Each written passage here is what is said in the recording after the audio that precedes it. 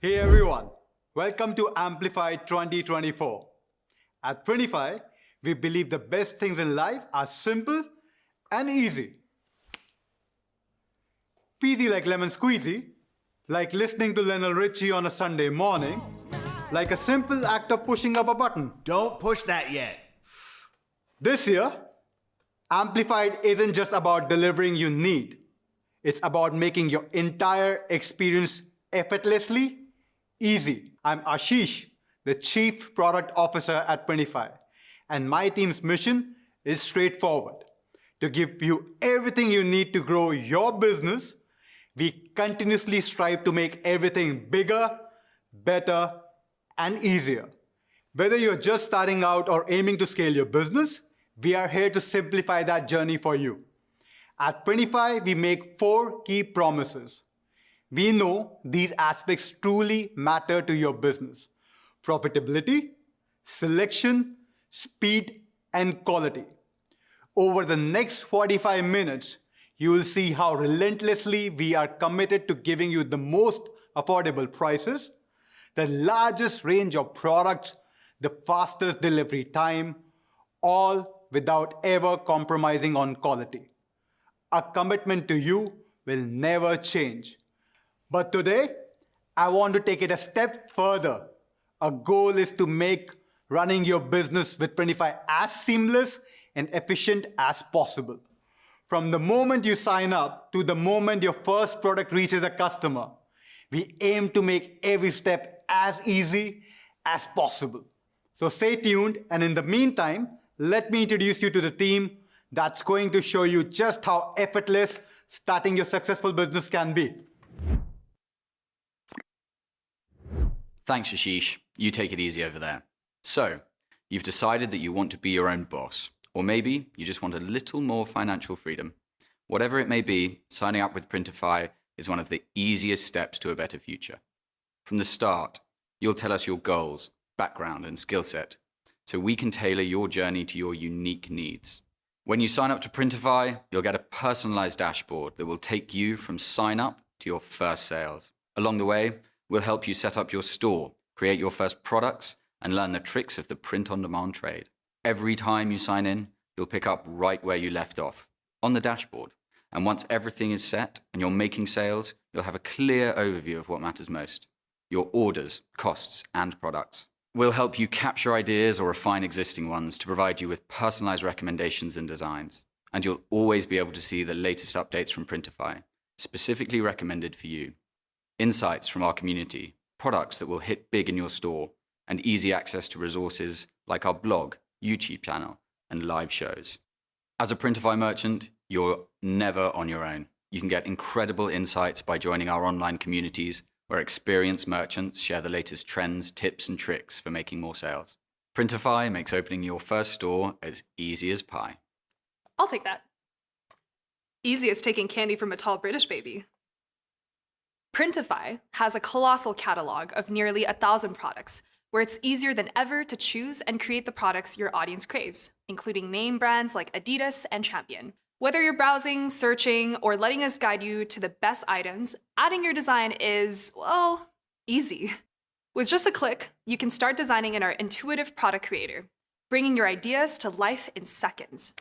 Now, you might be thinking, I'm not a designer. And you'd be right, I'm not. But it's no problem. With Printify's tools, anyone can create successful products, no matter your skill level. Choose from our library of free graphics to jumpstart your creativity, or dive into Shutterstock's vast design collections for even more inspiration. If you prefer a professional touch, hire a designer from Fiverr right from our platform. But what if you want something completely original? That's where our intuitive AI image generator comes in. Powered by DALL-E 3, it helps you dream up unique designs tailored to your audience and products, with more relevant images generated for better results. It's like having a creative partner who never runs out of ideas. Kind of like whoever wrote the script. Now, while all these images are great, we know that you know many bestsellers have designs with a transparent background. No worries. We've created an easy tool for that too. With our background removal tool, you can quickly remove backgrounds with just a click using the Quick Remove feature, or manually erase specific parts to achieve the perfect look. And with 50 free attempts every month, you can refine your designs to perfection. And that's not it. Take your design up a notch by adding text. We've added over 100 fonts with more on the way. And now it'll be easier than ever to make bold statements or italicized words for extra impact with our font styling options. And here's where it gets even more exciting. We're working on a tool that will recommend font pairings and catchy phrases for you, making it effortless to create designs that stand out and sell. Imagine the time you'll save and the confidence you'll have in knowing that your designs are not just good, they're optimized for success. Once you've crafted your masterpiece, you'll want to see how it looks on your final product. And that's where our high-resolution mock-up photos come in. We understand how crucial a beautiful, realistic mock-up is for showcasing your products. That's why we've added more realistic photo options to help your designs shine. And no more guessing games when it comes to color accuracy. We've built in a CMYK preview button to give you a more accurate representation of how your design will look when printed on the product. This way, you can be confident that what you see is what your customers will get. For select products, you can even upload your own custom background directly into the product creator. This not only saves you time, but also keeps everything in one easy-to-use place, making the design process as seamless as possible. In short, we've equipped you with all the tools you need to create stunning, best-selling products no matter where you are in your creative journey. So why wait? Start exploring, start creating, and let's make something amazing together. It's as easy as ABC. It really is as easy as 1, 2, 3. It's easy to start selling on Printify pop-up in just minutes. And best of all, there's no registration fee or long, complex setup. Keep things simple or choose from one of our pre-designed themes to give your store a professional look from the start. We'll even generate a unique URL for your store, making it easy to share on social media with your friends and family or wherever your audience hangs out online. When customers buy from your store, their payment is sent directly to us, so we can handle the fulfillment and ship the order right to their doorstep. We'll even take care of customer support and ask them to leave a review, which will be published to your store's page, all while you keep the profits. See, Alberto, just how quick and easy it can be? Of course, starting off with an easy setup is a great start. But let's be honest, first sales can take a little bit time. But the rewards are absolutely worth it. At Printify, we are here to get you on the path to sales by supporting you on your journey, no matter your level of experience. We know you just want to make sales at the push of a button, but you can't. However, with the right tools, we are making it easy for you to get there faster than ever before. My name is Alberto, and as a Director of Product Management, I'm here to ensure you get the best selling experience possible. Our job is to provide you with the tools to create standout listings that showcase your product in the best light. Whether it's high-quality mockups, optimized SEO, or competitive pricing strategies, we've got your back. And it's my job to make sure you get the items that are proving to sell over and over again. The stuff your customer wants. It's not about just adding new products to our catalog. Although over 100 new products are added to our catalog in the past year, bringing the grand total to 984 unique products. Can we just add 60 more products, please? We are so close to 1,000. We want you to take the market by storm. So we are adding items to our catalog faster than ever before, so you can get the trendiest product on your virtual shelves before than anyone else. And we are helping to automate your decision process.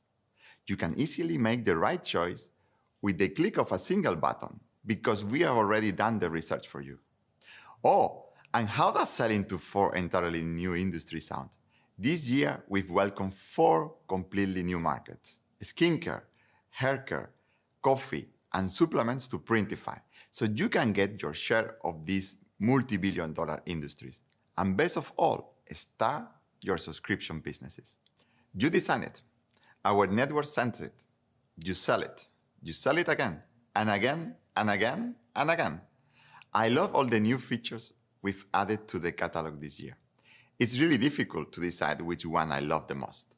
I shouldn't make the team compete, but I kinda wanna.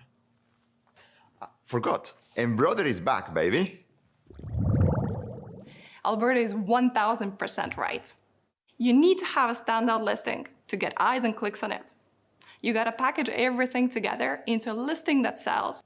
Don't worry though, we made this process as efficient as possible too, by giving you the tools you need in one place, starting with the mockup library. In the Printify mockup library, everything just got a whole lot smoother. You can choose specific Printify mockups to publish to your sales channel, or upload your own custom mockups directly to Printify instead of your sales channels, speeding up the entire process. We're also working closely with Placeit to give you easy access to thousands of gorgeous mockups. And if you have other plans for your mockups, no problem. You can still download ours with or without the background, giving you the full flexibility.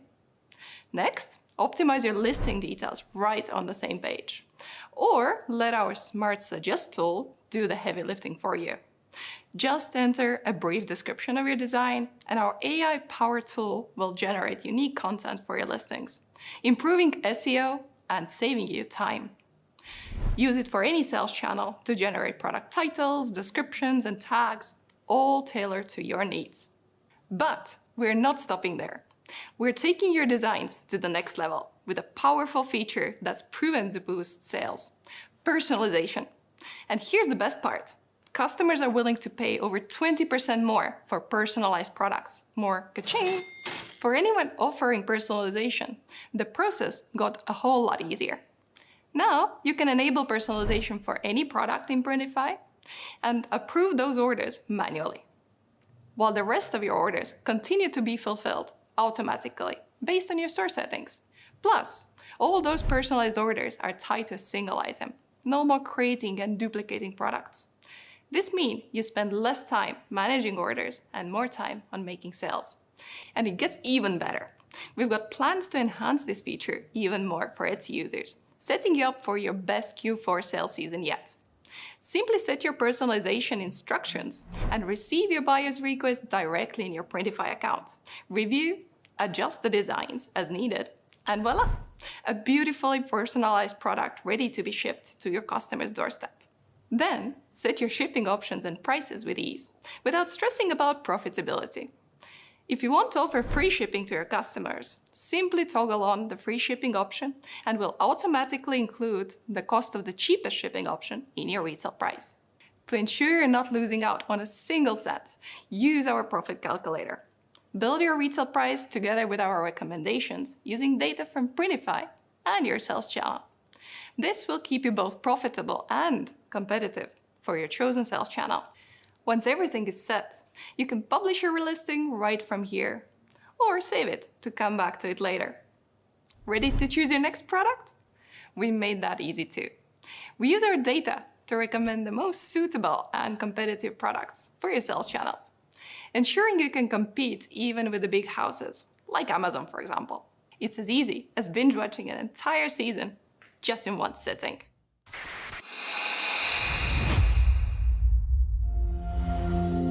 Binge watching?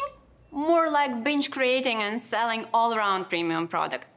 Because it just got so much easier with embroidery on demand. We are setting the bar high right away, because it's time to unlock the opportunity, offer more than just crisp, vibrant prints. It's time to add dimension, texture, durability, and elegance to your custom products. With embroidery on demand, you can do just that. Imagine embroidery like a signature on a painting.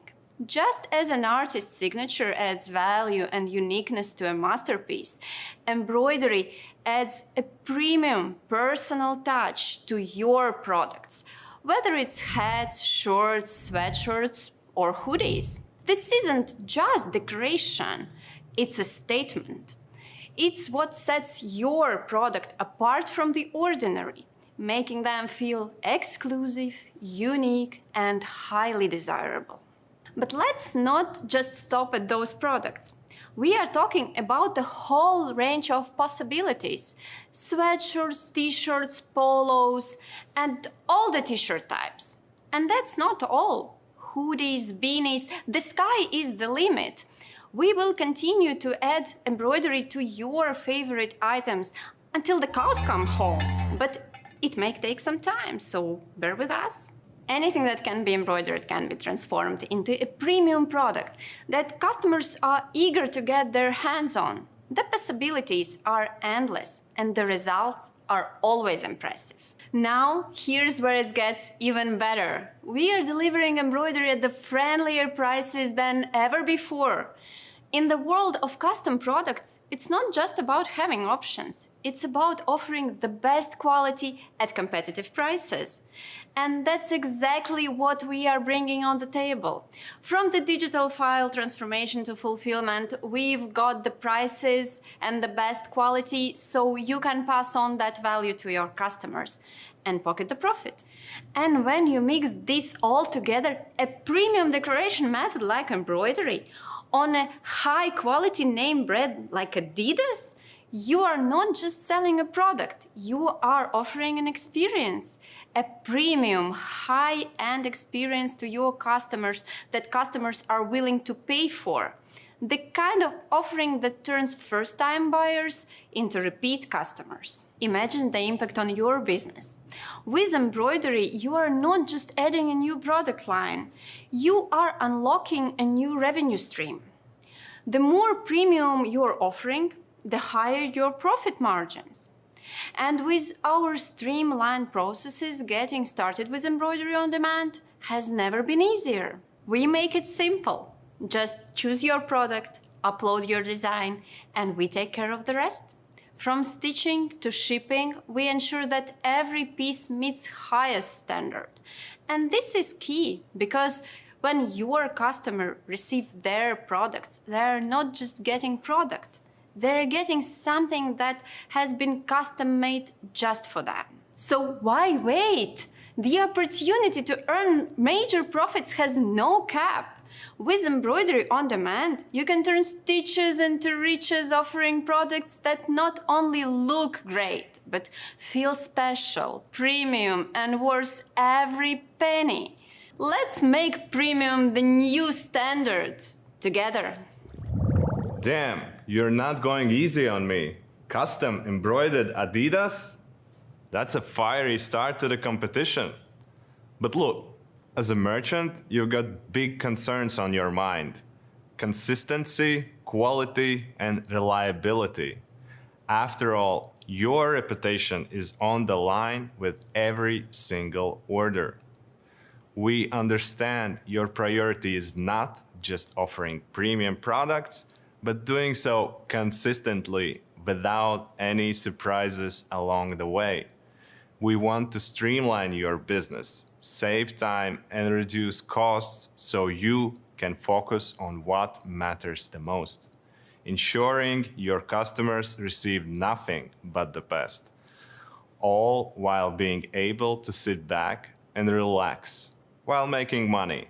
That's why we've introduced Printify Choice. With the convenience of a single button, you can take the guesswork out of the process and ensure every order meets the high standards you've set for your brand. We found the best prices and the highest quality products, so you don't have to.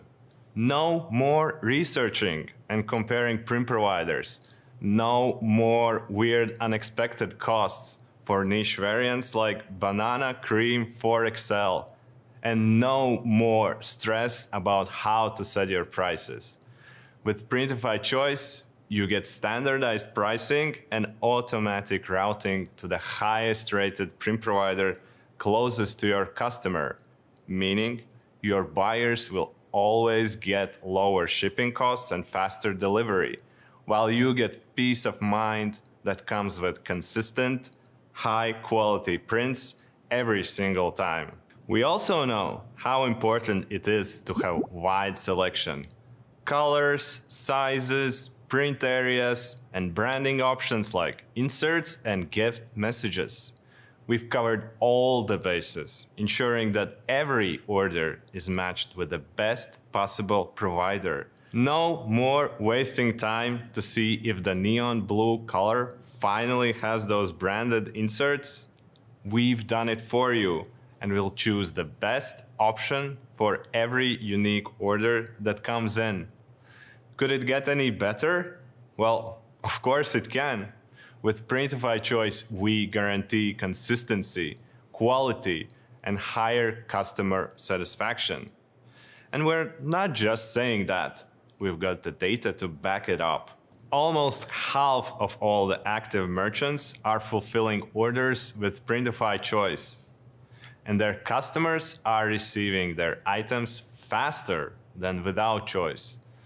What's more, for sellers who used Printify Choice, end customers are half as likely to raise issues compared to other print provider orders, and end customer ratings have averaged to 4.8 stars.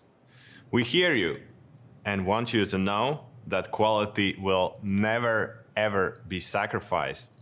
With Printify Choice, you know that every order reflects the standard of excellence you and your customers expect. So you can rest easy. Holy cannoli, the competition is fierce. Sure, fast and easy is nice, but I want to speed it up a notch. In today's fast-paced market, staying ahead of trends and delivering what your customers want, when they want, is crucial. That's why I'm really thrilled to announce Early Access, which lets you add the newest and the hottest products to your store faster than ever before. You'll get quicker access to our freshest products like travel mugs, umbrellas, phone cases, baby tees, and more, carefully selected by popular demand and our team of in-house experts. We're talking about an ever-evolving product catalog that keeps you at the cutting edge of what's hot and in demand. These products are so fresh, we add them without ready-to-go mock-ups. But we know you love to make your own and stand out from the crowd.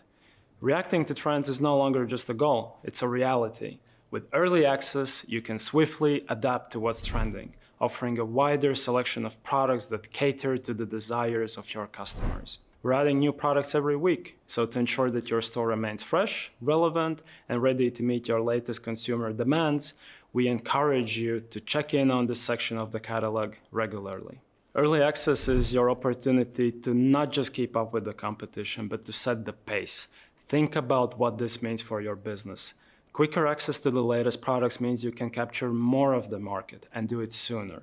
A wider selection keeps your customers coming back, knowing that they can always find something new and exciting in your store. So let's make this your best season yet. Add the hottest products, react to trends faster, and simplify with Printify. Because in today's world, it's not just about being in the game, it's about leading it. You know, that's easily the best thing I've heard today. He's absolutely right.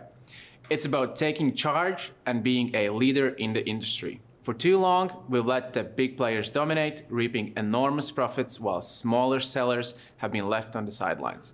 But why should it be just them? That's why we're empowering thousands of independent sellers like you to claim your share of the lucrative multi-billion-dollar markets that are consumer packaged goods, whether it's beauty, coffee, or supplements. With Printify, you get access to top-quality white-label consumer products at fantastic prices. And they're made in the same facilities that leading brands rely on. Think about it. Every time you walk into a supermarket, you're met with aisles of skincare, hair care, supplements. It's endless. But here's the secret. There are infinitely more brands than there are production facilities, meaning even the biggest brands in the world are using the same manufacturers and they're making a fortune doing it. Now it's your turn. Small business owners and brand creators like you now have easy access to these same products. We understand quality is more important than ever, especially in these markets. It goes beyond just appearance and packaging. And that's why we partner with world-class manufacturing facilities, the same ones that supply some of the most recognizable global retailers like Target, Sephora, Walmart, Macy's, TJ Maxx, and more. We're making it easy for merchants who've poured their heart and soul into their following to get in on the action with zero upfront cost. Every order is made on demand with no minimums, so you don't need to invest a dime to get started. With our friendly design templates and even 3D previews for products like coffee, you have the opportunity to sell and create products that truly resonate with your audience or diversify your current offerings. Imagine this. You brand it, they buy it, then they buy it again, And again, the beauty of products like skincare, coffee, and supplements is that they're perfect for selling subscriptions, which means recurring revenue. Buyers will keep coming back, especially when they realize they're running low on pre-workout from their favorite fitness influencer. Just like a gym enthusiast can't afford to miss a workout, you can't afford to miss out on this opportunity. Our biggest priority has always been and will continue to be your profitability. Beauty products and supplements typically have higher profit margins. We've seen skincare products with margins as high as 500%. Printify is making it easy for you to get your slice of the profits, and the time to get in is now. Working hard, but something's holding you back? It's 8:01. You're late! What is wrong with you people? And if it's not guys like him, it's the gurus and their scams. You gotta grind! Wake up at 5 a.m. every day and drink those raw eggs. Ugh, there's a better way. Printify. I create designs and upload them onto beautiful products and publish them to my online store. I set the price and keep the profit. But you still gotta hustle, take inventory, and pack items, right? No, you don't. Printify made it simple. Their global network handles printing and shipping directly to your customers on demand, meaning I have more time to focus on growing my brand. Ha! Let me guess. Daddy gave you a small loan of just $1 million to start this little business of yours. What? No, Dad hasn't opened his wallet since the 80s. Okay, listen. With Printify, there are no upfront costs. Choose and design from over 900 products, including big names like Adidas and Champion. Start selling and become your own boss. Wow! This is so much better than any of my scams. Yeah, Printify allows me the freedom to work from anywhere that I want. In fact, I'm headed to the beach right now. Bye, guys.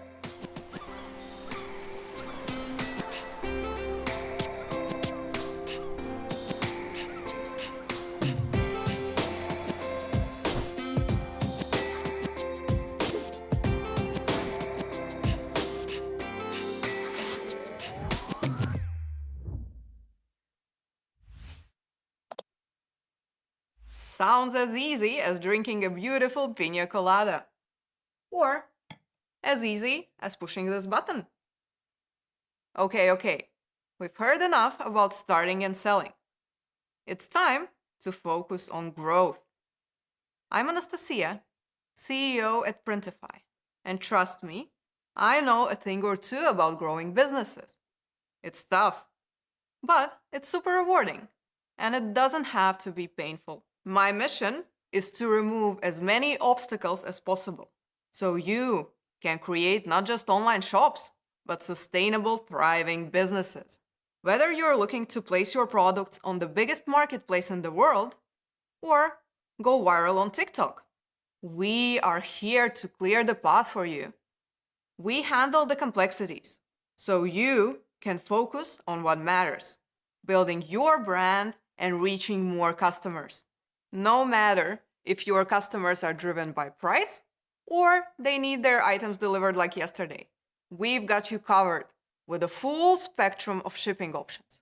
From fast to affordable, we ensure you can meet your customers' needs without compromising your business. Our job is to make your processes smooth and efficient, giving you the tools to build trust and credibility in your brand. Getting that first sale is super sweet, but we're here to help you grow a profitable business, the kind that allows you to dream bigger, like making money while lounging on a beach somewhere. Money and beaches, two of my favorites. So what is the easiest way to grow? Well, that's easy, together. That's why at Printify we help you build communities of sellers. Nothing gets you where you want to go like a supportive network where you can access all the knowledge, data, and help you need to build and grow a successful print-on-demand business. Does that sound sweet enough for you guys? Making money while lounging on the beach? That sounds super sweet on the ears. But I've got more important business right now, and that's helping you grow. As an independent seller, expanding your reach and tapping into new markets is key to driving growth and maximizing your success. That's why I'm excited to introduce some game-changing opportunities available right from your Printify account. Let's start with the world's biggest marketplace, Amazon. You all now have access to 2 billion customers. In fact, Amazon averages a staggering 2.5 billion visits every month, far more organic traffic than any other marketplace. It's home to over 230 million customers in the US alone, making it the prime platform for expanding your audience. But it's not just about the numbers, it's about trust. Amazon is a trusted site that millions of customers rely on, and now you can leverage that trust to broaden your reach. What's even better is how easy it is to get started. You can use your existing designs and import them directly to Amazon, meaning you can use what's already working for you on other sales platforms and apply it to Amazon. Combine the power of trusted site with your personalized products, and you've got a winning formula. Now, what about a winning hashtag? We've all heard the phrase, TikTok made me buy it. And for a good reason. TikTok is known for its viral potential, spontaneous buying culture, making it a goldmine for social commerce. With Printify and TikTok, you have everything you need to turn audience engagement into sales. So if you haven't jumped into the exploding world of social commerce, now is the perfect time. TikTok's e-commerce features, combined with our specially curated TikTok-ready catalog of over 90 products, makes it easier than ever to showcase your products. Built-in direct shopping through videos and live streams, so you can engage your customers in ways that feel natural and seamless. Just like me doing this right now. Connect your Printify account to TikTok in just a few clicks. Whether you want to sell directly, empower creators to sell for you, or simply turn your audience's engagement into money, TikTok Shop US offers endless possibilities for growth. But we know that selling isn't just about where you sell, it's about how you deliver. That's why we offer a full suite of shipping options to meet your needs, no matter what they are. Want super fast shipping? We got it. Want super cheap shipping? We got that as well. And if you're looking for something in the middle, something that's just right, we've got that covered as well. We heard you loud and clear that you want cheaper shipping, which is why we brought economy shipping to the table. Along with standard shipping, we're ensuring you have options for balanced approach to everyday orders. And for those times when speed is of essence, like an emergency bachelor party or like a last-minute gift, our express shipping delivers your bestsellers in just 2 business days. Need a blend of speed and cost though? Our priority shipping strikes the perfect balance between efficiency of express delivery and the affordability of standard. No matter what you choose, we're here to ensure your customers get their products on time every time. Good timing is just one part of customer satisfaction. With Printify Connect, customers can now rate your products and leave reviews, which will be displayed right underneath the product in your Printify pop-up store. You can even download these reviews and share them across other sales channels, adding credibility and trust to your brand. Finally, we're continuously improving our sales channels to make your experience as seamless and profitable as possible. With enhancements like tag generation and one-click free shipping setup for Etsy, and the ability to sell products with your own brand on Amazon, your business will be better equipped to compete. But we're not the only ones on this journey with you. Print on Demand with Printify is all about community. I have been in the POD business for a long time, and I know firsthand that doing it alone can be tough. It is possible, of course, but when you have a community of like-minded, passionate entrepreneurs by your side, the whole process becomes not just easier, but far more enjoyable.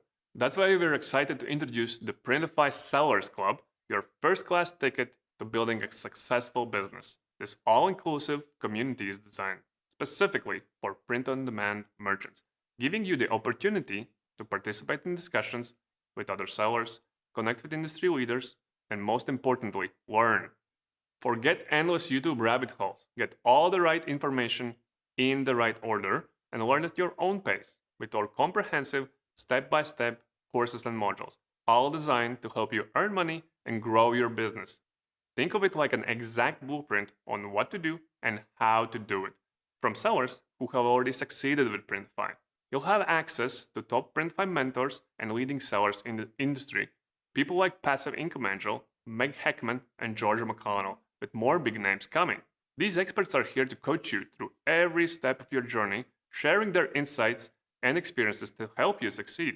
We call it a club because it's all about bringing people together and helping you sell. No more spending hours scouring the internet for tips, tricks, and trends. Instead, find the mentorship, insights, and data you need to thrive all in one place.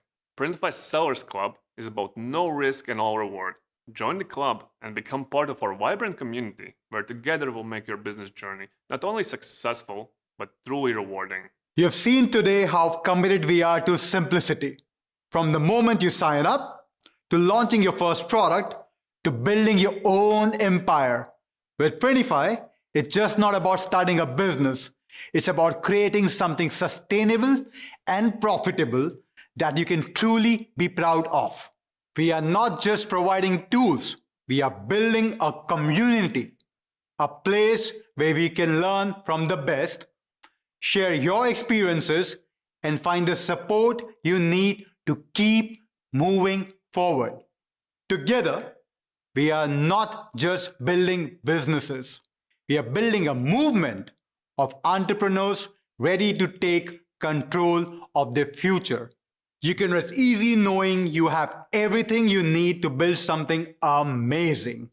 We are here to make sure the process is simple, the results are delightful, and the rewards are sweet.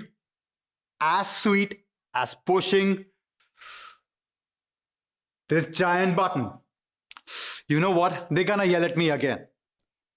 Anyway, here's to your success, and here's to making it your way.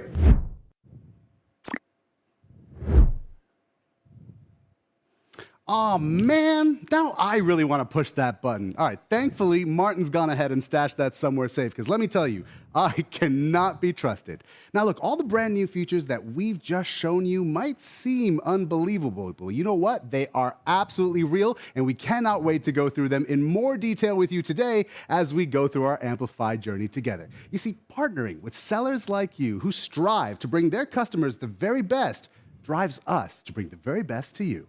And you deserve it, because you've all created amazing stores loved by millions.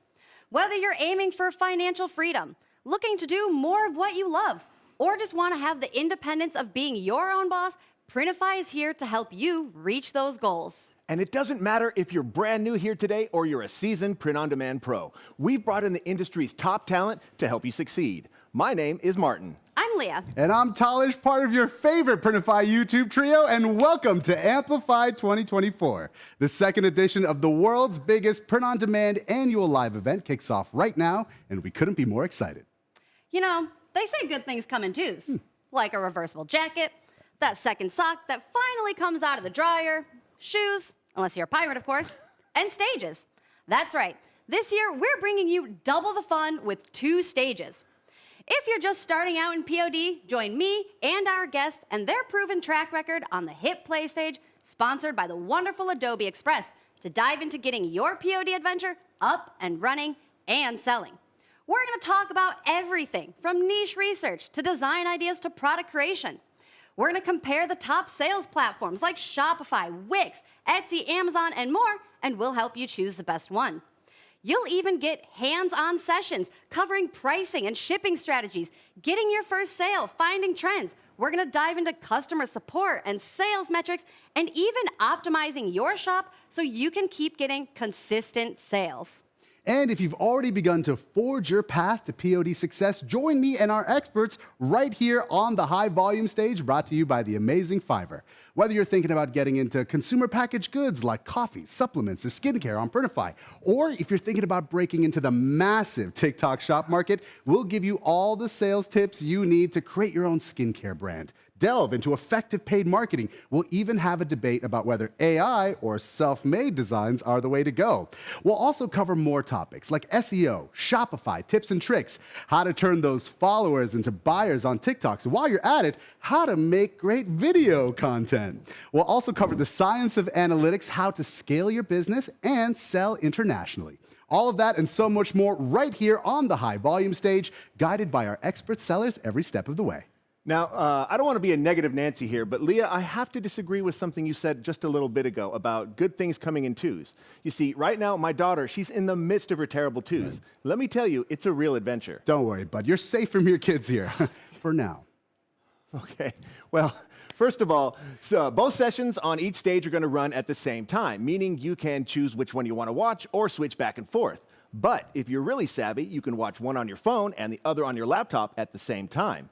And in between each session, I'm going to be reporting live with Cristina Umeres, aka CU Online, who has mastered POD and unlocked her financial future. And we're going to be checking in with our guests. We're going to be doing vibe checks and updates and giving away prizes. And if you like prizes, you're going to want to get a community pass for the full Amplified experience. It's only $5 and it's not too late to sign up. All you got to do is go to printify.com/amplified, sign up, get your ticket, and we'll email you with a link. Clicking on the link will bring you to the Printify Amplified Discord server, where you can win those awesome giveaways, chat and connect with other sellers, download additional resources specific to each session, and snag those promo codes for amazing tools like Adobe Express, Fiverr, Placeit, Wix, and so much more. And only in the community can you get all the answers to your burning questions by joining our live Q&A sessions with our experts backstage. Hey, speaking of our experts, we want to give a special shout out to all of our sellers for being here in person with us today. It's not just their knowledge or expertise, but the passion and the mindset that they bring to the world of POD that will make this event an invaluable experience for you, our audience. And a very special shout out to our sponsors, who we only allowed to come if they brought goodies for you. We're talking extended free trials, discounts on services and subscriptions, and free downloads. It's their commitment and their support that made this entire event possible. And not only that, it's their commitment to your success that deserves a round of applause. And with that, let's crank up the Amplified 2024 vibes. Kick off your POD journey on the Hit Play stage with Etsy Master and E-Rank Manager Starla Lamore and Shopify Savant Chris Heckman. They'll jumpstart you with the tools and knowledge you need to start your online business the right way. And right here on the High Volume stage, we're starting things off hot with consumer packaged goods. Mandy Dobozinski, who is a longtime expert seller and the owner of multiple successful businesses, will be right here talking about the nitty-gritty of starting your own skincare brand. Stay tuned. But first, ladies and gentlemen, please allow me to take you on a behind-the-scenes tour of Amplified this year. And with me, my partner in crime this year is the wonderful, the lovely, and talented Cristina Umeres. Cristina, how you doing today? I'm feeling wonderful. I am so pumped for this year. Wonderful. Well, we're going to be spending a lot of time together and with our audience. So I think it's a good idea that we kind of show them around the space so that they know what to expect here. So right now, we're on the High Volume stage where Talish is going to be doing his thing. But if we kind of take a walk through the neighborhood here, you can see everybody behind there. Everybody's looking like they're pretending to work, so no problem there. But as we get into the hallway here, you can kind of see how things are oriented. But what are you looking forward to most from Amplified this year, Cristina? There's just so many speakers. There's so much to learn this year. So many more sessions. I'm just really excited to hear what everyone has to say. I know. It's going to be a great, great time for all involved. And as we walk into where Leah is going to be having her stage at the High Volume stage, we can kind of peek into the control room here where everybody's looking busy. Not a monitor in sight that is without something on it. Hello, everybody. Thank you very much for your hard work. Thank you. Thank you. And as we can peer back here, you can see where Leah's going to be doing her thing with her guests. Again, this is the High Volume stage. Yeah. But so, Cristina, what exactly are you, what sessions are you going to be taking part in this year? I'm going to be joining the AI debate against Juna, digital design or graphic design versus AI, and as well as how sellers can scale up their business. Wonderful. I'm very much looking forward to that AI session. That's absolutely wonderful. Yes. But as we make our way down the hall here, we've got some people coming through. Hello, hello, as we pass through. Oh, the wonderful Starla Moore. Hello, Starla. How you doing? Hello. Hi. Hello. How you doing, Chris? Living the dream. Wonderful. All right. The wonderful and talented Mandy Dobozinski. Hello, Mandy. Hi. Yes, wonderful. Well, let's go ahead and peek into this year's green room. You get a behind-the-scenes look of what this looks like. Yes. Hello, everybody. Hello, amplifiers. Wonderful, wonderful. All right. Well, as we make our way through, let's see. We got all kinds of people doing their thing. And there's no Xenia. All right. So, as you can see, we got a nice little spread for everybody. There's some conversation pits and all that stuff. Wonderful. The wonderful Meg Heckman. How you doing, Meg? Good to see you. Here, let's sit down with Meg and ask her a few questions. Wonderful. All right. Okay. All right. So, Meg, how you feeling today? I feel good. Excellent. Wonderful. So, which sessions are you going to be a part of today? I am going to be doing some stuff about designing for products, as well as a Shopify-specific presentation, and then finishing up with a customer service presentation. Okay, wonderful. So, what do you think of all these new people that you've met here? It's been awesome. You know, I think everybody who's watching has probably been watching a lot of these faces that they're seeing today, and actually getting to meet everyone in person has been really cool. It's been a lot of fun. Yes, everybody arrived here as strangers, but you're all going to leave as friends, and that's one of the special magic things about Amplified. So, and that's really going to come across in each session. Okay, what was your journey here like? How far did you have to travel? So I currently live in Austin, Texas. So it was a long, I think 12 hours worth of flying time. So long trip, but good. Wonderful. Well, thank you so much for making the journey. I want to take a moment with our Discord server person, Xenia. Xenia, how you doing today? It's been very exciting, but so many people are joining Discord. We haven't expected this activity, and it's amazing. Exactly. Now, a lot of you out there are probably going to be joining our Discord server for the first time. So, Xenia, what do they need to know if they're joining for the very first time? Right. First thing is that you need to have a community pass. Without it, you absolutely cannot join, because you will need to verify your email with it. And the other thing is, it's very straightforward. You will figure it out, and we are here to help you. Just text in a help channel, and we will figure it out. Exactly. That community pass is only going to set you back about $5. Definitely worth the price, because you're going to get all sorts of cool stuff like access to those promo codes, the giveaways. There's going to be some special sessions from our Wix representative, and also. And we have a special session from Amazon as well. Yes. It's very exciting. You should see it. Exactly. So when you get on that Discord server, you're going to find that it's going to be directed into different categories. Can you tell our audience out there exactly what to expect when they first get on that Discord server? There are a couple categories. The most important one is the information. There you'll see the basic things like the rules in Discord. You should definitely read these. Then we will prepare the guide for you with recommendation of different channels. And the other category is stages, where you'll be able to discuss different stages that are present there. Then there is speakers Q&A, where you will be able to ask each and every speaker a question. Next is a giveaway and coupon corner. These are absolutely must visit, because there you'll get the most valuable offers for yourself. And the last one is Sponsor Spotlight. There you can ask all our sponsors questions and be able to interact with these sessions that they posted there. Yes, and a quick shout out to our sponsors today, Adobe, Fiverr, Wix, and all the rest. You're going to get to know them in detail today. So get yourself a community pass. Again, only $5. Go to printify.com/amplified, sign up, get a ticket, and then we'll email you with a link. You can join the Discord server and get all that behind the scenes stuff for the full Amplified experience. Okay? But Xenia, thank you very much for spending your time with us. I really appreciate it. It was an absolute pleasure, and I'll go back to Discord to help you out, guys. Exactly. Get back to work. Get back to work. All right, folks. Well, we have so much more to come here at Amplified. We've just scratched the surface. But for those of you wondering what's coming up next on the Hit Play stage, we have Niche Capiche with the world-famous Starla Moore and Chris Heckman. And on the high volume stage, coming up, we have How I Built a Skincare Brand That Sells. That's with Talish and Mandy Dobosensky. So make sure you guys go pick which one is calling to you and enjoy Amplified. Exactly. And we're going to be teasing you with a big announcement here and there at the end of Amplified. So stay tuned, because there's more Amplified to come. There's plenty, and we'll see you around. Okay. Thanks, folks. Well, that didn't go. I like the spoon.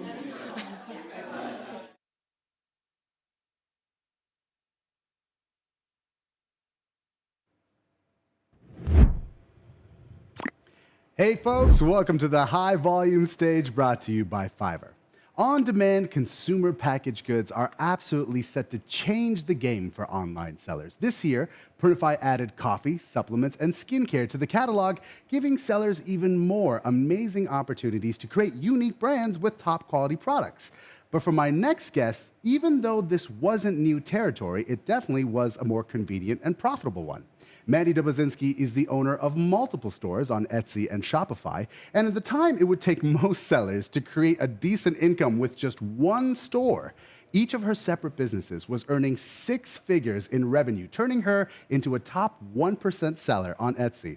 Yeah, she's a big deal, especially considering she was able to launch her own range of skincare products before you could do it on demand, which is why we're happy to have her at Amplified. Mandy, welcome to the show. Thanks for having me. So look, for many sellers, having the opportunity to create unique brands with those consumer packaged goods seems like a no-brainer, right? It's like, why haven't we been doing it for now? But you were one of the few people who had the experience of doing it before you could do it that easily. So tell me about that experience and what that taught you between the differences of what you had to do then and what you're able to do now.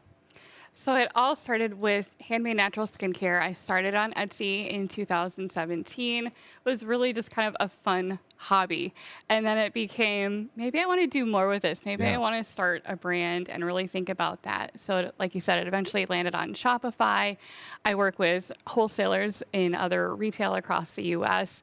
So after years of trial and error, it just became a growing product line that I was able to offer. It allowed me to leave my HR career and walk away from that and become a full-time entrepreneur in 2021, which was exciting.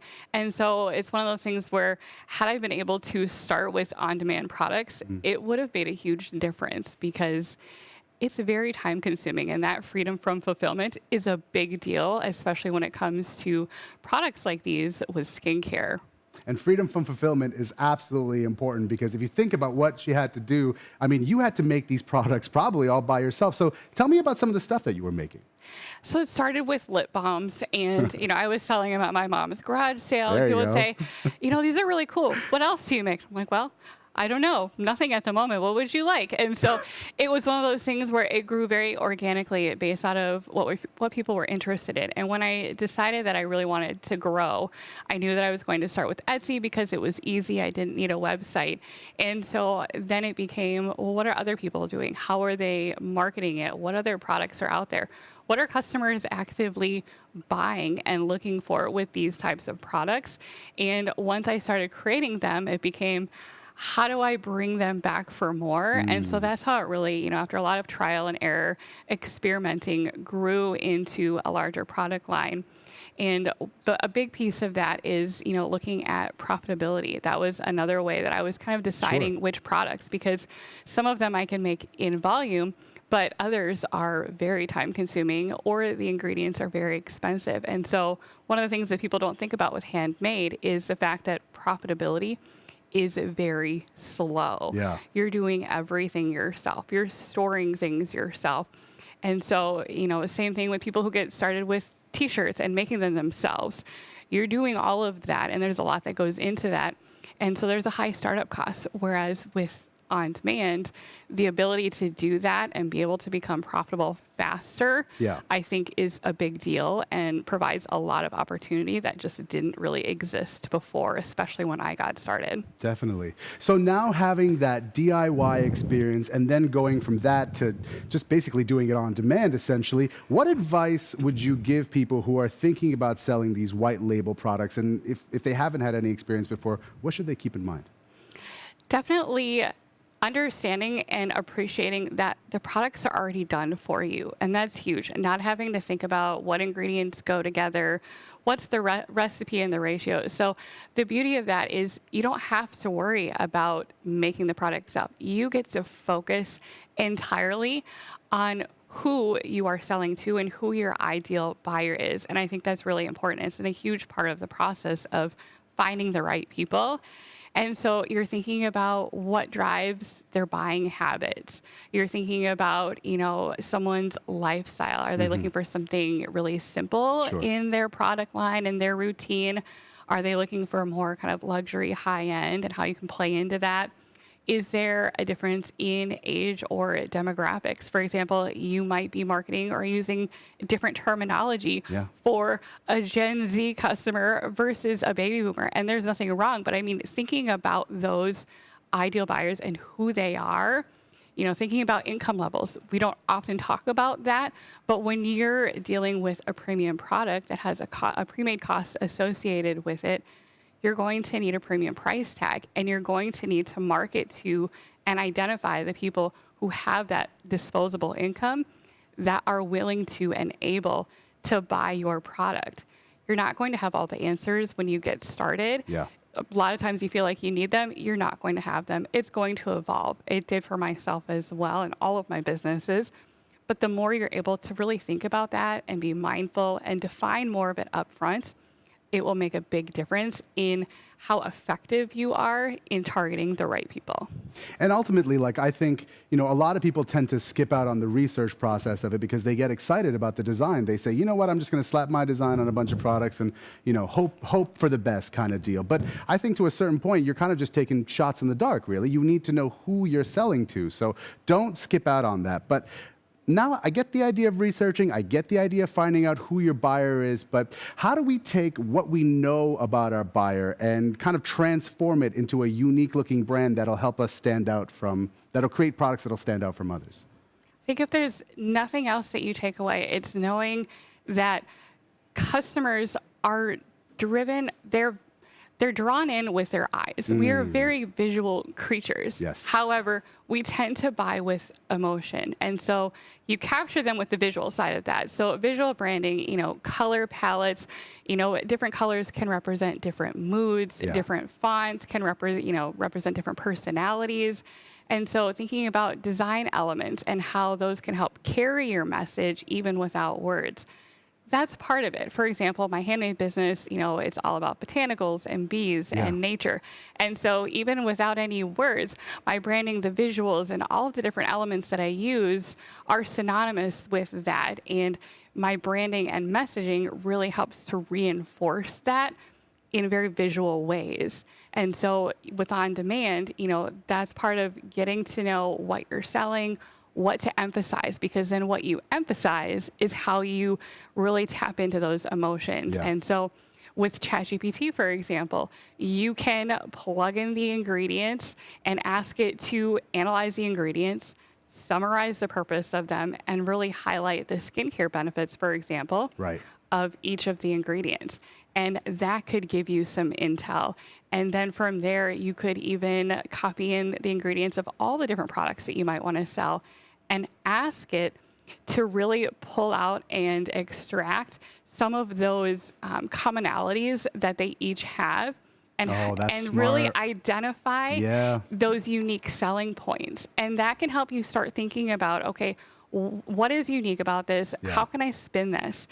And then pick one of those, because those are going to be things that are going to tap into your customers. So this could be botanicals in the Printify products, for example. There's a lot of botanicals in there. There's no artificial fragrance, for example. That's another thing that customers tend to care about, especially if they're very sensitive to smells or artificial elements. It could be cruelty-free or vegan, which is another element. Absolutely. People care a lot about that. That's a very trendy, especially in skincare, a very trendy thing. And so there's a lot of those different elements that you can pick and choose from, but pick one of those and really have that be something that your brand, your products are known for, and that you can continue to reinforce in your messaging, even if you have to use a little bit of cheating with ChatGPT along the way. I mean, it just begs the question, what did we all do before this? I don't know how we made decisions before ChatGPT. I think there was something called a library, but it's ancient technology now. But I love this idea that you get to buy with emotion, because I always, when I first started print on demand, somebody explained that to me, that it's like people always, we're emotional beings and we shop for things that really resonate with us. And I was like, I don't really understand that. Somebody said to me, how much do you know about wine? And I'm like, absolutely nothing. They were like, do you like wine? I'm like, yeah. So what happens when you go to a store to buy wine? I'm like, I just look at the labels, man. You know what I mean? I'm like, this feels good to me, you know? And then we're checking for the price, of course. But like, you know, but mostly it's like, all right. And it is an emotional connection. You're like, this feels good. And it's the same And way. the labels are visual. Absolutely. So it's drawn in from that visual side of it, even if it's just right down to your labels. Yeah. And then you're hooking them in with those other key elements, those unique selling points. And so it's those two that really work together. It's all part of marketing, you know, in general. And while we're on the topic of marketing, what other strategies would you suggest sellers use to promote their brand? I think it's really unique because obviously with these products, you're not going to a lot of the places that we typically think of, like Etsy, where I started. And that's okay because there's certainly other opportunities out there with things like Shopify and building your own website. But really from that, you'll need to drive your own traffic. So things like it's never too early for an email list. You know, that's a great way to start drawing people in, not just to sell, but also to serve, especially with products like, you know, these consumer product goods.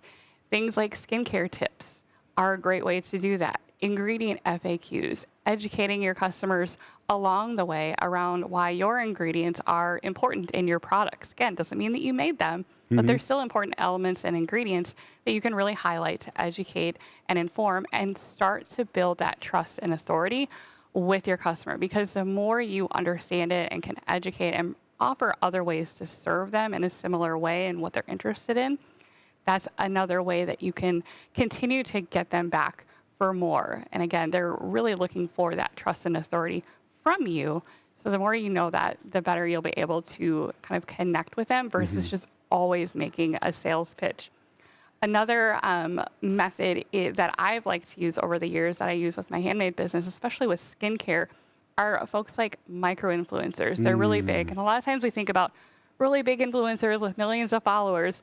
And those are great if you can make those connections. However, those micro-influencers that have already established a lot of trust and authority with their own audience, you can find some that are in your niche, kind of in that target market. Get them to try it for, for free. Gift it to them, try to build that relationship and collaborate. Get them to try it, love it, share it. Those loyal followers of them will try your product because they trust the person that's talking to them. It's great, especially if you're just starting out and you haven't built your own audience yet. That takes time and a lot of effort to do that. But there are other little ways like that where you can establish that collaboration and leverage that along the way. Bloggers, local media. A lot of people think, oh, blogging is dead. It's not actually. There are plenty of folks that still do it all the time.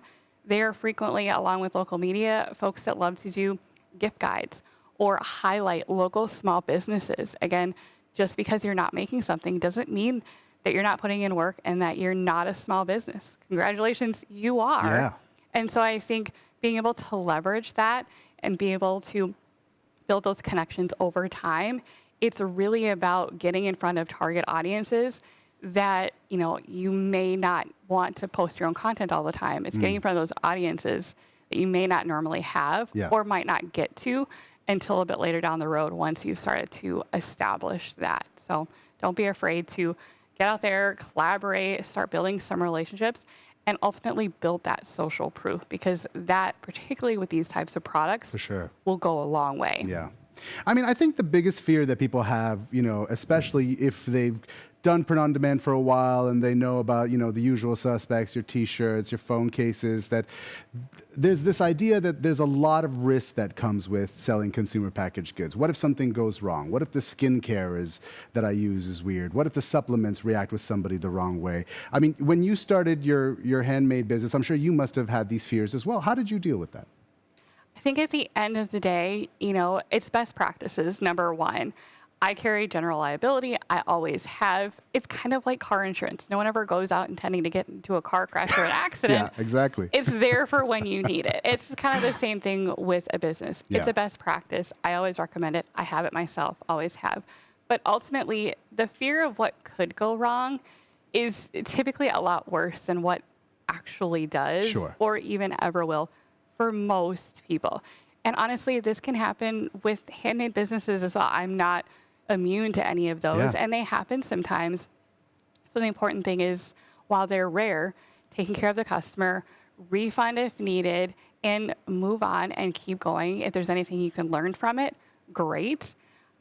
But at the end of the day, these consumer product goods, they're coming from these large formularies that are trusted by way bigger brands and have been doing it for a long time. They're going through way more rigorous testing and regulations than I certainly am making these, at my table at home.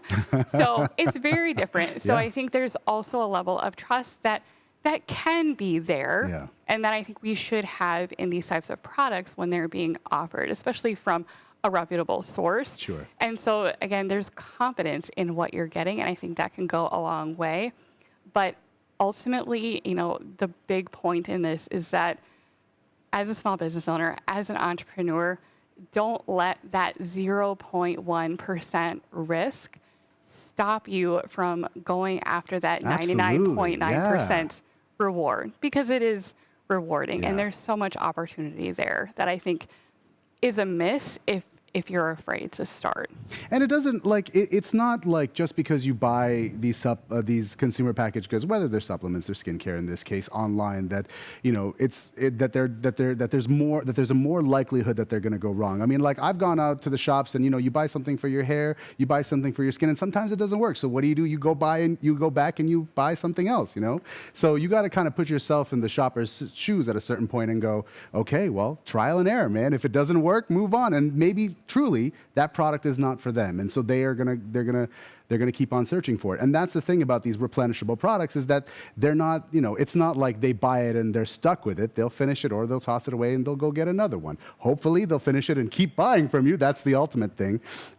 But when you said that a few minutes ago about, I can just imagine you sitting at your table, making this lip balm, praying something is not gonna go wrong. It's pretty accurate. You throw away a lot of batches. I bet, right? But the reality is that white labeling, it's more predominant than most people think it is. It's something that I looked into in the very beginning, but I'm going to say back in the day, it was 1,000 minimum units that you'd have to buy if you wanted this. So I would have, like I said earlier, loved to have been able to at least alleviate some of that pressure for some of the products that I was offering, to have that ability. And like I said, that freedom from fulfillment is huge for me. And you don't realize how big of a deal it is until you've done some things on your own and realize, wow, that's very different. But white labeling, it's huge.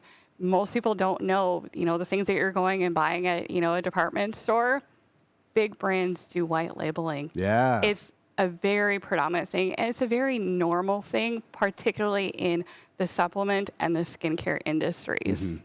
Mm-hmm. In the final minute that we have here, what do you think sellers who are still on the fence about this should keep in mind in the future as they begin to start to sell these type of products? I would say the number one most important thing is to learn the products, learn the ingredients, do your research, learn who you're selling to, and really have that strong understanding, because that will help to build your confidence as well, and you'll go in just being more effective right out of the gate. And ultimately, those customers are looking to you, Taj. They're looking for you to be the expert in what you're selling and to understand what you're selling. And so building that trust, building that authority with them is going to be huge. Also pay attention to those emerging trends. That can be a great thing to start out with initially. Again, those unique selling points, because they're things that people are actively looking for in the market. So like we talked about earlier, cruelty-free, vegan products, highlighting that.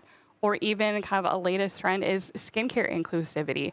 So moving away from what we typically think of in terms of gender marketing in traditional marketing and advertising, and more gender neutral and focus on skin health rather than, the gender that we normally think of. Or positive messaging. Absolutely. I think that's a huge one. We're so used to anti-aging this, anti that, and focusing and emphasizing skin health at any age rather than reversing the signs of aging. So many opportunities to really carve out your place in the market. Well, hey, folks, Mandy is not going anywhere. She's about to dive into a community group where she will be able to take some of your questions. So make sure you save those for her. And she's also put together a handy resource sheet with all the tips that we've talked about here today, plus some extra links and some reading and some kind of articles that you can check out to learn more about this, and some examples as well. We're going to be right back very soon with our next session, so make sure you keep it locked here at Amplified, and we'll be back in a bit.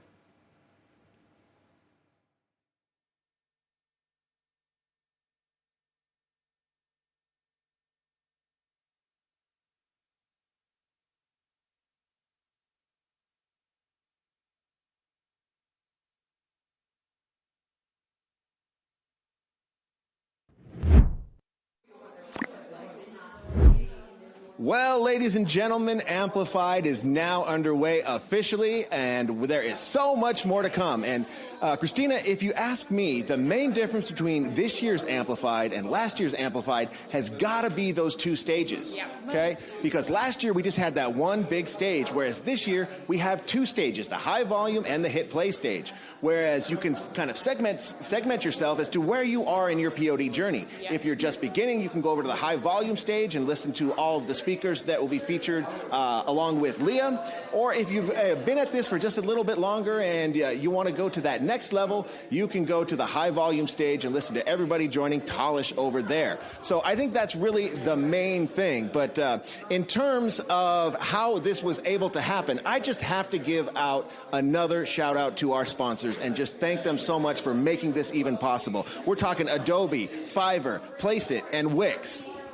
And a special thank you to someone probably many of you have heard of, Amazon, which is our newest integration.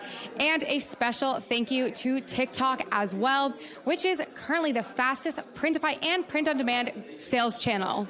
Yes. And just a quick reminder to your folks, if you haven't already, go over to our Discord server, sign up for a community pass, and take advantage of everything that entails, okay? What you're going to have access to is like prizes and promo codes and all that kind of stuff. The community pass is only going to set you back 5 big ones, so it's like totally worth it, okay? So all you need to do is go to printify.com/amplified, sign up, get your pass, and we'll email you with that link, and you can join in on the discussion. Get into those different categories and channels, and connect with other fellow print-on-demand sellers. And what I think is really, really cool about that is that you can access those sort of live Q&A sessions with our speakers like the moment they get off stage. So that is super, super cool. But here we are back in our green room, and I just want to finish the tour that we started in the last segment. But if you want to come back here, you can see where the makeup happens. Hello, makeup lady. Hello, hello. Good to see you. Oh, going in for a close-up. But you can see this is where there we go. Hi, Mac. Yes, but you can see how they, all the tools they use to make us all pretty and handsome. But if you come over this way, come with me, folks. You can see the beautiful spread that we have here. We'll do a little bit deeper dive into what they fed us this year. But we got our coffee station over there, a beautiful neon sign that almost fell on somebody's head yesterday. Hopefully it's better secured this year, but I guess only time will tell. But as we make our way back over here, we have secured ourselves one of today's finest guests, Taylor POD. Taylor, how you doing today? I am doing fantastic. Excellent, wonderful. Christina, why don't you take over from here? Yes. First, I want to give a quick shout out to one of our sponsors, eRank. I use eRank all the time for competitor research, niche research. So make sure you go ahead and give them a try. Welcome, Taylor. Thank you so much for joining us. How's your experience been so far? It has been absolutely incredible. I am so grateful to be around such brilliant people, so many great print-on-demand sellers, educators in the space, and it's been amazing. That's amazing. What was your first aha, I made it, I'm doing this moment in your print-on-demand journey? That's a good question. I would say it has to be when I got my first sale and I really saw the process come to life, that I didn't have to do anything and that I quite literally just hit submit order. It took care of it. My customer was happy, and that was a pretty good I made it moment. That's amazing. Yeah, I remember that too, sitting there and like, even with students, I've had people say, wait, what do I do? I got an order. And you're like, you just don't do anything. And it's hard to wrap your head around. You want to be hands-on. Yes. Yeah. And so you watch it all the time just to feel like you're doing something with it. Stalking the order. Yes, exactly.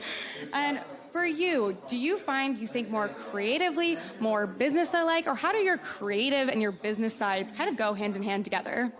I would say they definitely clash a lot. It is something that I probably battle daily. I think I definitely have a really strong creative side, but then the business side is more of that logical, maybe the more reasonable person that starts to come into play and be a little bit more realistic about the situations that I'm in, and that I don't necessarily always have more than 24 hours in a day. That's where I often lack my time, but it's definitely a battle.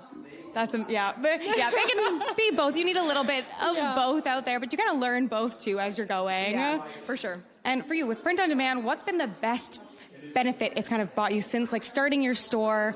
What's made you really feel like I'm so grateful that I started this? Yeah, so I actually started my print on demand business when I first got engaged. So I was planning to get married, which is expensive, and being able to make an extra additional income where I was able to supplement my already existing income at my 9 to 5.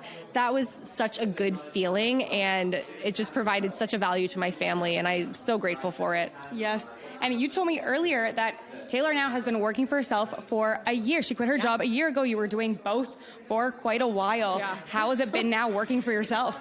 Absolutely amazing. Again, going back to the 24 hours in a day is not enough. I struggle with turning off work now. You kind of trade a 9 to 5 for a 24/7 at times, but the flexibility is unbeatable. It is truly the best career I've ever pursued in my life.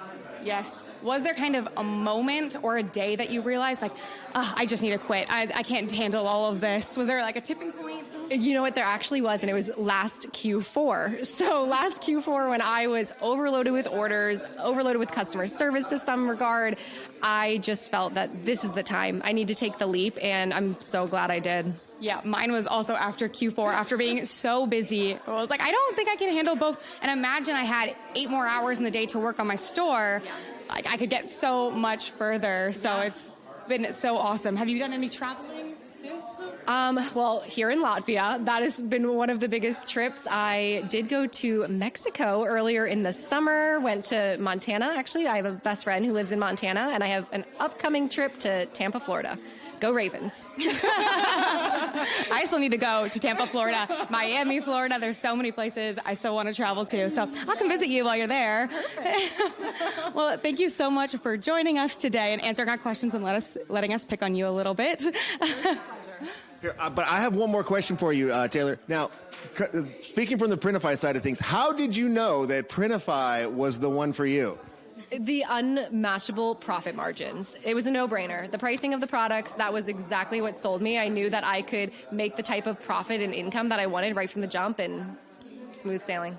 Well, you heard it from Taylor POD, folks. Okay. All right. Well, thank you so much for sharing your time with us. Good luck in your session today. What is your first session going to be today? So the first session is the express train to your first design. So I am actually partnering up with Andy Lambert, who works with Adobe. It's going to be an amazing session. He's going to be creating 2 designs, and we're going to be walking through the entire process. All right. Well, shout out to Adobe, one of our sponsors. Taylor, thank you so much.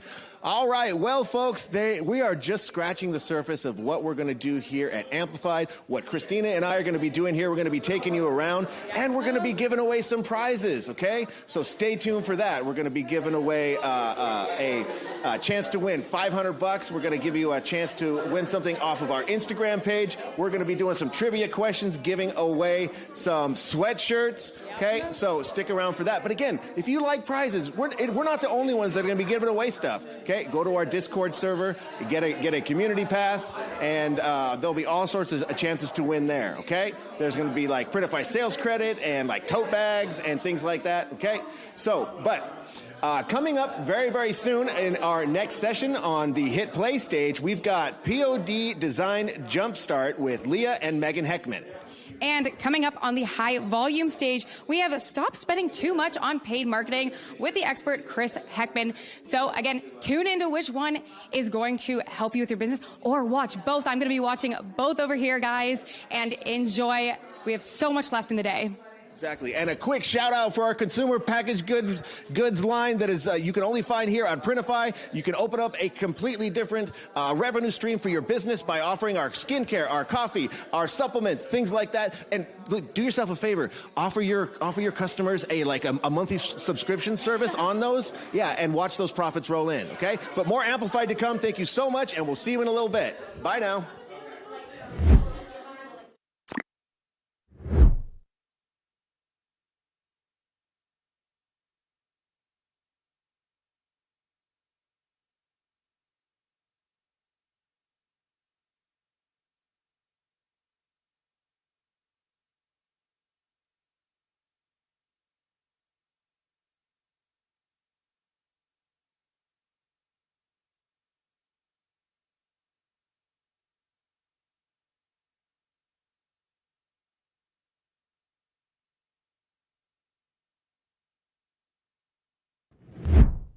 How's it going, everybody? And welcome back to the High Volume Stage, brought to you by Fiverr.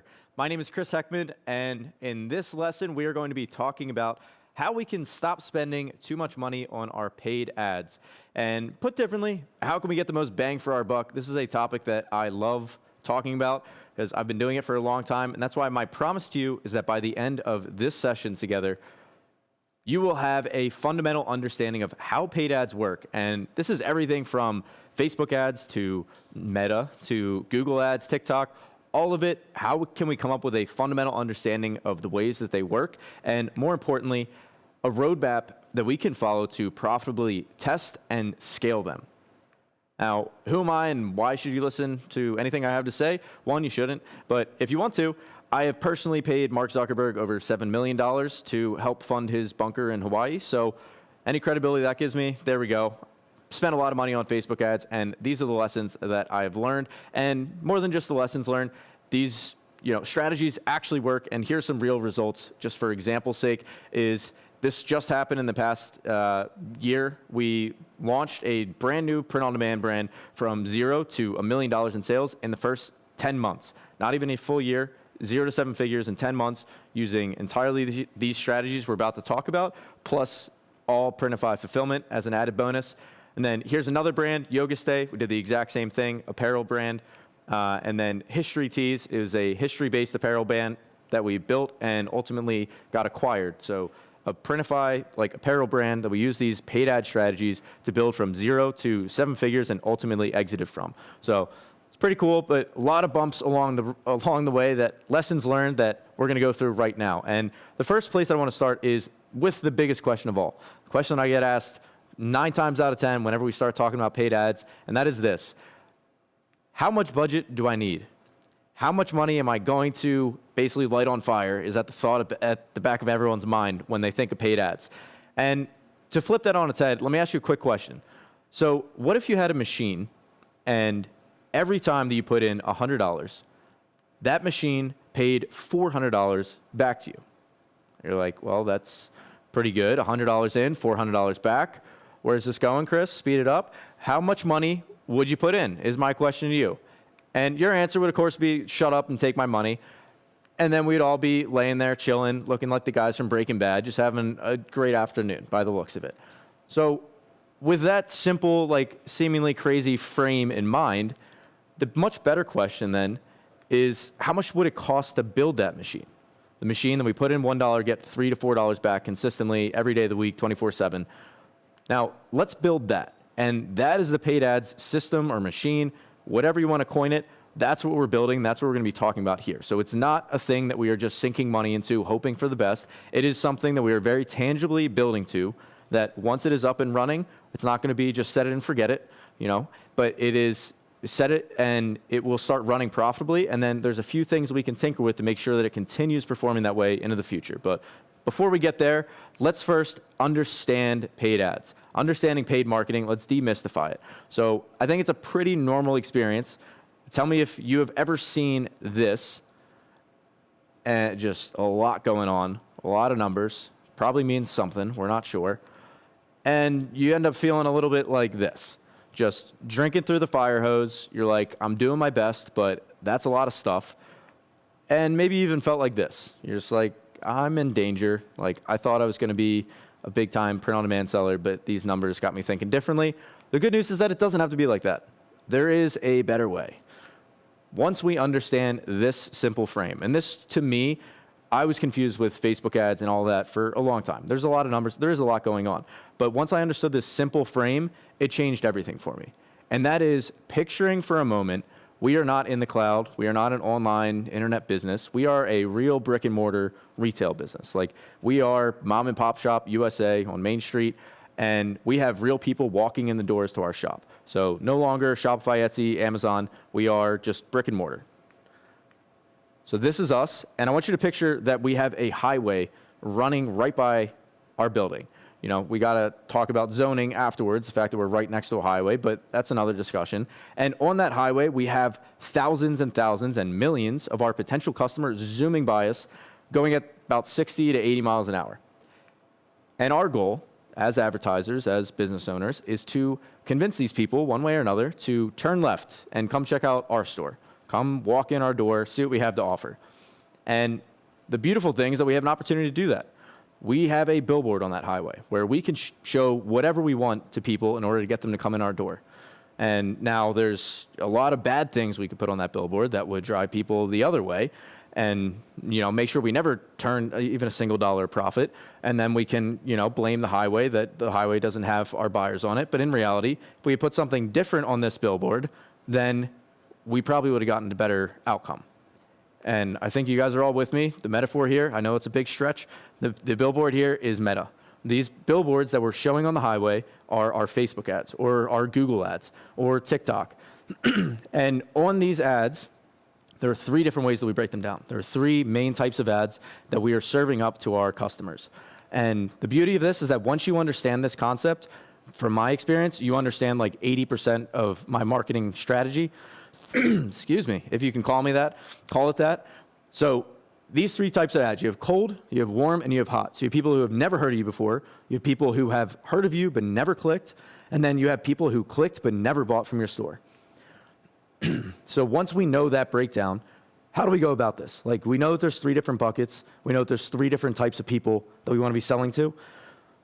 I'm just so excited, all worked up about talking about ads. So how do we do this? How do we break it down? There's 2 different main channels I want to talk to you about. There's first Meta ads, and then second Google ads. But focusing in on a tangible example to get started, let's look at the exact funnel that we used for History Tees. Now, History Tees, like we talked at the beginning, went from 0 to 7 figures extremely quickly and ultimately exited.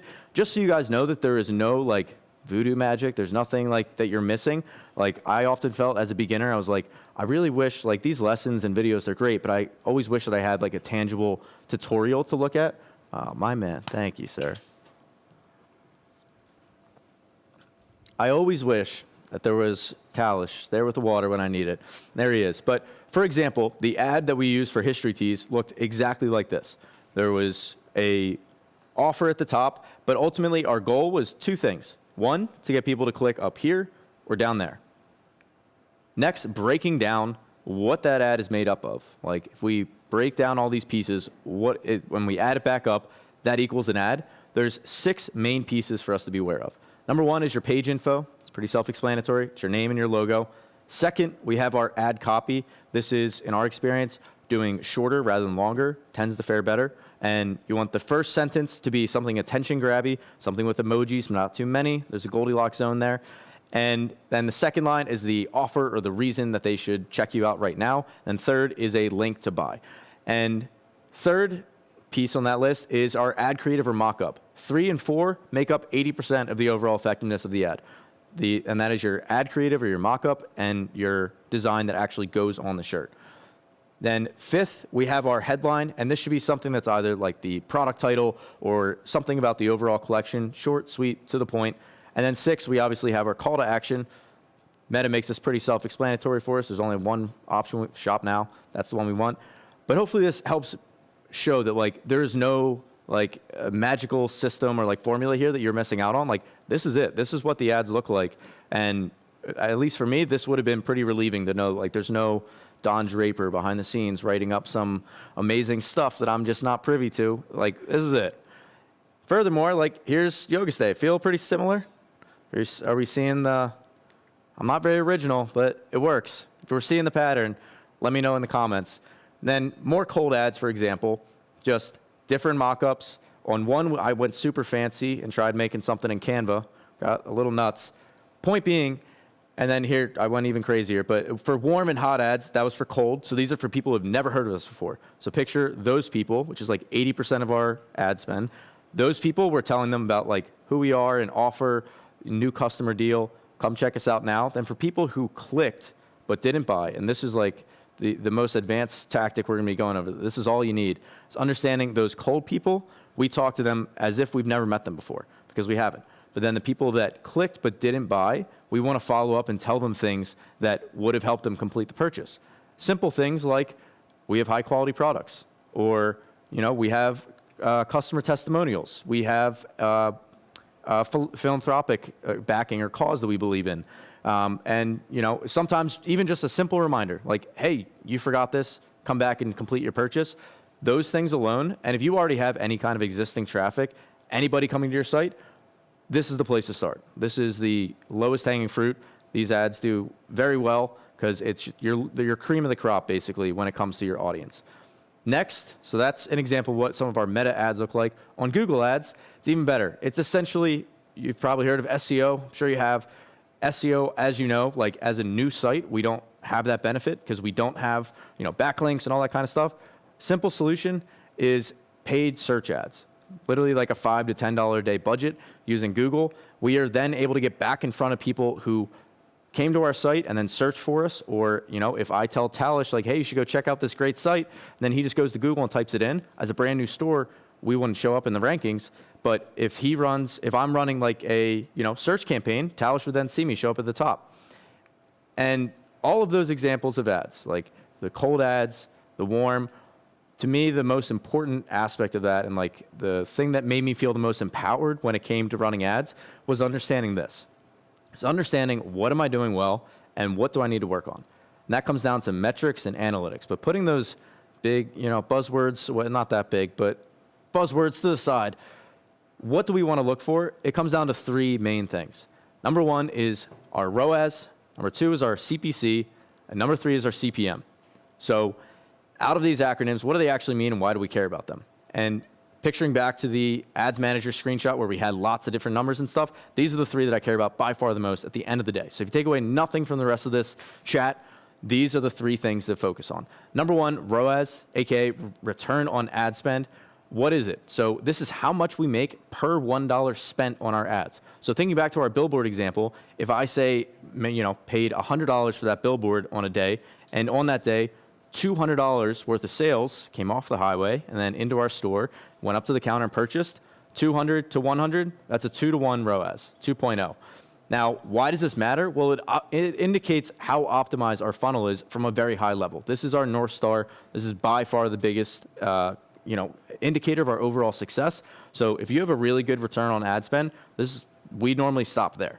But if we don't have that, then we move on to the next most important metric, which is our CPC, aka our cost per link click. So what is it? This is the amount that we pay for each session to our site. So the billboard example again, if I paid $100 to put that billboard up and 100 cars drove off the highway and came into my store, that 100 cars, $100, it's $1 cost per link click. Now, why does this matter? Because this is the indicator of the top of our funnel. This is the biggest bottleneck. If we're getting really expensive traffic, if we're paying $5, $10 per car to come off the store, it doesn't matter what our layout looks like on our shelves or how good our product catalog is. Like, nobody's going to even be getting in there. We don't have to optimize our Shopify store, Etsy, like any of our listings. We need to fix this. And the way that we find it is by taking our total ad spend divided by our total number of link clicks, or simply put, our Facebook dashboard. And we're going to take a look at that in just a second. The biggest ways that we can change that, thinking back to our breakdown of the 6 things that make up an ad, is the ad creative and the product. So whenever you're spinning your wheels, trying to figure out what I should do to lower this, best place to start is checking out your ad creative and then looking at your products. Then third and finally, out of our super fun acronyms for the day, is CPM. And CPM basically stands for cost per 1,000 impressions. But throwing that to the side, all it means is how much are we getting charged for 1,000 cars to drive by and see us on the highway? Or in this example, to use easier numbers, 1,000 cars and we paid $10 per day instead of 100, that would be a $10 CPM. The reason that this is important is that this has the biggest impact on our cost per click. The only thing you really have to take away from this is that if you have a sky-high CPM, it normally means that you are just not getting a ton of engagement on your ads, which engagement is the lifeblood of our paid ads. Getting people commenting, tagging their friends, sharing with friends and family, that is the thing that we want to get the thing going, but then that's what really ramps things up. And CPMs is by far the biggest indicator, in my experience, to knowing if we're doing that well or not. Now, bringing this all together and picturing our old screenshot at the very beginning where we had all those numbers and lots of stuff going on, bringing it full circle to that dashboard, what do we need to focus on? Well, we just learned what the 3 most important numbers are to be looking at. And in this example, the ROAS is right there in the center. Then we have our cost per link click. And if we zoom in on that, bringing all of these most important metrics together, when I look at a dashboard, this is all I see. So when I look at it, I'm not seeing this big, all this stuff going on. I'm tunnel vision on just the most important metrics right there. If bonus points, you can even go through and hide everything else. I highly recommend it. It's very relaxing, a lot more soothing looking at just 3 things. But when you zoom in on those, the benchmarks that we're looking for, or the key takeaways, is we want a ROAS to be roughly in the 2 to 2.5 range, because then you have email, you have all the other benefits you're building up, all the other assets where you make a lot of profit on the back end. But ROAS on the front end, 2 to 2.5. Cost per link click is 50 to 75 cents. Now, there's obviously a lot of nuance to this. This is not sweeping rules of thumb, but this is for selling $20 to $30 price point products in the United States. These are typically healthy numbers to be aiming for. Then similarly with the CPM, $5 to $15 is the point that we like to be at. And if you're wondering, like, okay, Chris, I heard all the acronyms, I get the billboard thing, please don't show it again. What do I do to troubleshoot it? It's like, well, here you go. This is a great place to get started. And I can say from experience, the biggest things that need to be troubleshot or optimized when it comes to people's paid ads typically starts and ends with the cost per click. The cost per click is normally really expensive because nobody is commenting or liking or sharing it with their friends. And if that's you, you can see this just by previewing your ad, see are people liking it. And if that's the case, 1, take a deep breath, 2, exhale. It's expected. It is very normal to launch your ads that you work a lot of time on, and you launch, and then you get crickets. That's in fact, if you launch and you have a 4 to 5 ROAS right out of the gate, please reach out to me because I want to take your course. I want to learn what you're doing because that would be incredible. It is very normal for the launch process to. It's not like I make my designs, I make my products, make the store, turn on ads, and it's up like that. It's very normal. It is expected for it to be iterative. That you launch, you do your best, and then you go to the market, and then you see like, okay, this design got the cost per click that Chris said was good. This one got $4 cost per click, way too high. Simple takeaway from that is I'm going to make more designs like that one and less designs like this. Then I'm going to relaunch the ads and see how I do. And I promise you, this is as close to a guarantee as I will ever give, is that if you run the ads that way and you keep your spend low, if you keep your overall budget within something that is maintainable for you, and you do a good job of following what the data is telling you, which is just people liked this one, they didn't like that one, and then actually iterate and make more designs, make more ads like those, the next time you go to launch the ads, you will see better results. Not saying you're going to see sales right out of the gate, but you will see the cost per click drop, and just trending in the right direction is our only goal. And along that line, the biggest mistakes to avoid are, number one, not testing enough. Thinking that we're just going to sit down and it would be beautiful, but sitting down and just launching the ads and hoping for sales is not obviously a recipe for success. We know that from print on demand. It takes learning and making lots of designs and lots of products before we finally get like our winning formula. Same thing applies here. Next is thinking, and this was Chris from 5-6 years ago, his favorite mistake of choice was thinking that he could solve everything from within the ads manager.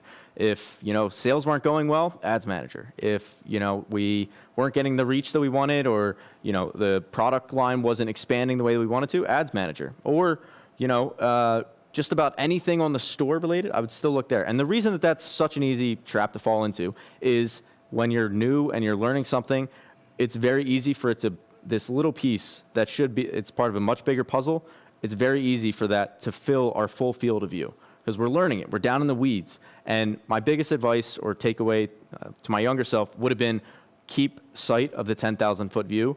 Don't lose track of where that piece fits in overall and how important it is. Because it is important, but Facebook ads and paid ads is not the be-all, end-all. Making great products that people love and caring about your customer and like truly enveloping yourself in your niche, in your brand, that will always pay for itself tenfold, way more than ads ever will. And the last thing that I'll leave you with is that the saying that has helped me a ton is understanding that great products can be sold by bad marketing, but bad products cannot be sold by great marketing. So keep that in mind as you launch on your paid ads journey. recognize that you're going to learn a lot along the way. You're going to make a lot of mistakes, and that's okay. That the product is king at the end of the day.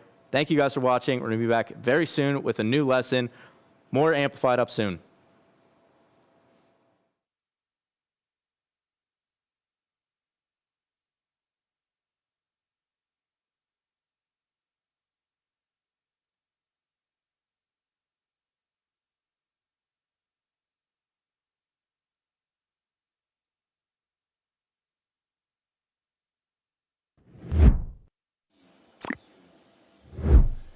Well, ladies and gentlemen, here we are, Martin and Christina here, bridging the gaps between sessions. And now I got to say, we were just off stage listening to Chris Heckman's presentation, and I was blown away. It was absolutely amazing. And what's really cool is, like, do you ever listen to somebody speak for 3 seconds and instantly know that they're a really smart person? Oh, absolutely. Yeah, listening to that for 2 seconds, I want his public speaking skills. Yeah, exactly. And what's really cool is that he's here with his wife, and they're both at the top of the POD game. And I'm just thinking to myself, what if my wife and I worked the same job in POD?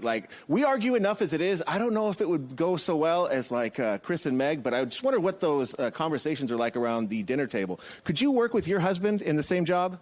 We tried once, and I think we did one day of planning, and we're like, this is not good for us. Let's not do this. Okay, so at least you know that it's probably you should do your thing and he should do his thing, okay? Yes. Okay, wonderful.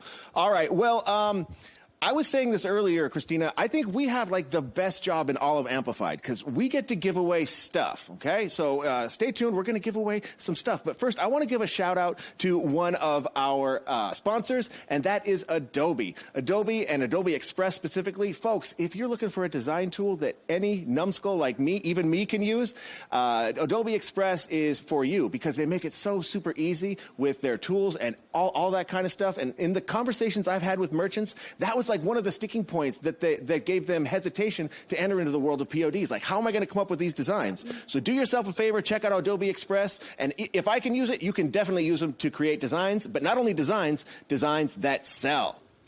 And quick reminder, guys, if you are not in the Discord for only $5, make sure you're joining that. You're going to get access to exclusive Q&As. I'm going to be on there soon as well. You're going to get more chances to win. We also have bonus sessions from Amazon and Wix. So make sure to go join that. We have so many more sessions left for you to be joining that Discord server.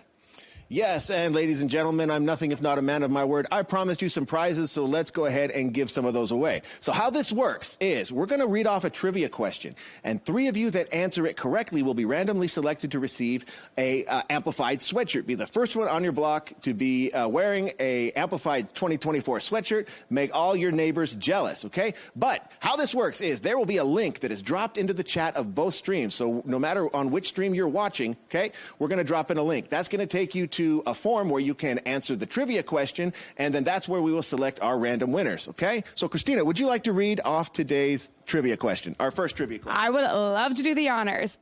So today's first trivia question is, in what year was Printify founded? Is it A, 2012, B, 2015, C, 2016, or D, 2018? Make sure to drop your answers for a chance to win, guys. Excellent. And one of our representatives will be in touch with the winners to let you know that you can get your size information and address and all that kind of stuff. Christina, you got to prepare for your session. Go ahead and step off. Right now, we're going to pop a QR link onto the screen, and here's your chance to win $500. Get your phones out, click on that QR code, and answer a survey, and enter it in for a chance to win $500 of Printify sales credit. And also, if you are a member of our Instagram community, we're doing a giveaway there as well. And if you're not, go ahead and join. If all you need to do is comment, like, and share, and you could win some really, really cool prizes. Go to our Instagram page for more details. But coming up right now is the Express Train to Your First Design on the Hit Play stage by Taylor POD and Andy Lambert from Adobe. Shout out to Adobe. And on the High Volume stage, Battle Royale, AI Designer versus Graphic Designer, featuring Talish, Juna, and Christina Umerez. There's more Amplified to come, so don't go anywhere.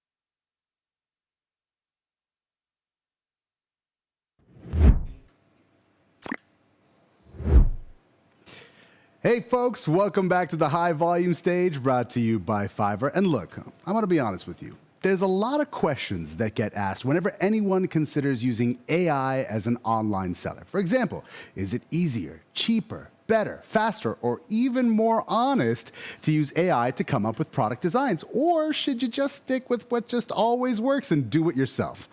You know what? I think it's time we solve this once and for all with a battle royale, AI versus graphic design. And here to stick up for graphic design is none other than Cristina Umeres. She is an online seller and talented POD educator who you definitely know from her channel, See You Online. And she's joined today by AI enthusiast and a fellow online seller, Juna Duncan. His channel, Detour Shirts, is an important resource for his audience of over 158,000 people. Guys, welcome to Amplified. Thank you. Thanks for having us. Now, as these two start to limber up for the fight ahead, remember that it's actually you who decides who the winner is over on our Discord chat. So go over there and make sure you win and weigh in and let us know who wins and comes out on top. Is it AI or graphic design? So, guys, how are we feeling about this? Good, good, good. Yeah, I want a great. clean fight. I want to keep those hands where I can see them. Okay. Yeah. Yep. So we're going to break this down into a couple rounds. And first of all, I want to talk about skill. And Juna, I'm going to start with you. Be honest with me. Is it really easier to create designs using AI rather than just doing it yourself? I think it can be. If you're a creative person, then you can go on there and look and type in a good prompt and it will come out with something creative, right? Something very unique. If you're not a creative person, there's lots of options out there. You can do search. And what's really cool is AI is getting better and better. So it actually can do text and do a layout, actual t-shirt layout for you if you use the right prompt and find the right thing. So I think it can be easy for people who don't know how to design as well as people who do know how to design. So. And I think that's the key here. But Cristina, do you agree that is it really easier for people who don't have the skills with AI to sort of use that instead of just doing it themselves? I would argue that AI designing in itself is a skill. You need to learn how to create prompts. Every single one has different prompts as well. So you need to learn the platform you're using, which can be also very difficult. And you kind of need to already understand graphic design first to know if you're actually getting a good result. So you already need to know graphic design. Otherwise, you're just putting whatever AI spits out onto a shirt or whatever product you're selling. And nowadays as well, I've noticed like every single platform out there, graphic design tools, has templates that you can use. You can even like filter by, I want to create a t-shirt, and you get a whole bunch of t-shirt designs that you can just change the wording, you can change the icons. So I'd say more so now than ever, graphic design can be done without prior skills. Right. I mean, there's an interesting point there that like, all right, AI can only take you so far because at a certain point, you're going to have to incorporate some level of design skill there. But Juna, she's got a point about templates specifically. If you can do everything on a template, is there really a point to using AI? And, you know, why not just do it on a design program anyway? That's a good point. Templates are great. They have everything you need and it's laid out correctly. I think one of the benefits of AI is that you can actually come up with something that nobody else has, right? If you write the prompt right, you can create something that you haven't seen anywhere that's not on a template, and that way you can stand out. Okay, folks, starting off hot. That's our first round. This round, we're going to talk about cost. Now, Cristina, one of the things that we often hear about design programs, you know, especially whatever you want to use, Adobe comes to mind, right? That in the past, these programs were often very expensive. So what do you think? Is it easier then or cheaper to use AI as opposed to a design program? I definitely don't think so. I think back in the day, like I remember before you needed to buy expensive platforms and you needed to take courses and watch tons of videos to understand how to use really complicated softwares to actually make designs. But nowadays, things have become so much more accessible to like the everyday person because there are subscription services now. Adobe Express, right? Yes, exactly. You're not paying this huge upfront cost that you might not have to not even know if you're going to use it. Now you can pay just a few dollars a month. And if you're also using AI, a lot of the times you still need a graphic design platform to supplement it. So you're having to pay for these anyway because you need to fix up some AI problems, remove backgrounds, upscale. So either way, you kind of still need that anyway. So you're still paying for that plus the AI. So I think if you're just doing graphic design, the cost is very accessible to everybody. That's an excellent point. And I think also, like, when you take into account that, okay, you're paying for your graphic design service, and on top of that, paying for a pro AI service as well, Juno, what's the point of paying for two things at the same time when you can just easily just use one and do it yourself? Yeah, that's a good point. So there are some premium AI apps out there. You know, you got your Midjourney and ChatGPT, and those have a subscription, like she said. And I use that as well. It cost me $20. But there are some free upscalers and background removers that are completely free. And actually, a lot of those apps that you're talking about, the Kiddos, the Canvas, all those design apps that you're paying for, because AI is so popular, they're actually embedded inside of those design apps. So you can actually use AI while already paying. So it wouldn't cost you anything if you already are using those design apps. That's an excellent point, Christina. If the AI program is already built into your design program, does it really matter where you use it? The main issue that I find, and I've tried to use those built-in ones, a lot of the times each has its capabilities and its limitations. So what might be possible within one app isn't possible within another. If people have tried using Canva, some other AI, some of it's fantastic, but if you're trying to create an icon, a pattern, I have not been able to get anything successful. So I've actually had to go out and I had to pay for something that's specialized in AI and not been able to just rely on the built-in apps. So again, it comes back to I'm still having to pay for two different platforms. That's an excellent point. All right, folks, that's round two. Now let's move it on to the next round here, which is talking about time. Now, Juno, we've talked about using AI to brainstorm ideas, right? Especially if you're stuck or you don't know how to put certain elements together. You can look at that and then bring it back to your design program and do it. But do you really think using AI cuts down the time to come up with a good selling design? Yeah, I think one of the major things about AI is its speed. Like it's super fast. You can literally create something in seconds. Not only one thing, but a lot of times you create 4 things at once. And that can really help you do that just with a push of a button. And and then again, if you don't like those 4, you can hit it again and it will spit out another. So you can literally create hundreds of designs really quickly and then pick the right one. So I think it is really fast, not only for brainstorming, but you can actually, through that brainstorming and through all the different prompts that you're having, find one that actually works well for you. I think that was, the major thing that appealed to everybody when AI first came out was how fast you could do it. Just like write something down, it produces it for you. And I think that's what sold people on it originally. So, Christina, do you agree that using AI, the major benefit really is the speed? See, I think the big misconception is that it was that easy. You would type in what you wanted, the AI could read your mind and it would spit that out. The issue is that's not what happens. When you type in something, you say, put a white background. It gives you a gradient background. It gives you a gray background. So you're constantly having to play with it and adjusting your prompts. So it's not just give me a skeleton dancing. It's give me a skeleton vector, white background, really, really white background. Don't put a not white background. So you're constantly playing with it. And each one takes a bit of time to load. You don't like it, you have to restart. So I do think it sounded great being speed, but you can actually make a design in almost just as much time as it takes to really get the result that you were looking for with AI when you're trying to craft that perfect prompt. And that's the thing, people who started using AI programs realized just how much of an impact that prompt had.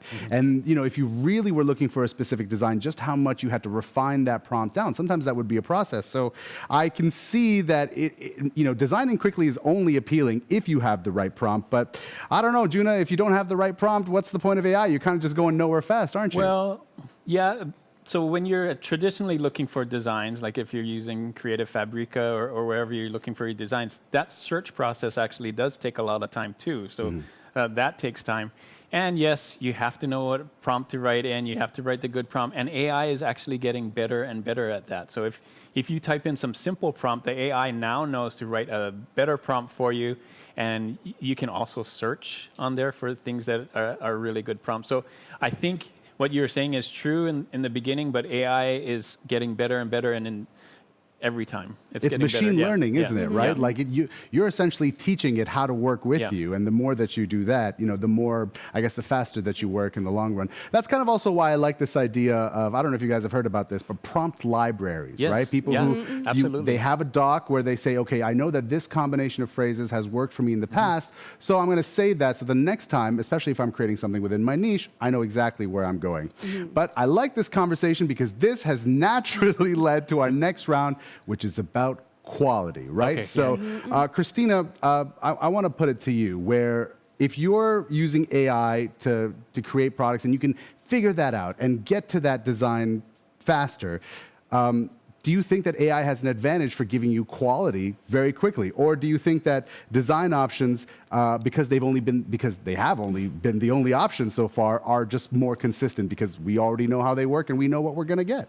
Yeah, so for me, I sell apparel, and what people are usually looking for when they're buying apparel is they're looking for a statement piece. They're looking to yell, this is my passion, this is what I love, these are my views, this is what I'm celebrating. And a lot of the time that needs a very clear message.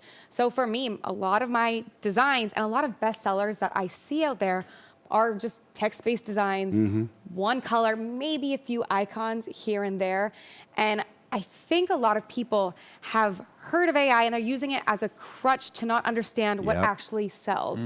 So they're just putting, again, the first thing that they see that AI spat out that looks nice on a shirt, and it's got tons of colors. It's hard to understand what's going on, and it's not really representing the reason or the intent that someone had when they were looking to buy that shirt.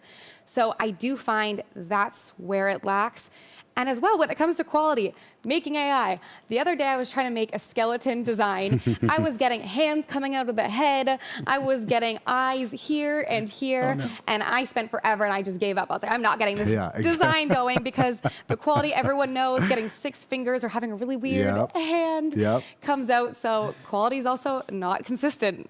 This is kind of interesting because, like, in a way, AI can understand you. You're the one that's working with it, but it can't understand your customer. It can't understand the niche that you're selling to, or maybe where. So essentially, you have to kind of translate what your customer wants, and you're kind of the middleman there, right? But I do agree that sometimes, Juna, even creating something with that's simple with AI can be complicated. So can we really count on it to come up with a best-selling design? Yeah, I think research plays a good part. Like, you can't just, like you were saying, you can't just go in there and type whatever you want and have AI build something and that's going to sell. You're going to have to do your research, figure out what niche is the thing that really sells, niche down, figure out the right phrase and everything, and then use AI as a tool to create the graphic or text that you need. It does text now. Like, there's some AIs that actually do text. And the cool thing about AI is that you can't really tell. It's gotten so good now that you probably can't tell it's AI. So when you're looking to search, people aren't going to be like, that's AI, I don't want to buy it. That's AI. Like, you can't really tell anymore. And so I think with the right prompt and with the right research and finding out what really sells, that's key for everything, for print on demand. You got to test it. And so I think with AI, you could. Yeah. So, Christina, I mean, if a tool really is only as good as how you use it, what opportunities do design programs really offer sellers in the future? I think they offer consistency. They allow you to stick out. Again, if you understand graphic design to begin with, you have a major upper hand than someone trying to use the crutch. So yeah, for me, I'm able to create consistent designs. I know what works. So I've created a design, it works, it's started selling. I can easily make a new variation of that. Versus with graphic design, or with AI, that's gonna be harder because it's gonna be hard to be like, take this design, but make a different version for a different niche that looks good and still kind of works. So to create a bunch of consistent ones that I can just edit a little bit here and there, again, graphic design is where I have found all of my success. Really, that's where I'm seeing the results. Boy, I thought we could have had a winner by now, but I'm just as confused, so I need you to weigh in on the Discord chat right now. Let me know who's winning, but let's see if we can solve it with this final round, which is the million-dollar question about risk, right? The major concern for a lot of online sellers is this risky? Is this gonna get me in trouble? And am I, gonna get sued ultimately? So Juno, what would you say to those people? Well, that's a good point. I think in the beginning of AI, when AI first came out, that was a major concern. I think all the AI apps know this now, at least the major ones. I can't speak for all of them, but the ones that I've heard, Midjourney and the ChatGPT and the Ideogram and the major ones, I think they all know that. And if you look at their TOS, they've really kind of answered that concern, and these things are safe. And especially the ones that are built in, like we said before, they're built into the apps. I'm sure those are really safe too, or else they wouldn't do it. Absolutely. Right? So I think the thing that might get you in trouble, and that would get you in trouble with graphic design as well, is doing copyright stuff, right? You can't do NFL teams, you can't do Taylor Swift, you can't do those kinds of things that will get you in trouble. And so, and trademark, you have to look for trademark phrases and don't do those. And don't.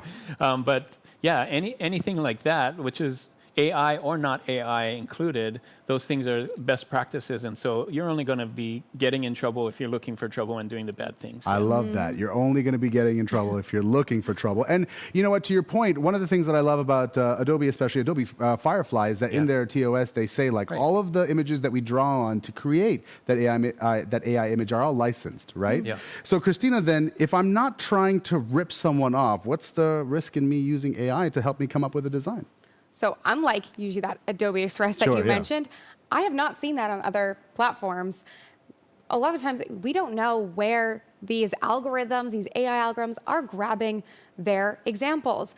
People don't post their art online and have a button saying, I consent to this being modeled. No one knows where they're grabbing these from. Yes, people have said you can legally sell these. Etsy's come out saying you can sell these using AI art, and it's becoming more and more accepted, yes. But the issue comes back to that original designer who might post something and come to see a bunch of different variations of their design out there that is different, so it's allowed. But personally, they might have an issue with that. I've spit out some AI art before, and I've gone online and seen ones that look very similar because I'm going to guess they use the same AI modeling. So that could cause an issue. But again, I think the big one is that an original artist coming back and be like, I can tell you modeled my design without you even knowing it because you didn't know where they were grabbing from. They never consented. So that's kind of where I see the issues laying when using AI art for your designs. All right. I think that we've made a lot of good points here. And honestly, are we still friends, guys? Are we still good? Obviously, yes. Yeah, okay, all right. But we'll let you guys scrap it out in the Discord chat and let us know after this. Is it AI or graphic designs? Are you going to use AI in the future? Or you know what? Just keep it classic and use design programs. So let us know. And by the way, folks, these two have created a handy resource sheet for all the stuff that we've talked about here. It's got all the tips, plus some extra reading, plus some resources. So you can find that definitely in the Discord chat and let us know. Now, guys, in the last minute that we have together here, I'm curious. We talked about a lot of these design programs incorporating AI. I often wonder, do you think this is a technology that's going to last, or do you think it's like, the gimmick that we're not going to see again in the future? Well, for Team AI, I think, I wonder what he's gonna say. I think it's here to stay. It's only going to get better. This is the worst that AI is going to be right now. It's just going to keep getting better and better. And the upside is fast. Like in 2 years, we're going to see something totally different than we're seeing right now. I don't know what it is, but it's learning at exponential rates. Yeah. I do agree. It's here to stay. It's growing. It's pretty much every platform out there has talked about AI. Again, the issue I see is now for a lot of people all leaning on AI, the whole world is, the graphic designers are going to have the upper hand because they're able to create something original. They can come up with new ideas, things that can't be done with AI. So I think that's where the leg up is going to be in the future. Right now, everyone's had graphic design, but now AI is going to be the main thing that everyone's leaning on as that crutch, and those who can go without the crutch are going to have the upper hand. Definitely. I mean, it's like there's a certain point where you can live with the blinders on and go, nope, not for me, but it's just like Google. At a certain point, you got to learn how to use it, correct? Yeah. Well, I enjoyed chatting with you guys today. And look, this is not the last time that you're going to see these two folks. I'm going to chat with Christina later about how you can scale your business. And Juna and I are going to come back and talk about creating the perfect mock-up. Stick around. Amplify continues after this.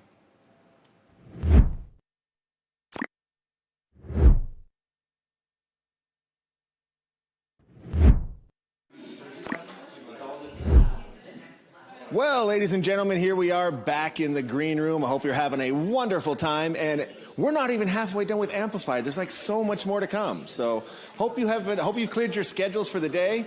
But let's go ahead and just take another quick look around, because we've got people doing their business, preparing for their sessions. But maybe this is a good time for me to tell you about this super cool thing that we've just unveiled here at Printify, and that is our Sellers Club. Okay, this is a community-based program where you get access to like an exclusive POD community with like courses and mentorship programs from like real POD experts. Okay, and like this is brand new.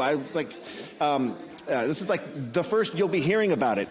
And today only for our live audience, you can use the code AMPLIFIED, that's amplified all uppercase, to sign up and get your first month free. All you need to do is go to printify.com/sellers-club and sign up. Or you can just simply Google Printify Sellers Club. I mean, you guys are smart. You guys know how to figure this out. Christina, come on and join in. How did your session go? Oh, it went fantastic. It's been fun, high energy, running between spots. I was like, where's Martin at?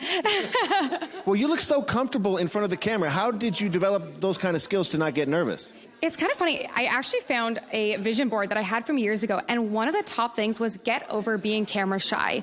How I actually started online was a dare. Was a friend telling me, you're going to post one video by New Year's, because I told her I wanted to get over being camera shy. And that was my first TikTok. And it actually blew up. I got, I think, 30,000 followers from my first video. I remember being at a cottage and be like, guys, I don't know what's happening. I'm getting all these comments. And since then, I was like, I guess this is kind of my calling. Like, I need to start. And I was only doing 6-second trends for a year before I finally had the guts to even dip my foot in YouTube and doing the longer form content. So it was not something that came easy to me. Like, the fact that we are here, we are doing this full session. If you told me this years ago, I would have never believed you that I'd be here and be able to do something like this. Wow, that's amazing. So you just turned the camera on and instantly got 30,000 views. That's pretty darn cool. But I'm telling our audience about our Sellers Club. Yes. Now, that is where you can connect with mentors and ask them like those burning questions that you need your answers to. Watch courses like on Etsy and Shopify, like the Shopify course that I did that you can check out. And also how to make like merch for different events and things like that. Connect with other like-minded POD sellers.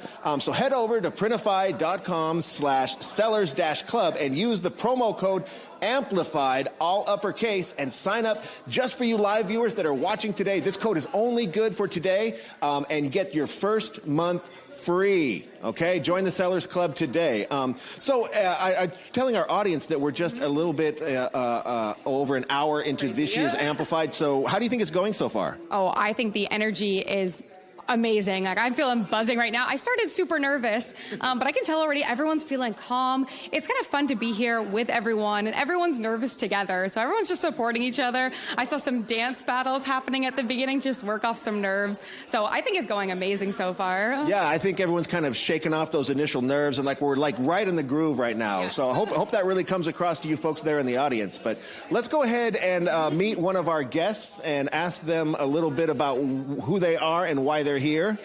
Okay, so if you don't mind. Hello. So tell our audience who the heck you are and why are you here? Hi, I'm Mac, and I'm a print-on-demand seller and content creator. And yeah, I'm here at Amplified again to share my knowledge and hang out with other sellers. It's awesome. Exactly, and also one heck of a great karaoke singing partner as well, if I must say. If I must say. Yes, looking forward to that later tonight, by the way.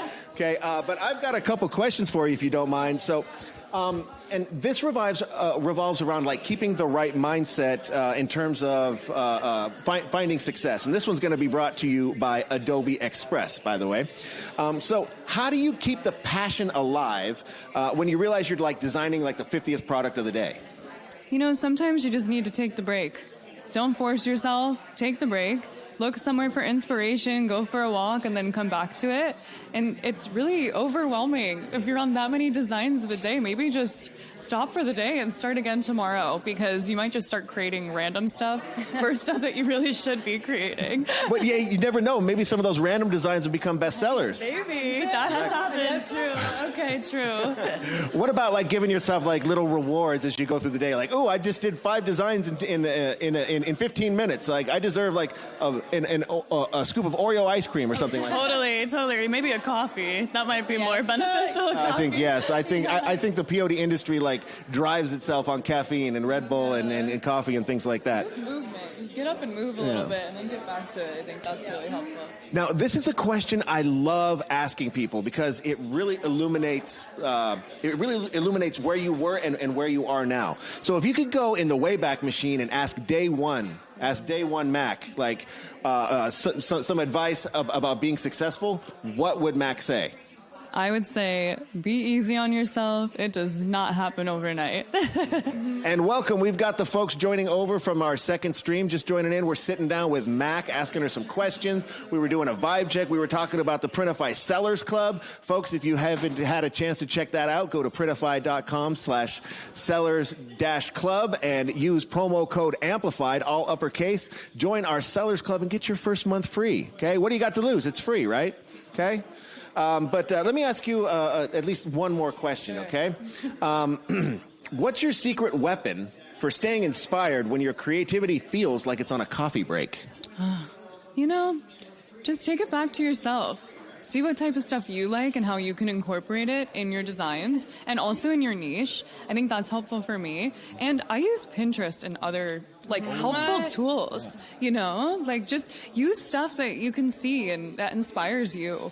I think that's great advice to take a break and just do some surfing on the web, just to go to Pinterest and other sites and find inspiration wherever you can, and then take that and make it your own, right? Yeah, you don't have to reinvent the wheel. There's so many great things online. Exactly. That you can take inspiration from and make something really beautiful. Exactly. Well, thank you so much for sharing your time with us. Can't wait to see you on your sessions. Let's go.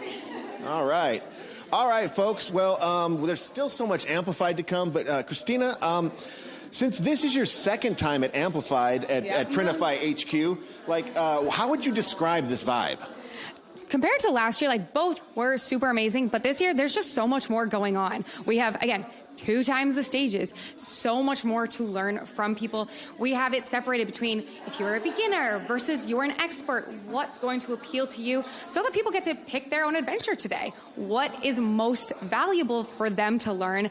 So I do think the value of this year just trumps last year. Even though last year was incredible, it's just gotten better and better. Right, it's like the buzz, right? It's like it just feels like Amplified, but more. You know what I mean? Yes, okay, it does. Wonderful. So what are your impressions of the Printify office and the Printifiers that you've met since you've been here? Oh, nothing but accommodating. Everyone has been fantastic. Tell us what you need. We had people meet us at the airport. We had people take us for dinner. Everyone we've met has just been fantastic.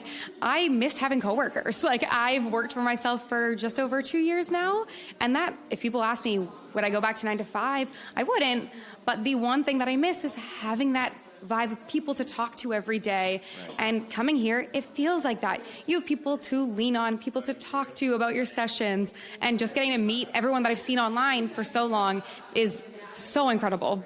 Exactly. Speaking of Printifiers, we can kind of swing the camera over this way. We've been hearing a lot of chatter in the chat about who our moderators are. Now, we're not going to give away the secret quite yet, but we're going to let you folks guess. So in the chat, one of these people wearing an Amplified t-shirt is our moderator, so it's up to you to let us know who you think that might be. We're certainly not going to give away the answer.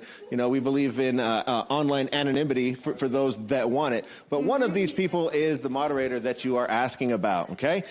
So back to your experience here at Amplified, Christina.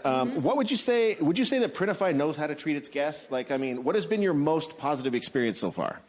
I just think, though, how welcoming everyone is. Again, it's been like family. We've gotten breakfast together, dinner together, and it's just been amazing. And we're not even just, I thought it would be like, we're going to be talking about print on demand all week, and it hasn't been that. We've all been able to connect on a personal level way past that. So again, it's just connections that are going to last a very long time, and that's the difference, and that's what I feel while I'm here. Excellent. Well, in terms of vibe checks, I'm going to go ahead and check the box that this vibe has been thoroughly explored. We got plenty more Amplified to come coming your way, so don't go anywhere, folks. On the Hit Play stage, we've got What Channel Should I Sell On with Leah and Juna. And on the High Volume stage, we have Etsy SEO for Dummies, and that is with Talish and Starla Moore. Excellent. All right, folks, don't change that dial. More Amplified to come, and we'll see you in a little bit. Hey, folks, welcome back. All right, SEO, search engine optimization. As an online seller, you might have heard these words quite a bit, but be honest, how much do you really know about them? Maybe you understand it has something to do with the words in your listings or your search results. Or maybe someone's told you that you really need to care about it, but you don't quite understand why. Am I close? Don't worry if that's the case. That's how it was for me too. Except what I also didn't understand is what you can actually do about it. Until I talked to my next guest. Starla Moore has been an Etsy seller since she was a teenager, and since then has made over $100,000 in sales, has even coached sellers from all over the world through her program, the Handmade Alpha Academy, and has become a manager at eRank, which is Etsy's most powerful SEO tool. She now joins me on the high volume stage, brought to you by Fiverr. Now look, Starla, here's the thing. If you don't know about Starla Moore, she lectures at colleges all over the place, but surprisingly, you never went to college yourself. Did not go to college. I'm a high school graduate. How does that feel?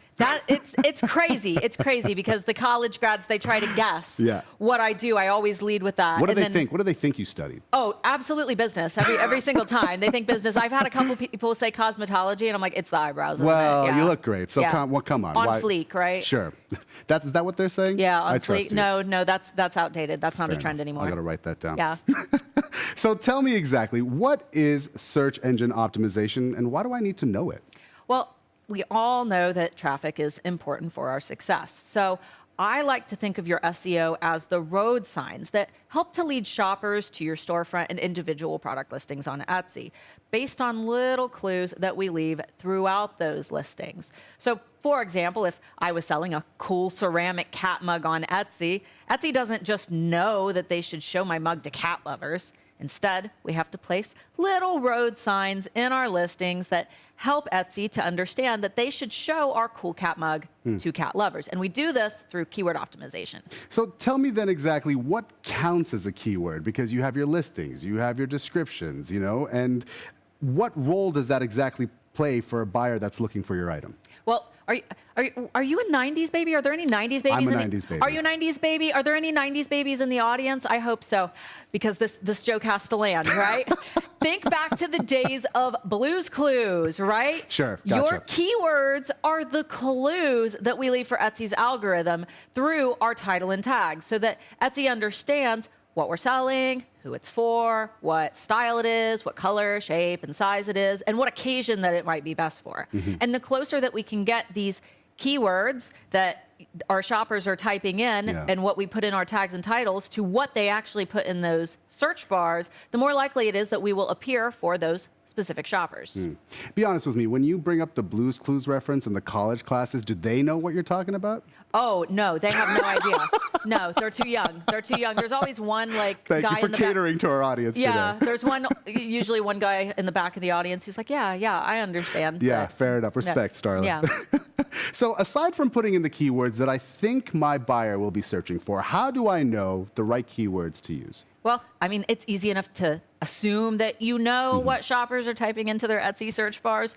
But without a data-driven tool, you're really just taking shots in the dark, right? You want to make sure that you are accurately understanding what shoppers are searching for. The good news is over at erank.com, our team understand these challenges because we're all Etsy sellers ourselves, which is why we invented the keyword tool, which is going to show you cool things like estimated search volumes for those terms. So you know how many people are looking for these types of products. You're going to see clicks. That's important. And you're going to see competition levels for those terms. You're even going to see where in the world those things are being searched for and what time of year. What I love about this is that we always say to sellers that data analytics is important, no matter what you do, whether it's the sales channel you're on, whether it's the products that you're using, the images that you're using. And I love that in this case, we're also concerned about the data when it comes to the keywords that we're using as well. But I want to talk about those metrics a little bit, metrics like search volume, clicks, and competition. Can you tell me why understanding these things in the context of keywords is important? Well, if you've got a fever, you're going to get the most accurate read by using a thermometer rather than attempting to guess with the back of your hand. I kind of see keyword search volumes the same way. The data is a guiding force that helps us to understand what shoppers are searching for. And then those clicks are going to tell us if they were interested in the things that they saw when they made that query, right? Because they're clicking around and they're exploring listings. Now, with competition, obviously, it's easier to catch fish in a bucket as opposed to the entire ocean. With over 9 million competitive sellers on Etsy, maybe more by now. Just a handful, right? Yeah, just a handful, right? This data will help us to understand how much competition we're up against when it comes to these products. And it'll help us to understand if people even want the thing that we're selling. Right. So as somebody who works at eRank and who has an active role in creating these metrics and giving them to people, how would you rank the things that we should be looking at? So if I'm looking at search volume, clicks, and competition, which should I pay attention to first, and in what order would you go? Search volumes, for sure. Always start with search volume. Got it. Absolutely. You need to know if people want the thing. You're not going to be successful if you're picking underwater basket weaving. Go ahead, go to eRank right now, search for it, see what happens. Because I doubt. Well, maybe after this it'll become a trend. That might be my niche. We're going to make it a trend, right? Yeah. So definitely search volumes, competition later. But the cool thing about search ranking is as you gain more authority on Etsy, you can actually rank higher for more competitive terms. So I like to think of those keywords as the gold jeans that you don't fit into right now, but you keep them in your closet because maybe someday they'll fit. You know what? I'm keeping all my jeans after this point. Yeah, absolutely. So I get what I'm looking for, and I get why it matters. But like I said in my intro, what do I do next? Well, when it comes to keyword research, I recommend starting really broad and then narrowing your way down, okay? So let's just say that you're selling a cute tabby cat tote bag, right? That's a really specific thing. So it's better to start our search narrow when we are doing our keyword research in eRank. Let's start it with something just like tote bag, right? That's simple. That's going to allow us to find lots of different terms, lots of different suggestions. You're going to be able to see what the different search is for because eRank is going to suggest a list of related terms to that original search. And then from there, you can find good keywords to stack in your Etsy tags and titles. To stack? Yeah. I've never heard that before. What does that mean, to stack terms? Well, Etsy's algorithm is very interesting and it's very complicated. It's not just spitting out results based on what you're putting in because there's so many people selling the same things on Etsy, right? How would you be able to rank, right? So instead, there are two sides of the algorithm that we want to appeal to. One side of the algorithm likes to see our keywords exactly as the shopper types them in. Okay. This side's called exact matching, and this is the strongest form of keyword matching. So if somebody is searching for a tabby cat tote bag on Etsy, we would want to make sure that the phrase tabby cat tote bag is completely intact perfectly in our title and tags to make an exact match. Got it. Okay? The other side of the algorithm is a little less powerful, but still very important for ranking, and this is where most of our keywords are going to fall into. This is called broad matching. And during the process of broad matching, Etsy plays this fun little game of mix and match, where they put words from your title and tags together, regardless of whether or not those words are right next to each other. So for example, in the phrase tabby cat tote bag, we would exact match for terms like tabby tote bag, tabby tote, but we'd exact or broad match for phrases like tabby bag.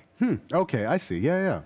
So I guess, but here's the thing though, it's not just my keywords that Etsy's looking at, right? It's everybody else's keywords. So how do I make sure that I'm using the right keywords to make my listings appear higher than everybody else's listings?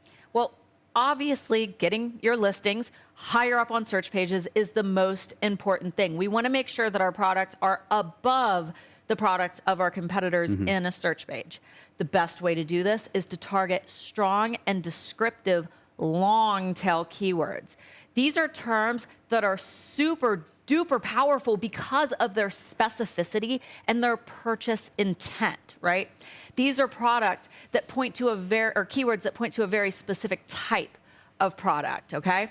So let's maybe, for example's sake, and so the audience better understands, let's think about how you might shop on Etsy if you were looking for a gift for your mom.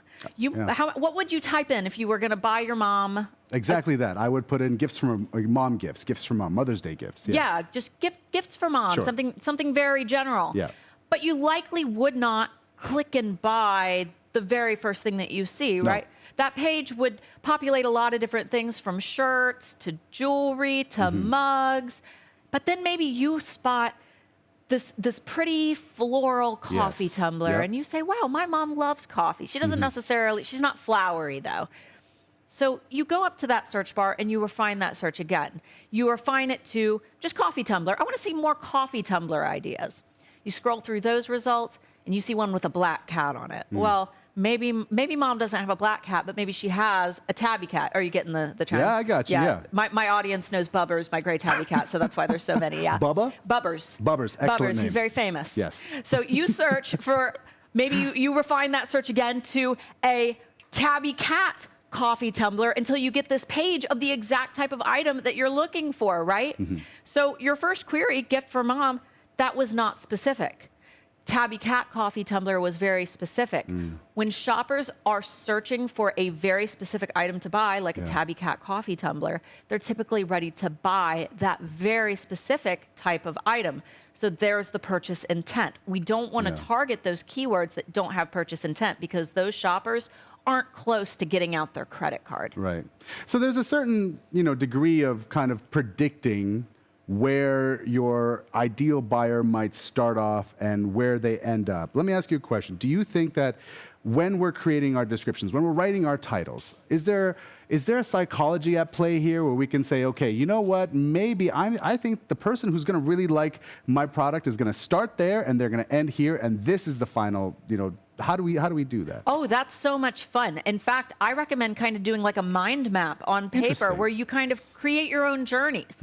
Do it like, how would you search if you were creating, just like we just did in this example. Everyone in the audience today can sit and think of something that they've searched for, or just be mindful when you're shopping for friends and family because you begin to understand your own habits. Sure. And oftentimes the people that we're designing for, we're in that niche, or at least we should know the people in that niche. So by creating that mind map, it's kind of like understanding your buyer. It's another level of understanding your buyer. So I get that, all right, so I'm optimizing my listings and titles because I want them to rank higher, but how do I actually know if they're ranking higher? Do I just search for them myself and hope that they're going to pop up? Well, that's a common misconception, unfortunately, because if you look for your own products within the Etsy search bar, what you're seeing is a personalized list of results for you based on things like your location, your IP address, and your past shopper habits. And no, everybody always asks, oh, can I log out? Can I use a VPN? Can I use an incognito window? None of these things strip that layer of personalized data. The only way to do that is to use a tool that's designed for it, which is why we love our rank checker over at eRank. It's amazing. I know it's not a sales pitch, but I'm really pitching it, right? The rank checker tool comes directly from Etsy's API. And what it does is it shows you that data before Etsy applies that layer of personalization. So what you're seeing is an average, what most shoppers will see. So if you're looking at a keyword that has fantastic searches and low competition, and you put that sucker in your tags and titles and you put it in the rank checker and you see that you're ranking on page 1, position 27, that means that those keywords are probably good, and that's not the keyword. Keywords might not be the issue. Maybe it's something like your thumbnail. Right. Yeah. Exactly. There's so many other factors at play here. It's not just your description or your listing title. You have to kind of consider everything, and also do it one step by do it one at a time. You know, if it's your title, test that. If it's your image, test that. But don't do it all at once, because that way, if anything does change, you won't know where the change happened, right? Now, I'm curious. Can keyword data ultimately affect the designs that I'm going to create in the future? Well, I always say that if you try to design a product without that data, you're putting the cart before the horse, right? Yeah. You have to know if your idea has demand. And you also have to know if there's competition. Like, how many Live, Laugh, Love shirts do we need? Or Mama Bear shirts with an outline of a bear? Come on, there's enough of those already. We need to make sure that we're targeting ideas that are in demand, but also don't have crazy competition. So I've got a little bit of a challenge for you in the audience today, okay? Here we go. All right, let's see. Which do you think is more popular on Etsy right now? Axolotl shirts, capybara shirts, sloth shirts, or llama shirts? And 3 points to Gryffindor if they can guess what an axolotl shirt is. I was going to say axolotl because I keep seeing that a lot on my algorithm, but my algorithms are just for me. Is it axolotl? They're cute and pink. I don't know. What's the audience say? What are they? We're going to have to find out. I guess check. We'll have to see. Yeah. Okay. Well, I'll go ahead and spoil it for them. Whoa. Look at this data, guys. First of all, capybaras, they're killing it. There are so many searches for capybara shirts on Etsy, and that competition is so low. Not only that, but in February and March, there's a huge spike. That could indicate that maybe next February and March, maybe they'll be popular again. However, axolotl shirts, they've got even lower competition, decent searches. However, there's a huge spike in October. I like to use this predictive data to let me know that maybe this year in October, they'll trend again as well. So when's the best time to list axolotl shirts? Probably 2 months ago. I like to plan 4 months ahead. But hey, if you've got some axolotl shirts ready, get those suckers listed because they might take off in October. It's always axolotl season where I am, Fun fact about capybaras, by the way, I just learned, where do you think capybaras exist in the world? Where do you think they're from? Peru. Peru? Did you say Peru? Yeah. Okay, first of all, South America is the correct answer. I thought it was Australia, but apparently there are no capybaras naturally in Australia. So anyway, thanks for sharing, Tom. So what I like about using keyword data essentially is that if you're ever stuck for a design at some point, you can reverse engineer your designs with keyword data and go, okay, customer behavior is predictable. I see that this sells usually this time of year, so therefore I can come up with a design, which is a handy tool to have during Q4, which is why I understand that you have a special treat for our audience today. We absolutely do. During today's session, we're going to be giving away 3 eRank expert plans valued at $360 each. All you guys have to do is keep on watching and go to the giveaway Discord chat. Is that Discord chat. Yep, absolutely. Get there, guys. But there's one thing that I need to express, guys. Etsy SEO, we make it seem so quick and easy here and on my YouTube channel and other YouTubers, but the truth is, it takes a lot of bumbling around. It takes a lot of time and research. Sure. And the one thing that I always express to sellers is that you got to treat it like a science experiment. You got to test keywords out. You have to try them out. Yep. You got to try them for a period of 60 to even 90 days to give Etsy's algorithm a chance to, decide where they need to go. And if they don't work, you need to have time to test new keywords. Yeah. Don't give up, though. It takes a lot of time. It takes a lot of work. Yep. But it's one of those things that you can't set and forget. You just have to keep on rolling. Exactly. Keep the faith. It's going to happen. It doesn't happen overnight, but it will. Which is why I have one final question for you, Starla. In the spirit of giveaways, are there any specific tools within eRank that you think POD sellers should pay attention to? Oh, well, let me tell you, right before I got on this flight, they flipped the script on me at eRank. They're like, Starla, can you squeeze this in? We've got an amazing announcement that we want you to make right before I got on my plane. So I'm like, okay, let's do this. Guys, we're unveiling something today for the first time ever. I'm so excited. The eRank team is probably jittery right now. Our all-new eRank Printify. There it is. Oh, extension. All you got to do is log into your eRank account, and from the left navigation, there's an extension button.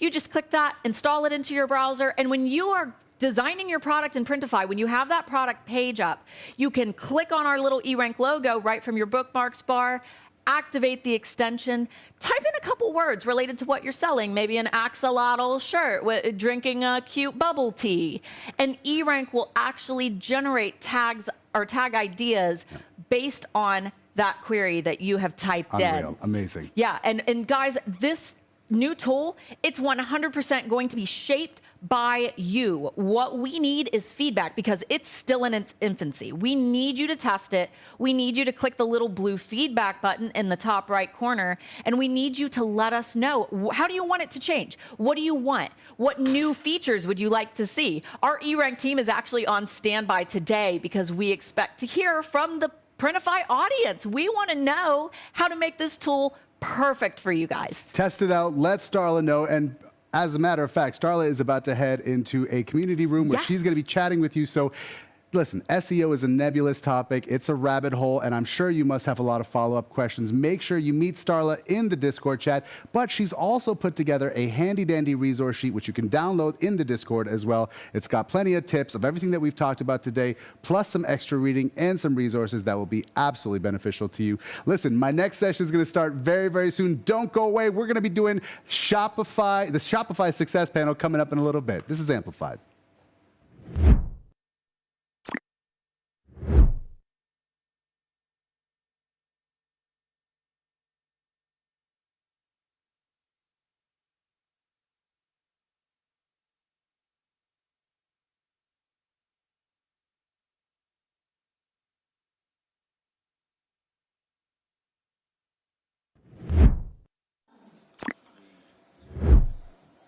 Wow, ladies and gentlemen, that was one heck of a session with the great Starla Moore and Talish right here on the high volume stage. And a quick shout out to not only eRank, but all you folks out there, the handmade alphas. Go ahead and start spamming that chat with all those wolf emojis. I don't know if there's a more dedicated POD crew out there, but we love the support you give not only Printify, but also to Starla. But Christina, I think I made a mistake because I was backstage in the green room and I slammed a Red Bull, and then for some reason I thought it'd be a good idea to then drink a cup of coffee. Oh, no. Okay, so if for whatever reason I start running in circles or I explode or collapse, you'll know the reason why. I'll cover. Okay, so don't let me do that again, okay? Yep. All right.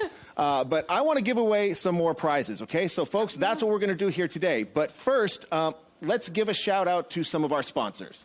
Yes. So you did mention eRank, but thank you guys so much at eRank. I personally use eRank almost every single day for keyword research, especially for me, niche research, finding new niches just like Starla just shared, and to be watching your competitors as well. So if you haven't utilized them, invest. It really helps your business out.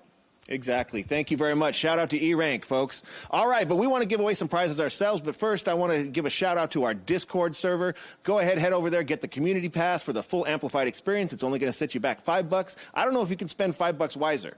Okay, so get access to those discount codes and win some more prizes, and the Q&A sessions with our speakers, like right as they come off the stage. So right when those questions that you have are fresh in your mind, get those answered right away. Okay, but I want to give away at least a few amplified sweatshirts. And folks, I need to be clear about this. Okay, we're gonna pop a link into the chat. Click on the link, answer the trivia question. If you put the answer to the trivia question into the YouTube chat, you're doing it wrong. So I want to make sure everybody out there has a chance to win. So we're going to pop a link in, click on it, answer the question after clicking on the link. Okay? And today's second trivia question, where 3 people will be selected at random to receive amplified sweatshirts, is... All right, our next question is, how many print providers does Printify currently feature on their platform? Is it A, 72, B, 79, C, 85, or D, 91? And yes, guys, click the link to put in your answers. And 3 lucky winners are going to match us with some amplified sweatshirts. Excellent. Great. That's it. Click the link, people. If you put it into the chat, you're doing it wrong. But don't worry, you'll have a couple more chances to win coming up. And on the screen right now, we're going to flash a QR code. Get out your phones and follow the QR code link to answer a survey. And one of you will win $500. Let me say that again. $500 of Printify sales credit, okay? What would you do with $500 of Printify sales credit? Say $500 of Printify credit? Tell us, what would you spend $500 of Printify sales credit on? honestly, all the cozy blankets in the world. Yep. Yeah, very good, very good. Well, thank you very much, Talish. And go to our Instagram page because we're also giving away prizes there. Like, share, follow, all that cool stuff, and one of you will win some awesome, cool prizes. So we're just giving away stuff left and right, but there's still more Amplified to come. We've got coming up on the Hit Play stage, Shimmy Morris and Cassie Johnson, Anatomy of a Great Listing. And on our high volume stage over here, we have the Shopify Success Panel with Talish, Chris Heckman, Megan Heckman, and Julia Arguello Bush. Exactly. And if you remember all the way back at the beginning of Amplified, we told you there was going to be a big announcement. Well, at some point, somebody is going to push this big, exciting looking, very sexy green button, and there will be a big announcement that's going to come at the end of Amplified. You're not going to want to miss it, so stick around. I don't know why you'd leave anyways. There's plenty more to come, so don't go anywhere. More Amplified in just a little bit. Bye. Green button. Green button, people. It's exciting.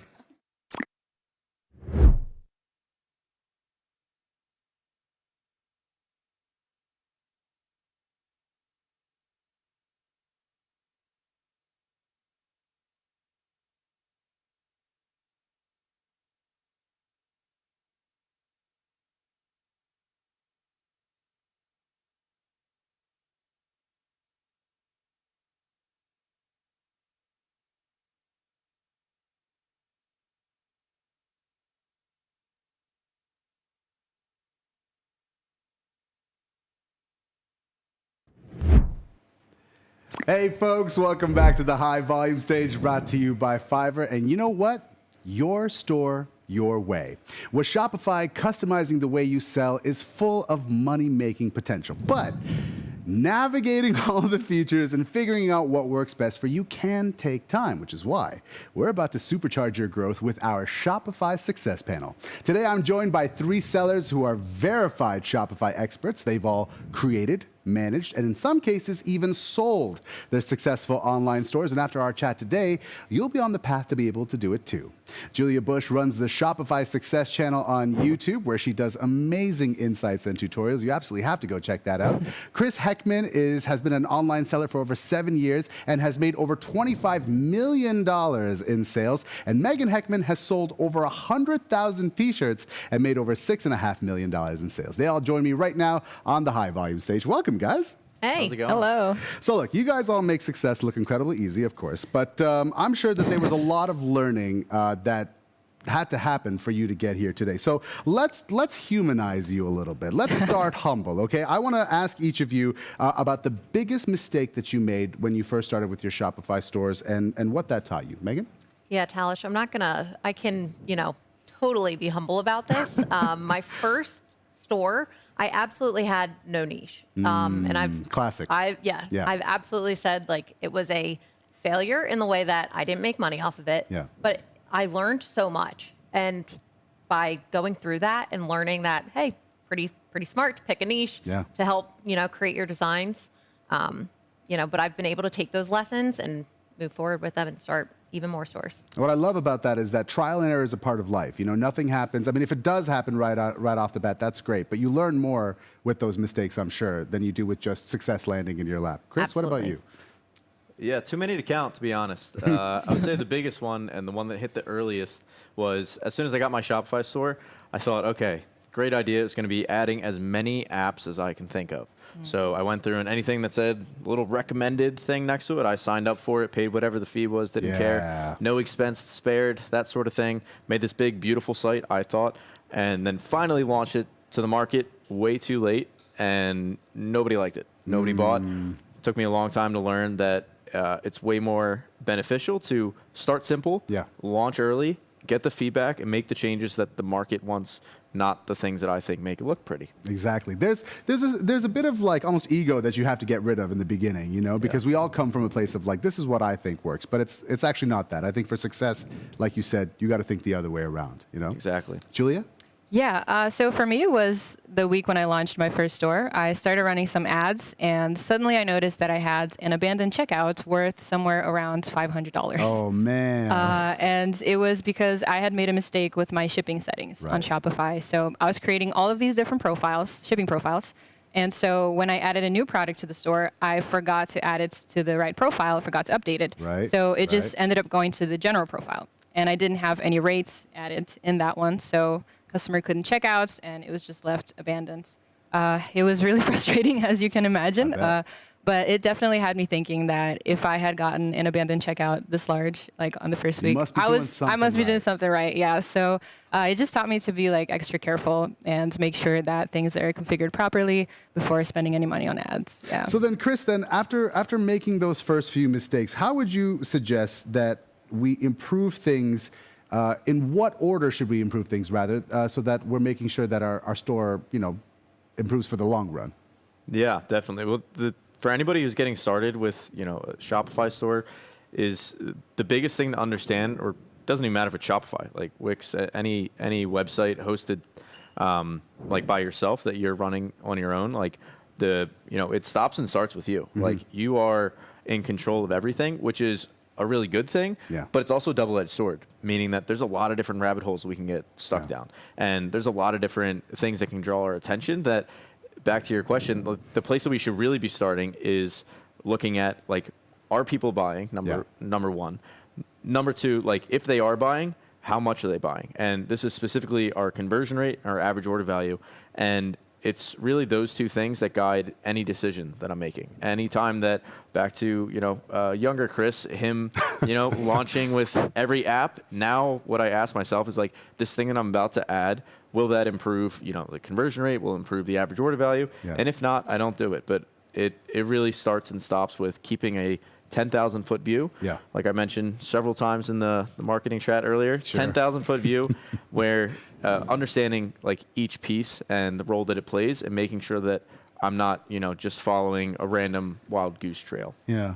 I love that, keeping that 10,000-foot view, because I think like a lot of people who get into Shopify, I keep going back to this phrase, but it is about ego. They think, all right, I don't want to be on the marketplace. I want to sell my way. I want to create my store the way that it looks. And what you're essentially doing, or what you can get caught up in rather, is creating your own personal brand, which is important, but there are, you have to have that step back and go, all right, what's the overall selling process? But on branding, Julia, why is it so important to pay attention to that on Shopify? Yeah, so I like to think of branding as the foundation of everything. So it's like working from the ground up so that your store is successful. So I like to break that down into three main categories: building trust, creating connections, and nurturing those relationships.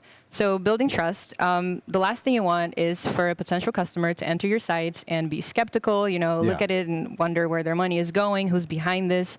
You definitely don't want that. You want them to trust that this is a reliable business, and you want them thinking like, wow, this store looks good, their products must be good, I'm going to buy this.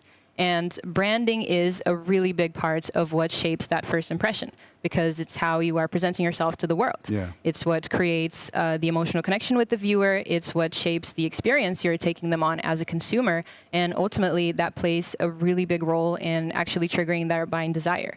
So once you have like professional branding and you add all the other layers on top, like great offers and promotions, all of that is going to be a lot more effective because you have that as a foundation and you're working from the ground up. So once you have that connection, then the stronger your brand is, the more you're able to nurture those relationships to continue growing. And trust is an important part of that. Your brand should relay trust, because like Chris said, it really is a double-edged sword. You can dive down that branding rabbit hole to the extent where it looks so complicated, where people are like, I don't know, this doesn't feel real to me, So it's got to be a delicate balance between like making that brand seem trustworthy so that you can have people kind of willing to invest in your site.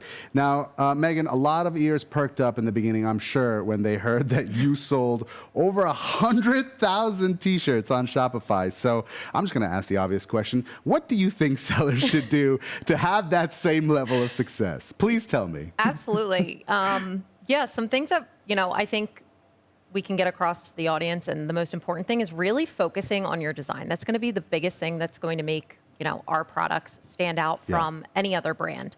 And then beyond that, once we have people actually getting to the site, actually optimizing the site for sales. Yes. So some best practices that I like to use is, when I'm seeing which designs are selling, I want to make sure I'm moving those up and optimizing my collection. Yes. The last thing I want is a bestseller on the 7th page of my Shopify store. Not many people are going to continue clicking through all of those pages.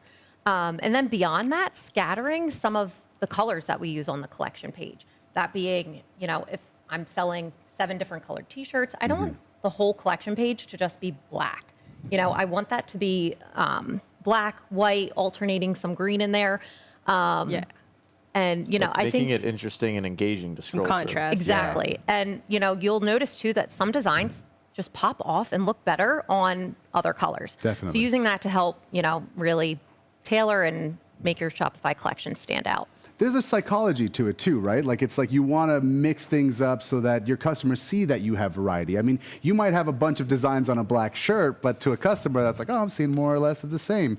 Exactly. And what I also love is when I first joined Printify, Martin told me this thing about Shopify stores where he was like, there's this concept of right off the bat, like you said, like don't put your best-selling products on the 7th page. He said like there's this concept on Shopify stores where put your best products above the fold, which is an old newspaper term, which is like put them front and center right away so that you hook them. So people go, all right, I see what I like and I see these bestsellers. There's got to be more, right? They're going to look into your site.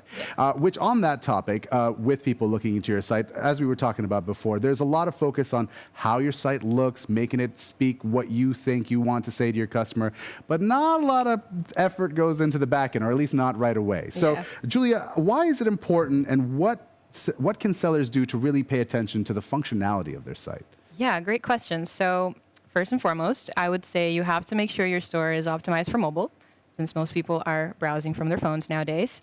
So Shopify actually does a pretty good job at adapting this automatically, but it's still something that you should just have a look at and make sure that your store is flowing very well on a mobile screen.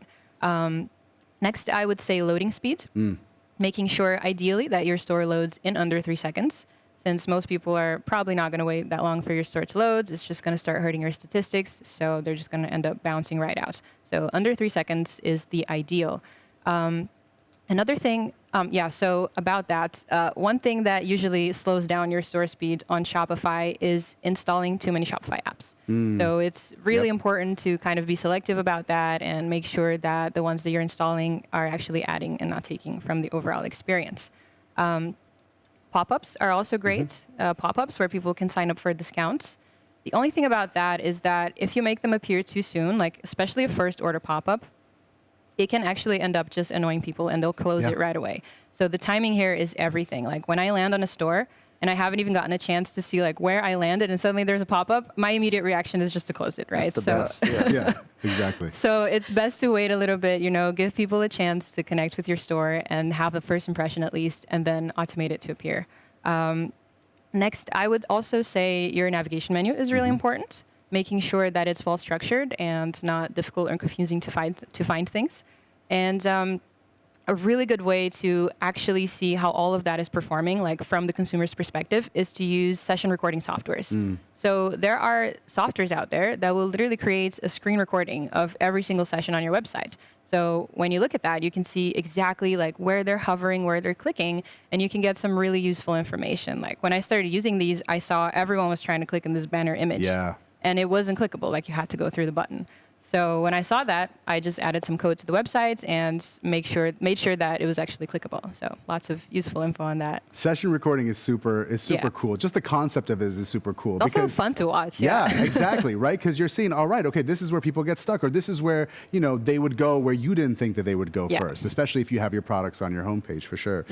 Chris, earlier you gave a fantastic presentation, I might say, which you all will be able to watch afterwards on our YouTube channel about paid marketing, probably one of the best I've seen so far. But what advice would you give to sellers who are thinking about promoting their stores through Shopify and what they should do? Yeah, I think understanding like from a high level that like fundamentally the business that we're building is like the products that people are buying. Like whether if you're selling that on like Etsy or Amazon or any platform, like at the end of the day, we have to make products that people really love and that resonate with them. Like that's numero uno, like it starts and stops there. Like we can talk about Shopify, but we really have to get that right first. The second, and like the reason that I'm such a proponent for Shopify is like all of the assets that you're building, like it's bar none, like to me, like the best place to do that. Like from the email list to the pixel to all the audiences, social media followings, all of these assets that you're building up that one is great for like recurring revenue, reoccurring revenue, like people coming back, Sure. buying from you Yeah. again and again. And two, it's just like you own that data. Like you're able to sell to those people wherever you want, opposed to, other platforms where you have to worry about bans and stuff like that. It's your own playground to kind of play in. And things like building your email list, like with the pop-ups when it's done the right way, like Julia mentioned, is really important. And also a piece on that we've seen a lot, like quick optimization thing, is make sure that when you're on mobile and the pop-up closes, make sure that, like Klaviyo does this super fun thing they do. They put this little bubble in the bottom corner that on mobile will expand, and sometimes it covers like the checkout button. So just make sure, like Julia mentioned, make sure we're looking at mobile and like actually look at it on your phone, like send it to your friends and family, that kind of thing. But anyway, building the email list, like once you build up like a couple of thousand people, which happens honestly relatively quickly with pop-ups and stuff, like on our brands, we make anywhere from $1,000 to $3,000-$4,000 per email sent. And that's to me is like the biggest advantage and the thing to keep in the back of your mind, like why it's so worth it. And definitely, like those email lists, it might seem like a chore, and you might think, okay, people are not going to do this. But if you have some really great products and people love the niche or the kind of products that you create, they're going to want to know, and that's where you build that brand loyalty, which is why I want to talk to you about, Megan, because you have this. What do you think sellers can do with their Shopify stores to really establish that brand loyalty and ultimately offer great customer service? Yeah, I think customer service is a huge aspect, especially to a Shopify store owner. We want to make sure that we are empathetic with our customers as well as clear, like communicating with them very clearly.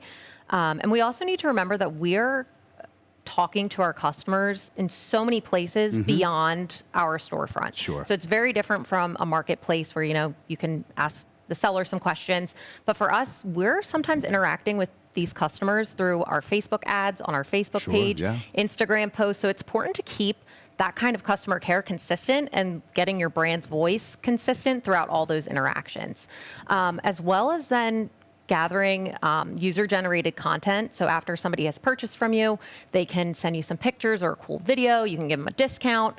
That can be super helpful for helping to, build that brand identity. And then as well as reviews. Reviews can really sway a customer from buying versus not buying. So I highly suggest looking into some apps like Judge.me or Looks and just kind of playing around and getting reviews up as fast as you can. Right.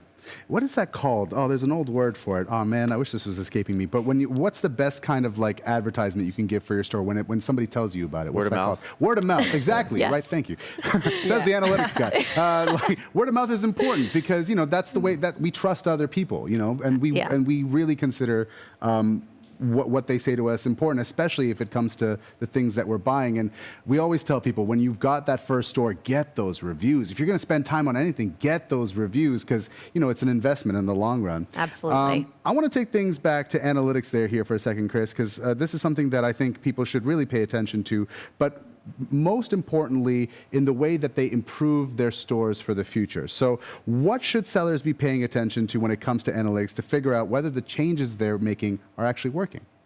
Yeah, so first thing I would say to that is just making it a habit or like a daily practice, which is a habit, to check out your analytics dashboard within Shopify. Yeah. So like on the left-hand side, I do this all day, every day, probably too much, but it's a really good habit to get into. Just checking that and keeping a finger to the pulse of your business and the specific metrics that you're going to see on there. Lots of different numbers. Most important ones are conversion rate and then the average order value. So like we were talking about earlier, how many people are buying? Like if 100 people walk into our store, how many of them are walking out with our apparel or whatever we're selling?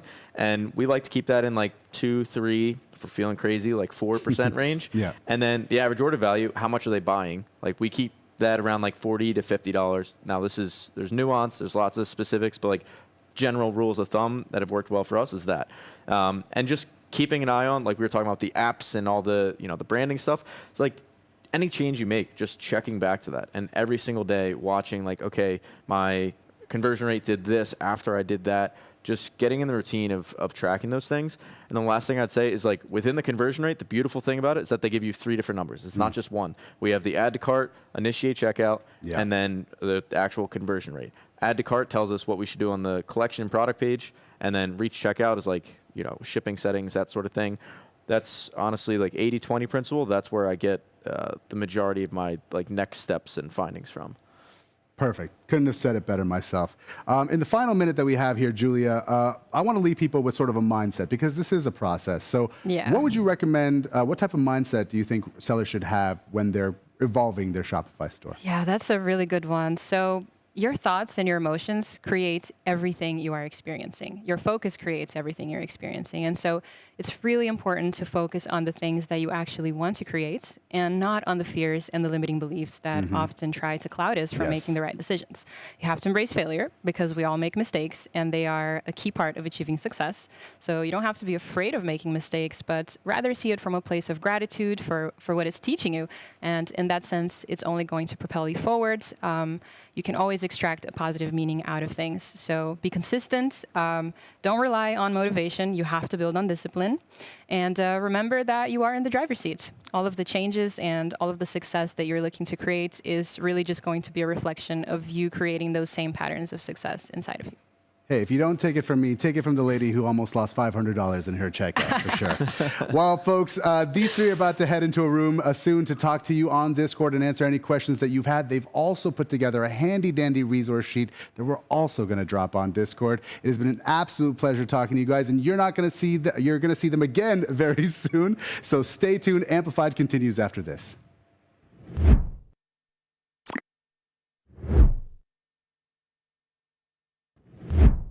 Ladies and gentlemen, just joining us, we are in the green room. Folks, one thing that drives Amplified, that drives most POD sellers is food, okay? So Christina and I are going to do our best Gordon Ramsay impression and give you a tour of what these folks are eating here at Amplified. So let's go over to the table here. And now, although you don't see a lot of pizza on the table at the moment, that's because like when it was put on the table, it was just like pounced upon. And like, have you ever seen those like nature videos where like wild lions like jump on their prey? That was what these amplifiers looked like when the pizza was put out. But we just had a little bit of the sushi come out and all this stuff. Christina, what has been your favorite thing that has been on the food table today?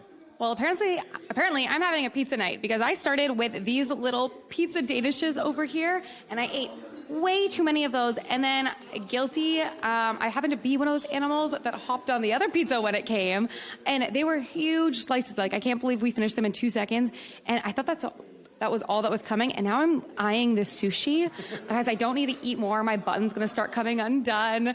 Not appropriate. Keep me away from the sushi, please. Exactly. And that just shows you how ravenous these people can get when they're doing their sessions and whatnot, because, yeah, that pizza was gone like that. Like me personally, these like little pita bread things over here, I had like at least 7 of them. Because right before Amplified started, I had this like really weird feeling. I'm like, I just don't feel right. Then I realized I hadn't eaten since breakfast. So I just like wolfed them down, and now I feel much better. You know, couple that with the massive amounts of caffeine. You know, I think we'll be doing all right. But speaking of food, Christina, like proper nutrition is the cornerstone of anybody's peak performance.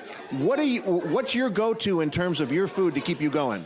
So my late night food lately has especially been peaches. I've been going to the farmer's market and buying a bunch of peaches, and for some reason, I only like peaches if they're sliced.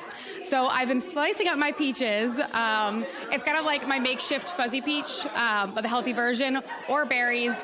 But my personal favorite thing ever, which is my morning croissant.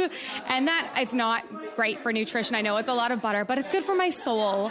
And if you were here, I was already getting recommendations from everyone here in Latvia, and I was going up and I was like, where is the best croissant in Latvia? Because tomorrow I am going on a croissant hunt to find that perfect croissant, that coffee, and so I can do some work, because it's just to lift me up. It feels great. Exactly. Now, good luck on your croissant hunt tomorrow, but I want to go back to something you just said about peaches. Now, you only like sliced peaches, like you can't go at it like it's an apple. They have to be sliced? Yes, it's because I went once to go get a peach, and I bit into it, and it was completely rotten, and I had this huge aversion to peaches for so long until my husband bought a bunch of peaches, and he sliced them up, and then I was like, oh, okay, they're not brown inside. And so I was like, okay, I can actually eat these. So now I've got this weird little quirk when it comes to peaches. What about like those super sweet canned peaches? The canned ones. The candied ones I love. Not the canned ones. They're slimy. No. Okay, wonderful. Well, yes, for all of you watching out there, make sure you maintain a proper diet to fuel you through those late night of when you're creating designs and coming up with new product ideas and things like that. For me personally, my wife's a baker, so there's always cakes or ingredients for cakes all around the house. So late at night, I'll just run down to the fridge and it's just it's a scene nobody wants to watch, of course, but yeah. So that's why I am the way I am. I tell this story a lot. But when I met my wife, I was super skinny. But now you can see how that worked out. So, folks, that's a cautionary tale before you marry a professional baker. Okay. All right, but let's make our way over here because and while we do so, I just want to give another shout out to our Sellers Club, folks. Now, where's Randy? Okay, and super shout out to our Sellers Club because it's a brand new thing we have here at Printify where you can connect with other POD mentors, get access to super awesome courses and things like that. I did a course on Shopify and how to sell on Q4. We got ones on Etsy and selling on TikTok Shop. But what I think is the coolest thing about Sellers Club is how you can connect with other POD mentors and ask your real questions in live Q&A sessions with them.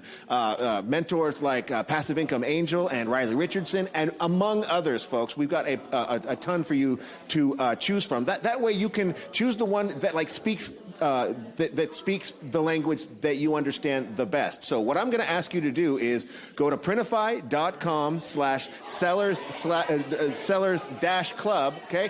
Or simply just Google Sellers Club, okay? Because we're giving away a promo code. It's amplified, all uppercase, okay? And what that is going to allow you to have is access to Sellers Club for free for an entire month. And that is only good for today. It's only for you live viewers that are watching today. So Sellers Club, printify.com/sellers-club, or simply just Google Printify Sellers Club. You guys are super smart. You can figure it out. You're all tech savvy, okay?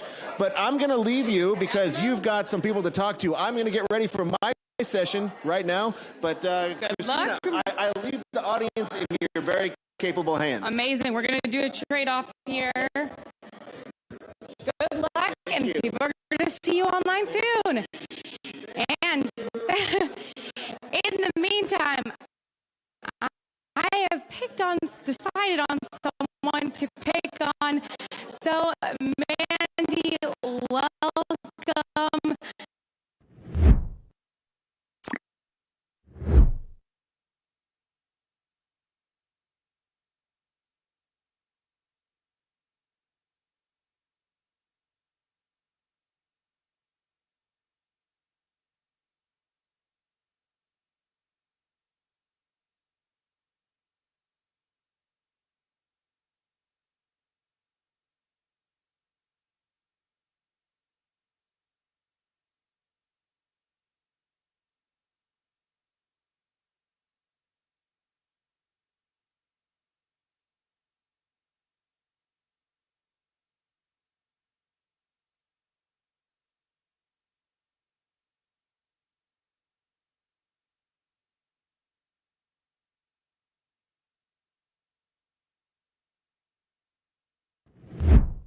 Taking random pictures.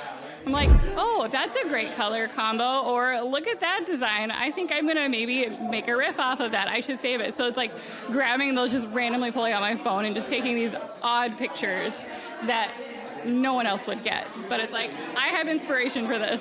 Yes, that's amazing. I know my phone is full of my mock-up photos. Is it usually design inspiration you're grabbing, color inspiration? It's both. I've been in the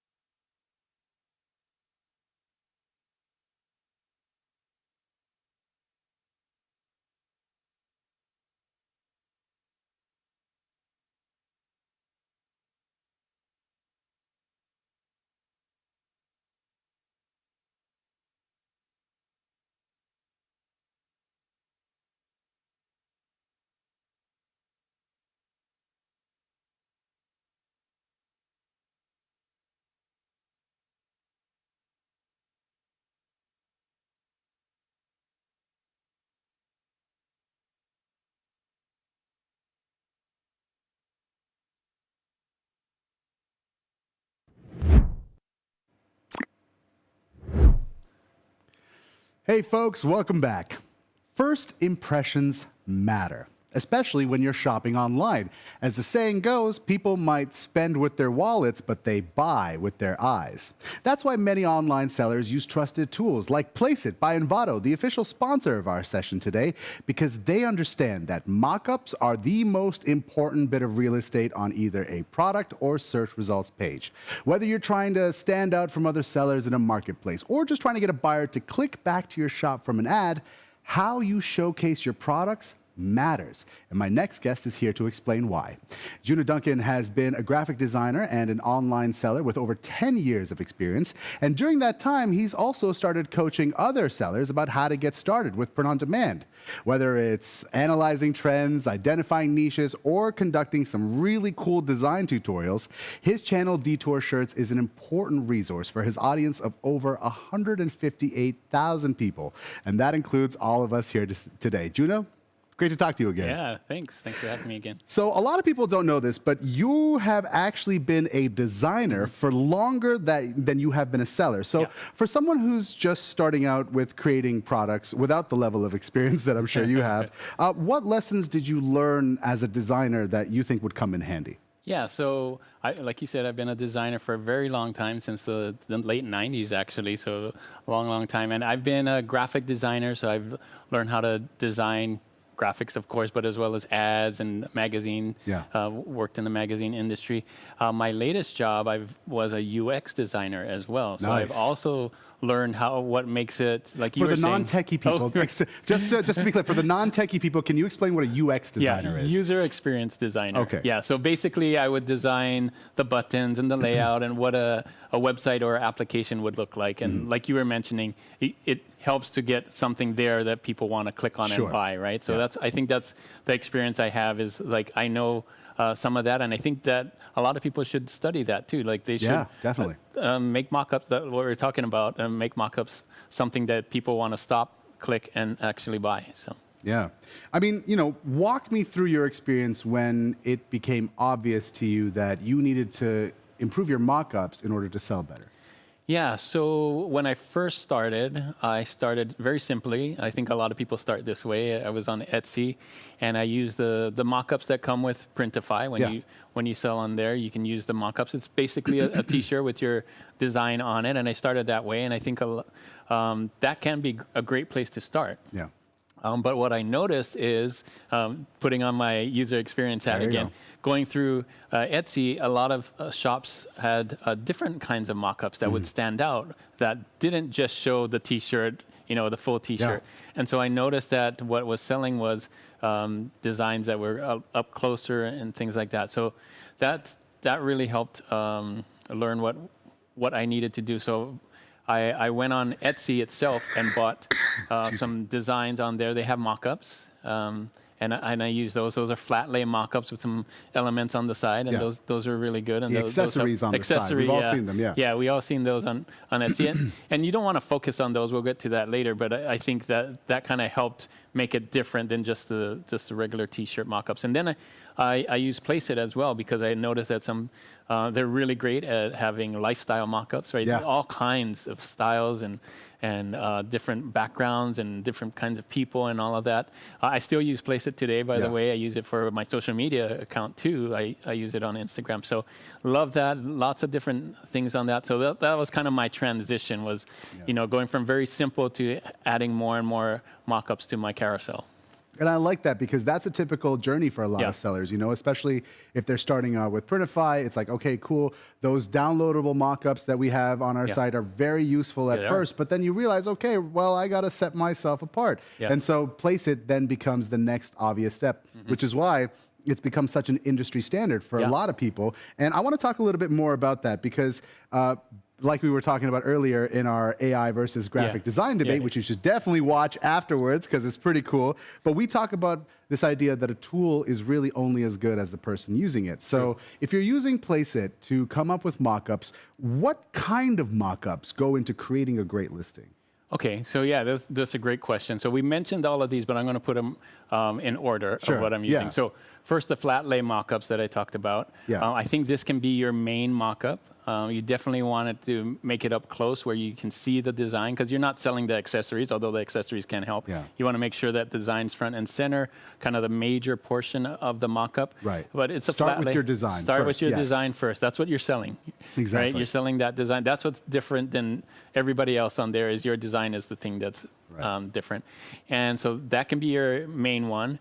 The next one that I like to do is our lifestyle mockups. Yep. And that's because people can see themselves wearing the T-shirt. So these right? are the mock-ups with the models. in That's the them, one with the exactly. models on. Yeah. Placeit does that well. Placeit has all kinds of T-shirts. They have flat lays. They have all of these. But the ones that I think most people notice Placeit for are the lifestyle mock-ups with the people wearing it in different situations, and find one that matches. And because they have so many, it's easy to find one that matches your topic. The next one is, I still use the Printify one, is the T-shirts for the different colors, right? Because people need to see all the variety of colors that you're selling on there. So I think that's really helpful. And the last one really isn't a mock-up, but I think you should also talk about the different sizes and colors and all those things. So all that information, I call it informational mock-ups. You make sure you have those on there. And that's kind of your carousel when people go on there and they can see all of those. So. And what I love about this is that there's a psychology to this mock-up, right? You start with the design because you're absolutely right. So do your design first, then do the lifestyle because you want people to see themselves in it, because obviously, okay, cool. What design am I buying? How am I going to look in it? Yes. And then, of course, then the next one, which is the colors. What options do I have available to me, right? So there's a method to this madness, if you will. Now, you've sold products on multiple platforms successfully. So I'm wondering, does the sales channel you're on kind of have an impact on the type of mock-ups that you should use? Yeah, I definitely think so. If you go to, we talked about this, different sales channels. If you're on Etsy, for example, the mock-ups have kind of a look and feel, right? Etsy has this look and feel and for their audience. If you're selling on Amazon or eBay or some other place, it's going to look different. And if you're selling on your own website, that's Shopify, let's say, or Wix or something like that, you may want to create your mock-ups to match your brand. So it's going to look a little bit different. So lots of different kinds of mock-ups. Do your research, see what matches the brand, what matches the audience, what works well on different platforms, and I think that's the key. Now, I am still buzzing from our AI versus graphic design debate. Now, I'm going to be honest with you. I don't know who won yet. I'm still making my mind up on it, but I'm going to check the Discord chat later to figure it out. But one of the things that we talked about a couple months ago in Printify, we actually did make a great video about this, but using AI to come up with mock-ups. Now, let's go back, because you're the AI enthusiast. What's your stance on that? I think AI can create incredible mock-ups, lifestyle mock-ups, as well as flat lay mock-up. But I think its strength probably is the lifestyle mock-ups. The only difference is it's probably, I know it's not as easy as Placeit, right? Placeit made it super easy that they have the mock-ups. You drag in your design, and it's as easy as clicking a button that you'll see the design on your mock-up. It's not that easy with AI. AI can create a mock-up with a T-shirt, but you're still going to have some Photoshop skills or some kind of design skills to put your design on top of that mock-up that AI made. It's not going to do everything as easy for you. So, yes, it's kind of cool that AI does it, but you are going to have some skill. It's not as easy as Placeit would be. Definitely. Yeah. We talked about this thing when we first started chatting about this, which is stopping the scroll. Stop the scroll. Right? And no matter whether you're on a marketplace or you're trying to put your products into the ads on Facebook or wherever, what do you think a mock-up has to do in order to stop someone from stopping and scrolling? That's a great question. I think there's multiple things that it could do. So let's start with a few. So when you do some research and you look, maybe you're designing a certain niche, right? Designing for a certain niche or topic. When you scroll and do the research there, you may want to do a mock-up that's different than everybody else. So that's kind of pattern disruption. There you go. I got you. I was with thank you. You know what I was talking about. So because everybody else looks the same, if you want to do something different, that's something that can stand out. And it can be different by color. It can be different with the accessories. It can be different by different things. So I think that can. Sorry about that. That's the alarm. Yeah. We still got more time. Don't worry. It's a different alarm.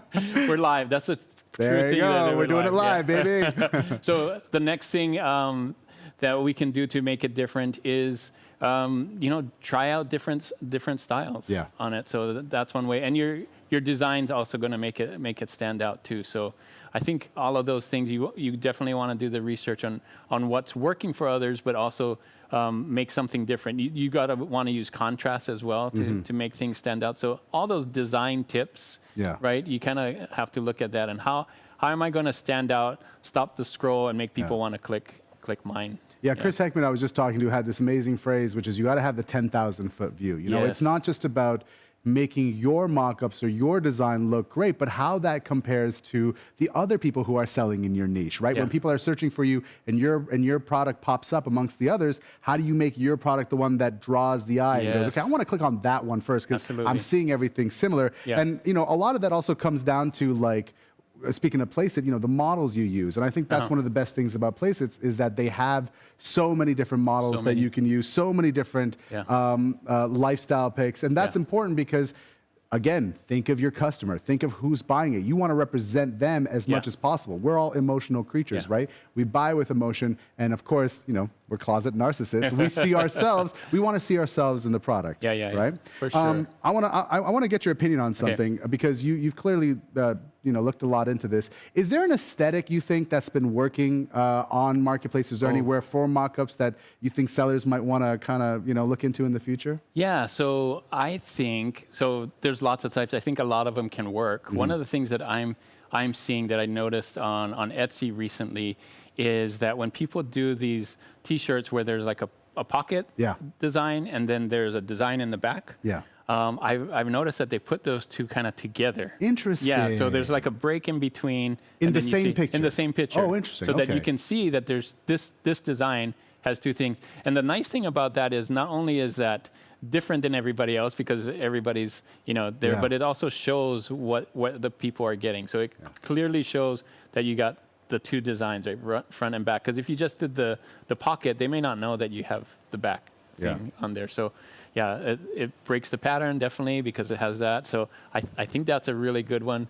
Again, I think you can do a lot of other things. And we mentioned Placeit, and I love Placeit and used it for a long time, but they got a lot of different kind of mock-ups coming up too. So I think that's really cool. And I like the idea that, what I find fascinating about, show them the front, show them the back. Because you really got to think that people are fast. They're not going to spend a lot of time. Either they're hooked or they're not. So you have to give them as much information and as much emotional information as you can very quickly. And sometimes if you have those products that have the design on the front and the back, if you show them both, give them a reason to click and go. I wonder what that's all about, right? Yeah, I need to know more. Exactly. There's a psychology to this at play. Now, for a lot of people who sell and who have been doing this for a while, or maybe just people who are starting out, there's this idea that I do want to stand out, but there's a spectrum of how much effort they should put into it, right? So on the one hand, you have, I'm going to use my Printify mockups that I can download from there, and then you have the Placeit, and then then on the other extreme is I'm going to buy the photo gear, I'm going to hire the models or get my friends to do it, I'm going to go out, I'm going to do the shoot, I'm going to buy a design program, and I'm going to, and what I'm saying is essentially is you put that effort into it, and there's an investment that goes into it, which is good if that's where your heart is because you're thinking, all right, I'm going to put in the work, but how do you advise people who are going, I see both ends of the spectrum, I see in between. How would you, what advice would you give them about where they can start or what they should do to really create that unique mock-up? I really think it depends on your budget, your skill set. Sure, yeah. And, how much money do you have? Don't invest on expensive photo gear if you don't have the money. I mean, if you're really sure about it and maybe you have a friend or maybe you are a photographer yourself and you have the setup and the lights and all of that, sure. Right, but I think there's because of that wide spectrum, I think you need to figure that out. If you have the skill set, if you have the budget, is this part of your branding kind of thing? Do you want to stand out that way? If not, you can start off really simple, which is what I like about Printify's mockups and what I like about Placeit mockups. They're super simple. The next level would be, buying mockups from Etsy, and that takes a little bit more skill set because you need to know the Photoshop or whatever application to kind of merge those things together. It's not as simple. And then the next level is that really big one that you're talking about, having the lights and the photo. Doing it yourself, Doing it yourself, which can make you stand out, definitely, because you have control now of what's those accessories that you're going to put there, or what's the lighting and all of that. But it does come with expense and all of that. It's a price tag. So, It's a big price tag. Yeah. You know, we have conversations all the time with people about selling to your niche and whether or not you should. There's two approaches to this, or one of the many approaches is that you cater to the niche first, right? You get your designs out there, and then you go, okay, this is my niche. I'm going to create these products for them. And then there's the other side. This is an interesting thing where people start social first. You know, they go on their social media and they create the brand first, right? And so they create the profiles. They really create them. They put a lot of pictures on their profiles with themselves and the product or their and they really build the community first, and then with the mock-ups first, and then they bring them back. Nice. And what's cool about this is that, you know, there's no one way to do it, right? If you want to do that, if you want to be the kind of person that goes, you know what, I really do want to make myself stand out, there is value in that, because if you shoot those pictures by yourself first and you have those mock-ups, that's great social. It's not just the mock-ups that you're going to use these pictures for. It's your ads, it's your socials, it's you know, like pretty much everywhere in between, right? And you build that community and you bring them back. Or you could do the opposite, where if you're selling on a marketplace, you put all that, you can, you know, use your Etsy mock-ups, you can use your playsets and cater to the niche first. So it just goes to show you that there is no one size fits all here. It really depends on where you are in that spectrum, how much of a price tag you wanna pay for it, and ultimately, like, you know, the whole goal is to stop the scroll, bring people back to your shop, right? Yeah, show them what you got. Show them what you got, absolutely. Now, here's the thing. We talk about this whole idea of like, hey, you've made the mock-ups, you've put them up, and you know, sometimes they sell, sometimes your product sells, and sometimes it doesn't. So one of the things that we talk about is switching out things, switching out your mock. Don't give up on the product. Don't give up on the product first. Try switching out the mock-up. So I want to ask you, how important is it, in your opinion, to refresh a listing before giving up on it? I think print on demand is all about testing. Yeah, exactly. Testing. Yeah. So if something's not working because you may think that it's because of the mock-up, why not change it? Give it a chance. Give it another chance to do it. We talk about some best practices for mock-ups, and you know, bringing it forward, the design and all of that. Yeah. But there's other reasons why you may want to change the mock-ups. It may be a holiday season. Yeah, exactly. Seasonality is incredibly important. Maybe you're selling on your own website and you decide to change the whole look and feel of your website. So that would entail changing your mock-ups as well. So test, figure out what works best. And you know, that's kind of what you want to do for print on demand as a whole anyway. So I call it the Netflix approach. You know, you ever had Netflix and then you go on, you're like, oh my God, they just put a ton of new movies on there. I'm so excited. It's all the same movies, man. They just switched out the cover art, but it's a marketing tactic, you know? Smart.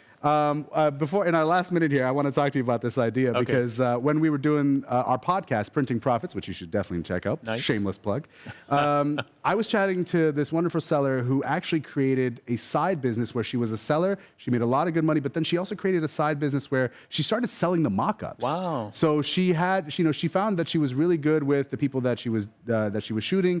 People really vibed with like the kind of settings that they were in. People saw themselves in it, and that eventually became a side business to her side business. You know, so it just goes to show, again, as we were talking about, that like mock-ups for your product page are not the be-all and end-all. They're not the they're not the only purpose, you know, for that. And I wonder, how would you advise people use their mock-ups to their fullest capability? Oh, that's a great question. I think you can try using mock-ups for different products. Yeah. Right? Like you want to try it on different T-shirts. I like having a variety of mock-ups too. So you don't want to just do the one flat lay and then just change the designs every time. Exactly. Yes. You kind of want to have a variety of different mock-ups on your page to give your store a variety too. Because if somebody goes on there, they're going to know, like we've all been to websites where we see these all kind of look the same. This guy is lazy or something, right? It doesn't feel real. It feels like a scam. Yeah, exactly. Yeah. So I would definitely do that. Change it up, make it look, really think about like your store. You're building your store with these mock-ups. They're part of your store. We talked about UX design or user experience design, right? So that kind of falls into that, is like you want to kind of lay it out. Think about what people are seeing when they come to your store, not only when they find you on the marketplace. So absolutely. Goes 10,000 foot view, right? Chris has got to copyright that for sure. Yeah, That's going to go somewhere. That's a good one. Well, Juna, thank you so much for chatting with me. It's a pleasure to have you at Amplified. And listen, Juna is not going anywhere. He's going to be in a room where you can ask him questions, and you can also find his resource sheet for this chat, which is full of all the tips that we've talked about, plus the links and some extra reading that you can do as well. Thank you so much for chatting with me, Juna. Thanks for having me. Listen, we're not done yet. Amplified continues after this. Stick around.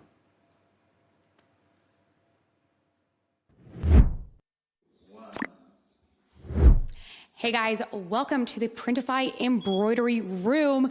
If you have an embroidered product, this is where it's going to print. I'm totally kidding, but this is a small scale example of the type of embroidered product or embroidered machine that's going to print your products when you choose embroidery with Printify. Because if you haven't noticed lately, there is a new section on Printify for embroidery. I don't know about you guys, but I have been asking for embroidered products since I started print on demand. And if you've been doing research, embroidered products have been kicking off. It just gives a sense of extra value. So if you want to stick out with your competition, check out the new products that can be embroidered on Printify, especially with Q4 coming up this season. You are going to want to stick apart from the competition, and this is exactly where you can do it. If you log in, we have hats, we have a polo shirt, and more coming. And if we want to take a look at some of these samples that we have here, take a look at this one here. Look how beautiful that stitching is, guys. I think this looks fantastic, and we have some other samples over here. We've got a beautiful star just to take a look at all the pictures. I'm totally going to drop one of these and take a look at that. And we have this one here. Beautiful stitching, high quality. So if you guys like hats, I think especially for hats, embroidered products is kind of what you need. And if you need help creating embroidered mock-ups, guys, I actually have a mock-up creator on my channel that you can use. So go check that out. You can download it and you'll see the sample so that you can make mock-ups for embroidered products as well. Hello. Hello, yes, I sprinted down the stairs. All I know is that I am a little bit out of shape. So if you hear me wheezing, that's the reason. But yes, we are announcing that embroidery is back on the platform. Folks, it is one of the things that is highly been requested. Well, no worries, folks. It's back. You can take advantage of embroidery and offer another layer of service to your customers, okay? So do we look at the products and everything? We did just take a close look up at some of the beautiful printed hats that we have over here. The two different styles as well, because I know some people are very picky with their hats as well. I don't know hats enough to tell you the flat rim. People are gonna laugh at me. Wonderful, yes. Hats, that's part of the business I think we've been really missing out on. So I'm really happy we're able to offer our merchants the ability to sell Printify embroidered hats again. It's a great money maker out there, folks, okay? So yes, here we are in our in no way overhyped embroidery room, not at all. Eric, thank you so much for putting out these products for us to look at. But in addition to embroidery being back on the platform, my show that I do with Leah, the Clicks to Riches show, is going to be making its triumphant return next month. So keep an eye out for that. We're going to be bringing you the latest in POD news and also lots of guests and touching on some really awesome, cool topics that you're not going to want to miss. And that's going to come next month in October. Okay. So we need to give away a little bit of prizes, okay? So folks, we're going to pop a link into the chat, answer the trivia question, and but yes, don't put your answer into the YouTube chat, okay? Click the link and answer the trivia question. You want to read off the trivia question? I would absolutely love to. Our third trivia question of the day is, which of the following promotional options are currently available for you to apply to the Printify pop-up shop? A, product discount, which is a percentage-based discount for all your products in your store. B, a shipping discount, which is an offer reduced shipping to your customers. C, a coupon, which is where you can make coupons, beautiful hat. Or D, tiered discounts. Guys, click on the link, put in your answers. Your chance to win is here. Exactly. It's a little bit of a trick question. Only one of those options is available with the pop-up shop, but soon all 4 will be available, so stay tuned for that. And we're going to pop a link, we're going to pop a QR code onto the screen. Get out your phones, follow the link, answer the survey. $500 to a random winner. It's going to be awesome. And also, don't worry, folks. We're going to be pushing that green button a little bit later for a big, huge Printify announcement you're not going to want to miss. But for right now, coming up on the Hit Play stage, we've got Getting Your First Sale with Leah and Sheffy. And then on the high volume stage, we have the places you'll sell with Talish and Taylor from Taylor POD. So join, guys. And again, we have quite a bit still left to go. So. Exactly. There's more Amplified to come. Go to our Instagram page and enter another contest. There's just prizes everywhere. Okay, so plenty more Amplified to come. Don't go anywhere.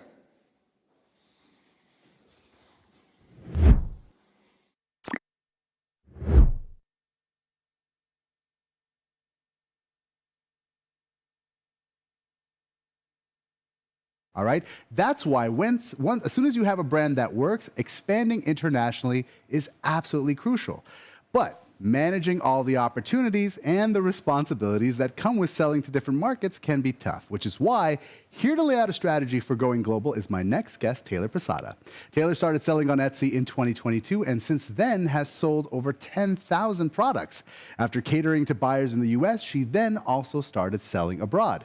Now, Taylor shares her tips and tutorials on her very popular YouTube channel, Taylor POD, but in this moment, we're incredibly lucky to have her all to ourselves. Taylor, welcome to Amplified. Thank you so much for having me. Thrilled to be here. Now, we've been working on this conversation for a while. We're getting to know about you, your experience, and I learned something about you that I think I really want you to share as it comes to this chat. But before you started selling on Etsy, this was not your first experience kind of expanding businesses. Can you tell people about that? Yeah, absolutely. So I previously had a career in franchise business development, and with that, a franchise often would reach a ceiling at a certain point. They could only raise their prices so much on their services and their product offerings. And so the next best opportunity was to open a new location. So that was what I assisted with, opening new locations, helping them grow their businesses.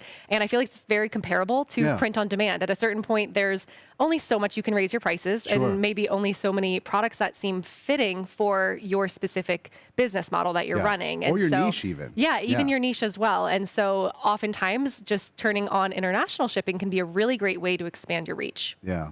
I mean, like franchising, it kind of, people, I can kind of see people who are saying like, well, sure, that's not selling internationally, but you are setting up a business. You are learning, especially if you're in different states or even in different, you are learning just the different regulations, which honestly is a part of it. And I'm sure you hear this from your students all the time who, when you talk to them about expanding internationally, is that, it's too much of a hassle. I'm just going to stick with what I know and just do that. And I'm sure eventually I'll just pick up, right? So what would you say to those people about the opportunities that, that expanding internationally can provide them? Yeah, so I actually had a student who just recently went through this, and they were primarily selling in the UK, as that is where they were from. So that's what was familiar to them. I can completely relate because I started by just only selling to the US. That was what was familiar to me, and it felt the most natural. So they were interested in expanding their business. They felt comfortable in the foundations, and the next best opportunity was turning on international shipping and adding that into their shipping profiles. So I helped them do that, and the coolest part about it is immediately they started seeing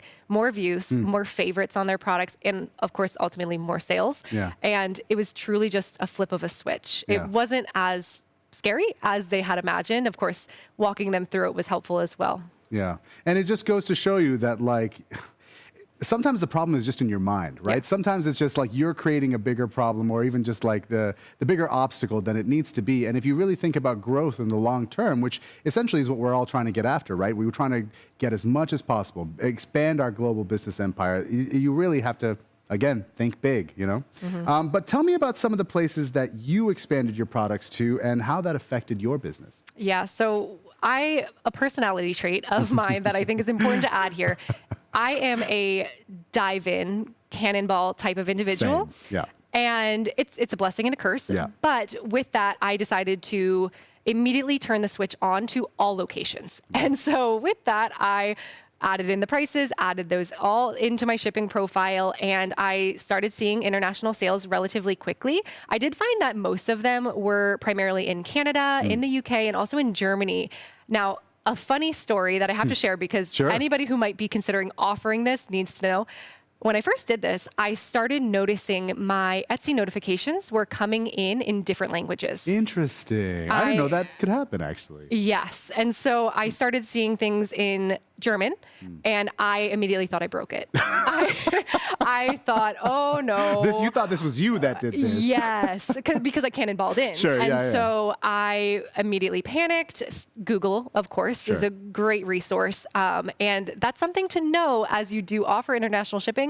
It's very interesting. You'll see the language of the individual who's favoriting the item, which is cool because then you see, wow, my products are being seen in all of these different places and reaching all of these new individuals. I've actually thought about getting a map of the world and maybe putting some pins where I've had products. I think that would be really cool, but something to be aware of because if you aren't, you might think you also broke your shop like I did. That must be a really gratifying feeling, you know, because like I think anybody who creates something is amazing, but like knowing that, okay, your products can sell in a certain area because you're from there or from the same country is one thing, but knowing that they have global appeal must be such a dopamine hit. How did you feel? It was definitely a very cool experience. Like I said, just imagining a product that I designed in a whole other country. Somebody in Germany is walking around with something that you made. That is, I can't comprehend that. Yeah. That's gotta be so cool. I mean, so what advice would you give sellers who are trying then to figure out and understand what countries they should be selling to? I think it's important to understand your audience or your niche and really get an idea of what, of course, they're passionate about, but also where they're located. I, in my personal life, have 2 Bernese Mountain Dogs. Oh, nice. And I joined a Facebook group of other Bernese Mountain Dog owners. And with that, I've learned of where everybody in the world who has a Bernese Mountain Dog is and, you know, their doggy issues and things like that. There's a lot to it. But I think there's a lot of value there. And you might have a niche or a passion of yours, and those are often the best niches. But diving in and just really understanding the voice of your customer, that can be the best tool for you. And not in a marketing way. You wouldn't necessarily go into the group to sell the products, but just to understand who you're selling to. I think that's really important. And what I love about this is that it's simple. You just joined a Facebook group, you know? Click of a button. Yeah, and again, it's that you create the obstacle in your mind, like, how am I going to figure out? Sometimes it's already what you're doing, you know? Sometimes it's already in the places that you're on where it's like, okay, let me just, you know, add that extra group, go on that extra Instagram profile and figure that out. One of the most common concerns, though, that I hear all the time from sellers who are thinking about expanding to new markets is shipping costs. You know, there's this idea that like, oh man, nobody's gonna wanna buy my product from way over there because it's just gonna cost them too much. They're not gonna pay for it. So I might as well stick with what I know. So what would you say to somebody who has that concern? You know, I think that was a crazy rumor that I don't know where it started, but I had the same belief. And the reason I say it's a rumor is because when I actually started doing a lot of research into it, I found that the shipping prices weren't as bad as I was imagining. I had this idea in my head, and I think many others do, that people are going to be paying $50+ for shipping at times, and that's simply not the case. I found a really helpful resource actually on Printify's website where you can see all of the international shipping prices, and that opened up my eyes that there is so much more opportunity. It's not as scary as I thought. And another thing is most individuals who might live in areas that are expecting a higher shipping cost like Australia or even thinking within the US, thinking Hawaii or Alaska, they are very accustomed to having to pay higher shipping fees based off of their location. They have to have a lot of goods imported. And we, of course, are just not necessarily aware of that depending on where we are. But a lot of those customers, they're already used to paying it. And you'd be surprised if you have something that they're looking for, they're willing to pay. Prime example, the world has Apple Pay or Aftercare, Afterpay, all of those different pay plans that you can do, and people will use those all day long if it's something that they want. Same thing with the shipping price. And that's fantastic. That's a fantastic way to look at it because, of course, you're right. There are these places where, you know, if you think about people who are interested in niche things, they're gonna pay. They're gonna want to like. It's a pay to play kind of thing. Like I wanna be a part of that. It's like your item then becomes almost like to a certain degree a collector's item where they're like, oh, okay, cool. I know that I want to be a part of this niche. I want to celebrate this niche. And if it's something they really love, they're going to want to pay for it. And like I've ordered things from abroad from major brands because it comes from a different part of the world because it's a collector's item or simply it's made there. I have never thought twice. If it's something that I really love, I've never thought twice about the shipping cost because I'm like, it's worth it. I'm the only one who has this. The guy who bought your stuff or a girl who bought your stuff in Germany are thinking, I'm the only one who's going to have a Taylor Posada original, and I bet you they're walking around wearing that with pride. But for those who are thinking, okay, cool, all right, I get the shipping costs, but maybe the profitability is not going to be enough for me at the end of the day, or this is a fear that they have, where my margin is not going to be high enough to really be worth it. What's the advice that you give to sellers who are trying to remain profitable but sell to international markets at the same time? Yeah, so the main thing is you're going to want to set up your shipping profiles properly. And as I mentioned earlier, there is a resource directly on Printify's website that you can break down not only the print providers that you're using, but also the specific products, which I think is really helpful, just so that you can feel confident when you do go to turn that switch on and you start making those sales. The other thing is with Printify, we can do Printify Choice, which I absolutely think is the best opportunity if you're looking to offer international shipping, because it's not as simple as order routing, where people had fears before of, well, what if it gets routed to maybe not the highest quality print provider or maybe not the most cost efficient print provider. And Printify Choice is actually going to make sure that it is the best of the best, the cheapest but highest quality of the products, and you don't have to necessarily worry about high shipping costs because it's going to route it to the nearest shipping provider to your customer. So you might actually see higher profit margins in some areas. Yeah. Definitely. I mean, that's such a handy tool, to be honest with you. That's probably one of the best features, I think, that I've seen us come out with, because you're right. Like, why give yourself that extra hassle? Let us do it for you, And going back to the shipping rates page, I use that page all the time, especially if you're creating a Shopify store or Wix store, you're going to be on that page. So, if there's a print provider or, for example, a market that you want to sell to, figure out, take a look at, go to the, find out who those print providers are if you're not using Printify Choice. But even if you are, look at the options and compare and figure out, okay, you can do the math ahead of time. You don't have to wait till somebody, buys your product or before you list it to do that kind of cost benefit analysis. You can go take a look and go, all right, you know what? I think this might be the best choice for me in the long run. But the other thing that people are often afraid about is that legal responsibility, right? Yeah. People are thinking, okay, cool. If I sell to different countries, what's that going to do to me? Am I going to get in trouble? So what should sellers pay attention to when they're trying to keep their businesses above board? Very scary thought when it comes to all of the laws. But the main thing that is important to know is that when it comes to selling internationally, specific with the EU, you do have to offer returns and exchanges. The EU does have a law regarding, they have a 14-day, they call it a cooling off period. And it is 14 days where somebody can think through the decisions that they made when they put in their card info, which, makes sense. Sometimes we all wish we had a little bit of that. Sure, Get a little swipe happy. But with that, you do have to accommodate if you have a customer looking to return or exchange any of your products for that very reason. The other thing to consider is trademarks. And trademarks are something that is very scary, but I want to share a really helpful resource so that it doesn't feel as intimidating. Most of us that are selling in the US are very familiar with the USPTO.gov and looking up our trademarks on that site.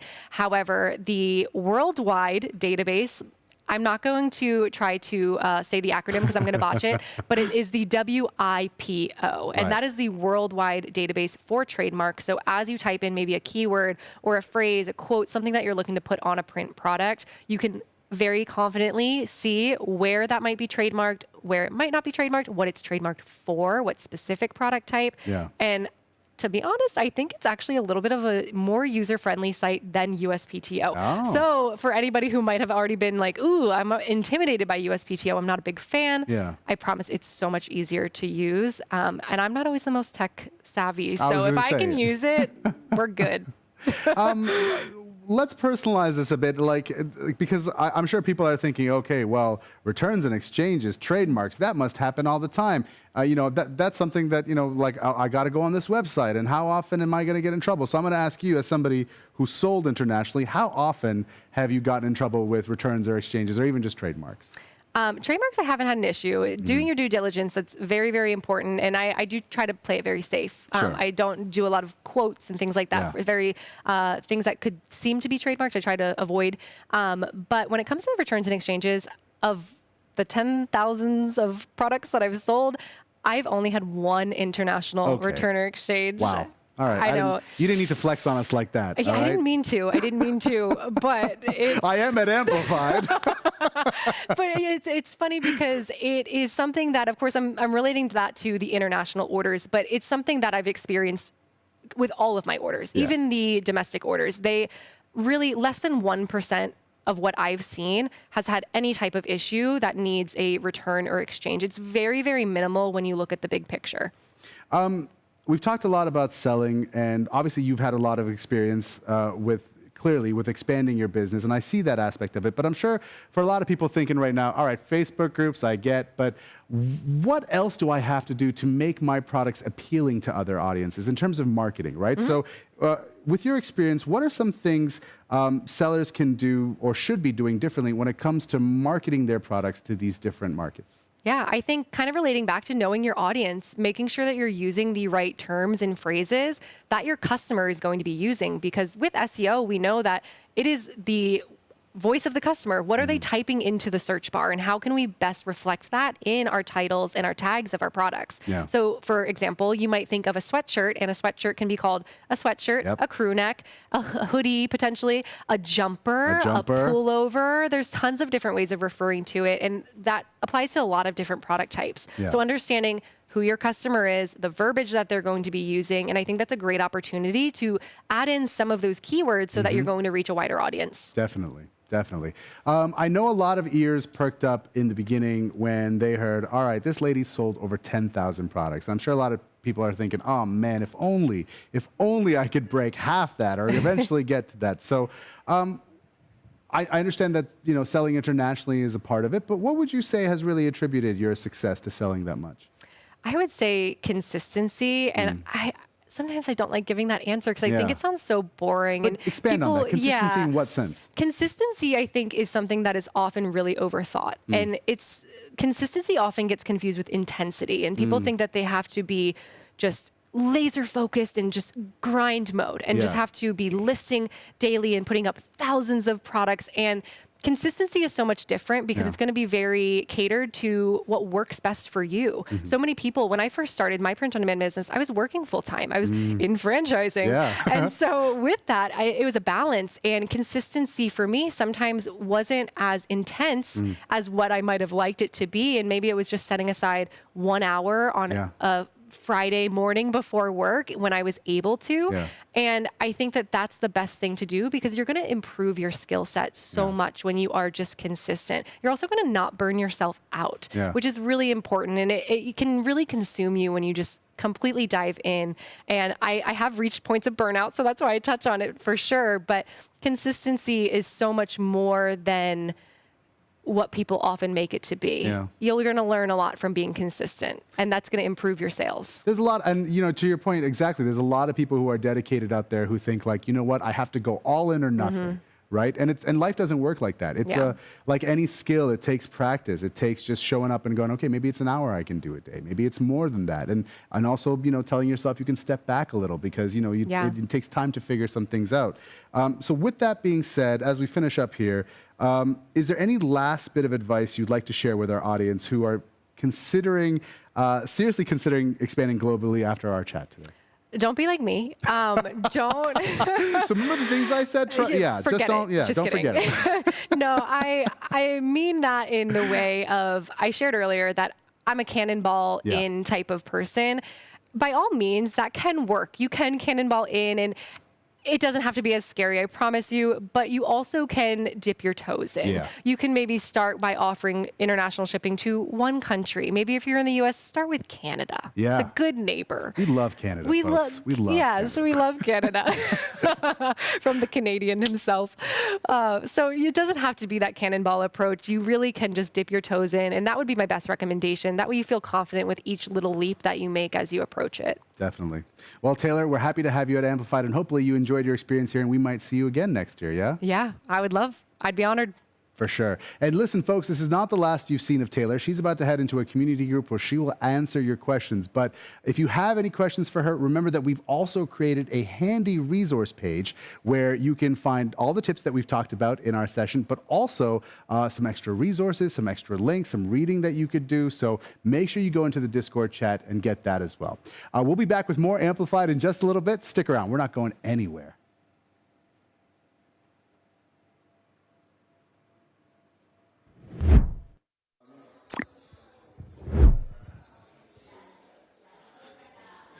All right, Christina, wow, this is one heck of an event. It's really shaping up to literally be the biggest event to ever happen in the history of POD. But an event like this has a lot of moving parts, okay? So why don't we just take a quick look? We'll kind of sneak in quietly, and we'll give you a sneak peek of what goes on in the production room. Come on. Come on, let's go. Let's go. Let's go. All right, well, here we are in our production room, ladies and gentlemen, all the moving parts. Just look at how many people are pretending that they're working. We know you're actually just slinking, but exactly. But we're here with Emilio, who is the brains behind this whole operation. Emilio, how you doing today? I am very well, thank you for asking, Martin. How are things going behind the scenes at Amplified this year? Smooth. Everyone is working hard. Obviously, it comes with its challenges, but we have a smart team to solve those fast. Very well put, very well put. So what's been the most challenging thing about putting on Amplified this year? It's just the sheer volume that we're pushing here. 2 big stages, lots of speakers, lots of new things in the studio as well. We got moving lights, we got a lot of cameras, this revolving camera. So yeah, that's okay. So now this is Amplified's second year. What are the major differences between last year and this year? I think again, it's the size. We have a lot more team members here. We got 2 stages. Just so you know, this room is split into 2 parts. So on the right, we have the hit play stage, and on the left, we got the high volume stage. And so every person here is responsible for their own individual little field. So whether it's the lights, the graphics, sound, or switching the cameras, lots of hard working people here. Okay. Well, I liken this to like being a composer of an orchestra. So many moving parts, there's so many people playing their role, and it all has to come together and sound great. So far, you're doing a great job. But what is your favorite part of Amplified so far? I would have to say, well, meeting all of the people who came here. It's very nice. The atmosphere here is great. Thank you also for the hosts for pushing it.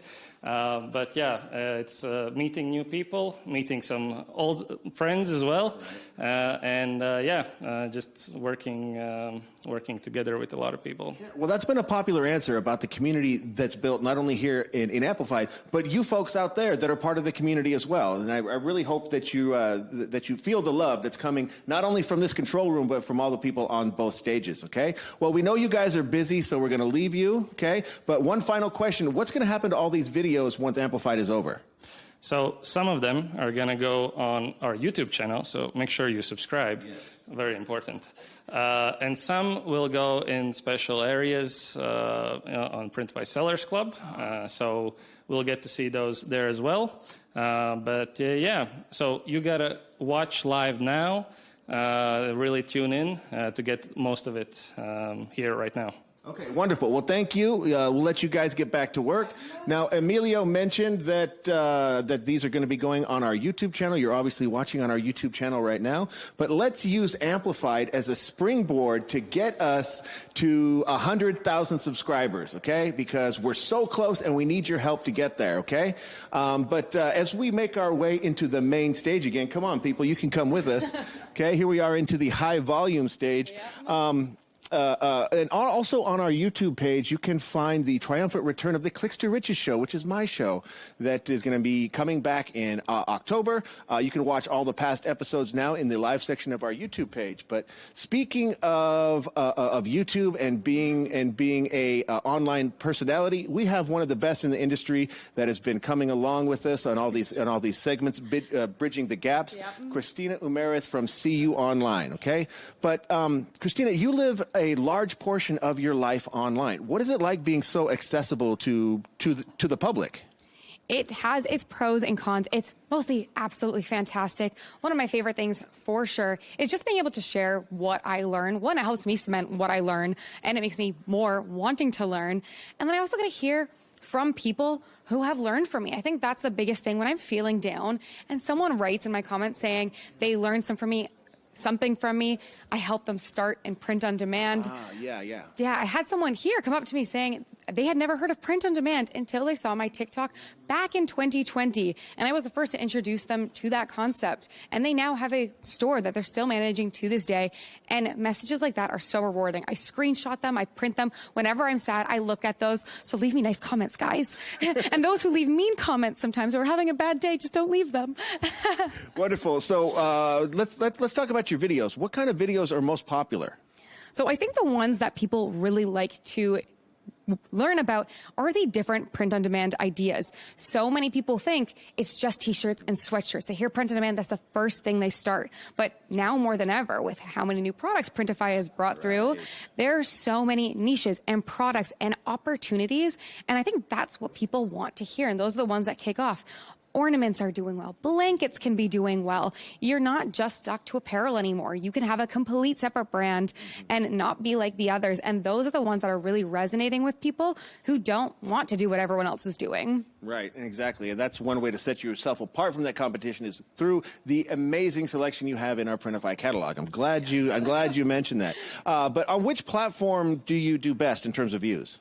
So when I first started, it was TikTok. Like we mentioned earlier, when I first posted my first TikTok, the views were absolutely crazy. My first video got over 100,000 views on my first video ever. And that first year was absolutely incredible. But now I've moved over to the long form so I can give more content, help people on a deeper level, because the TikTok is limited to 6 seconds, maybe 60 seconds, but no one really watches the 60 seconds. Sure. So I can actually share things with 15-minute videos online. So I've gotten used to it, and that's really where I find value and where people have told me they've gotten the most value from me as well. Okay. Well, we've been asking folks questions on mindset and different aspects of that. So let me ask you a mindset question, okay? Yes, so what's your most ridiculously yet surprisingly effective mindset trick? Like maybe talking to yourself in the mirror or like leaving sticky notes everywhere? Because I leave sticky notes everywhere. Yes. One that's actually, I recently started, I did it a long time ago and I kind of forgot about it, but it's actually really helped me this week too, is I actually have an alarm on my phone that goes off twice a day. Okay. And when that goes off, I have to just stop what I'm doing and just think about what I'm grateful for. Because sometimes I start the day, I got a customer complaining about something, and sometimes, one bad thing can just set off your mood, but taking the moment to be like, I'm so grateful I have this business. For me, when I was feeling nervous today, I did it this morning. I'm so grateful I'm here. I get the opportunity to be here. I was brave enough to come here when I was feeling nervous. So I think just having that and having that set time to be like, hey, you need to stop being anxious, scared, and just really feel grateful for everything that you're doing. Wonderful. Yeah, and I think that positivity really comes through in your videos, okay? So, folks, do yourself a favor and check her out online. And now, maybe you can give our audience out there a little sneak peek into what you have planned for the rest of the year and maybe beyond in 2025. Yes, so lots of more videos coming out. I try to do 2 a week. One thing that I've been working up and is almost done is a complete checklist. A checklist, every Etsy setting you need to know, every Printify setting you need to know, every marketing setting. Because for me, I actually work great with checklists, and I've had students tell me that they also work best with checklists. I've downloaded so many checklists, so I wanted to create the most comprehensive one out there. So it's almost done. It's going to be coming soon. And then also just expanding my membership. That's where I've been able to connect with people, learn about people's dogs. We have a bunny that joins our calls. Okay. So being able to expand working with people in a group setting is really where I want to keep growing. We have co-working hours. And yeah, that's where I've been able to get to know people and really feel like I'm making a difference. So just expanding that going into 2025 is probably the biggest change. Okay, wonderful. Yeah, and that checklist thing that you mentioned, that's something like that would be right up my alley. So I'm like famously scatterbrained. I'm like, I'm not the best at like remembering every single detail. So a checklist like that is exactly what I would need to sort of make sure all the boxes are checked, you know, all the T's are crossed and I's are dotted and things like that. Okay. But okay, well, let our audience know how they can get in contact and become part of your community. Yes. So, well, you can find me on both TikTok and YouTube at c.u.online. You can message me at Christina@cuonline.ca as well if you have any questions. But my YouTube is probably where you'll get the most value or hear from me the most. Give me a follow, guys. That would be great. Yes, follow CU Online. Do yourself a favor. Check her out. Follow her on all of her channels. And then I just want to give a quick shout out for our Sellers Club. That's printify.com/sellers-club. Okay, do yourself a favor. Use promo code AMPLIFIED, all uppercase. Join Sellers Club for this month free. Now, that's just for you people watching live. This code is only going to be available for a day. Connect with mentors and watch super helpful videos and join a community that can help you grow your print-on-demand business, okay? But there's plenty more Amplified to come, folks. We are not done yet, okay? So we're going to keep this train rolling by inviting you to join us on the Hit Play stage, where Leah and Mandy Dobosensky will be covering the topic about how to get your first 100 sales, okay? Once you got your first sales, let's up that number a little bit. Or you can say here on the high volume stage, where we are going to learn how to turn followers into buyers with TikTok Shop with those behind us, Talish and Michaela Peluso, aka Money with Mac. The excitement continues to build and build here on Amplified. You're not going to want to go anywhere, folks. Stick around. There's plenty more to come.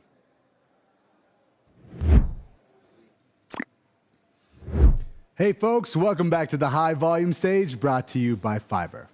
There has never been a better way to connect making content with selling online. From creators to sellers, everyone agrees TikTok Shop is about to take e-commerce to the next level. And here to tell us all about that is one of our favorite creators, Michaela Peluso. She is an incredibly successful Etsy seller, creator, and content educator who you may know from TikTok and also YouTube, but she has almost 500,000 followers on TikTok and over 147,000 subscribers on YouTube. So you could say she knows a thing or two about how to monetize an audience and keep them coming back for more.